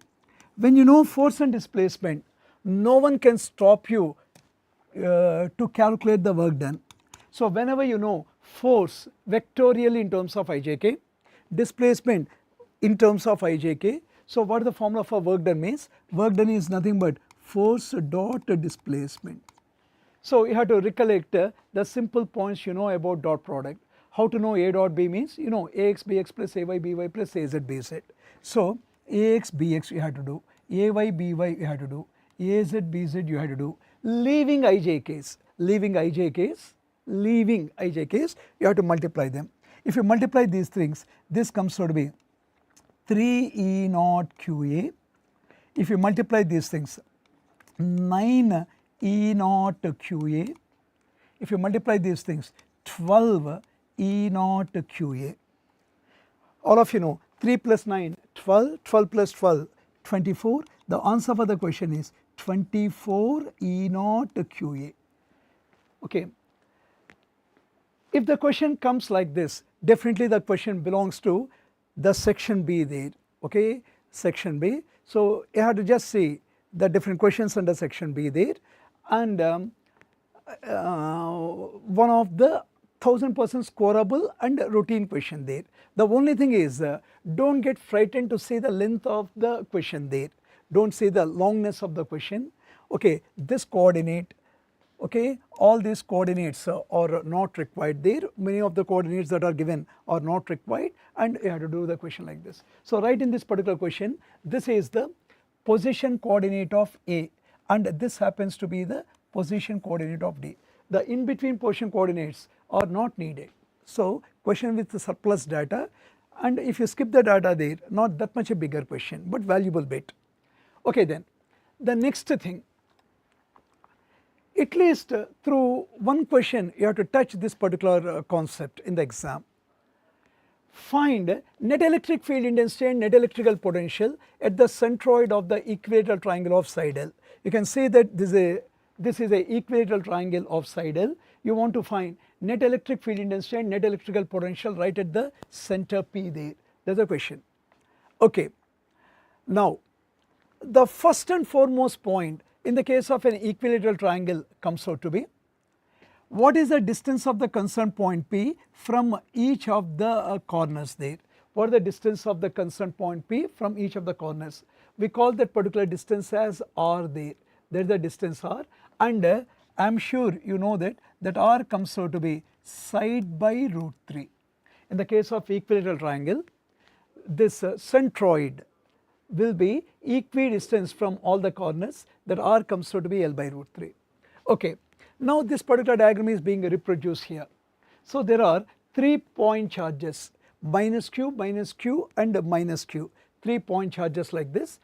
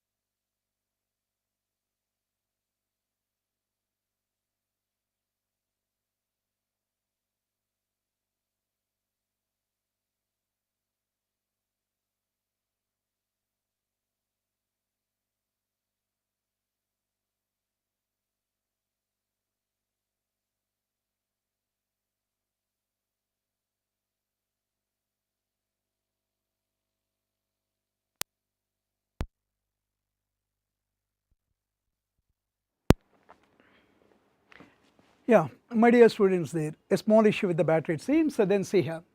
So where we stopped, we are just where we got stuck, we are continuing there. So there are 3 point charges minus q minus q minus q. They are kept at 3 vertices of an equilateral triangle of side L. So we have got 2 things to be done. One is net electric field intensity right at the centroid, and in the next case we want to calculate net electrical potential at the centroid. Okay. Now how to find the net electric field intensity right at the centroid means right at the point P, as we have already seen. Here it is a negative charge, electric field intensity will be acting towards the negative charge. This electric field intensity acts towards the negative. So at the point P there are 3 electric field intensity vectors of equal magnitude, E like this, E like this, E like this, and already you know that the angle between any 2 electric field intensities is 120 degrees. How it is 120 degrees means the time, I was not audible I believe, then say. So this is the centroid there, this is a centroid P. Now right at this particular point there, this is one electric field intensity E, this is another electric field intensity E, this is one more electric field intensity. You know that the total angle is 60, this total angle is 60, this is 30, similarly this is 30. So this angle comes out to be 120. So this is 120, this is 120, 120. Now one of the important points from vectors we have to recollect. Whenever there are 3 vectors of equal magnitude E, whenever there are 3 coplanar vectors of equal magnitude and angle between any two vectors is 120, then resultant of all the 3 comes out to be 0. One of the terrifically important point you have to remember and use. Whenever there are 3 vectors of equal magnitude and angle between any 2 adjacent vectors is 120, then the resultant comes out to be 0. So the net electric field intensity right at this particular point comes out to be 0. Okay. What about net electrical potential? The moment you start with potential, okay, you have an easy time for you there. Electric field means vector, you have to use parallelogram law of vectorization and a concept like this. But potential, it is a scalar, it is a happy thing. So how to find net electrical potential at P? What is the net electrical potential at P means? First thing we can make a note is that this particular then first thing you can make a note is that this particular point P is equidistant R from all the charges. The concerned point P is at equal distance from all the charges. One of the theory points already we have done. Whenever all the charges are at equal distance from the concerned point and you want to calculate electrical potential, then the electrical potential at the point P comes out to be, electrical potential at the point P is 1 by 4 pi epsilon naught into sum of all the charges by distance. 1 by 4 pi epsilon into sum of all the charges by the common distance. Under what conditions you have to use this point means, remember 2 conditions. This point is applicable to calculate electrical potential, not for electric field intensity. Other point is that all the charges should be at same distance or from the concerned point. So here it is 1 by 4 pi epsilon naught, sum of all the charges minus q minus q minus q, it comes to be minus 3q by r. R is a gap between them. R is a gap between the concerned point, concerned charge. That all already we have seen L by root 3. So I have to write L by root 3. If you do simplification there, this comes to be minus 3 root 3q divided by 4 pi epsilon naught L. So that's the answer for the question. Okay, we will just wind up with the other other model there, other 2 main models here. Listen carefully. Last 2 questions. Find the net electric field intensity at the centroid of equilateral triangle of side L. Okay, just now we have done electric field intensity at the centroid of equilateral triangle. One more question intentionally being repeated to make you the difference between the previous bit and this bit, and both the bits are seriously important for the entrances. Okay, now there are In the previous case, we have got 3 identical charges minus q, minus q, minus q at the 3 vertices of equilateral triangle.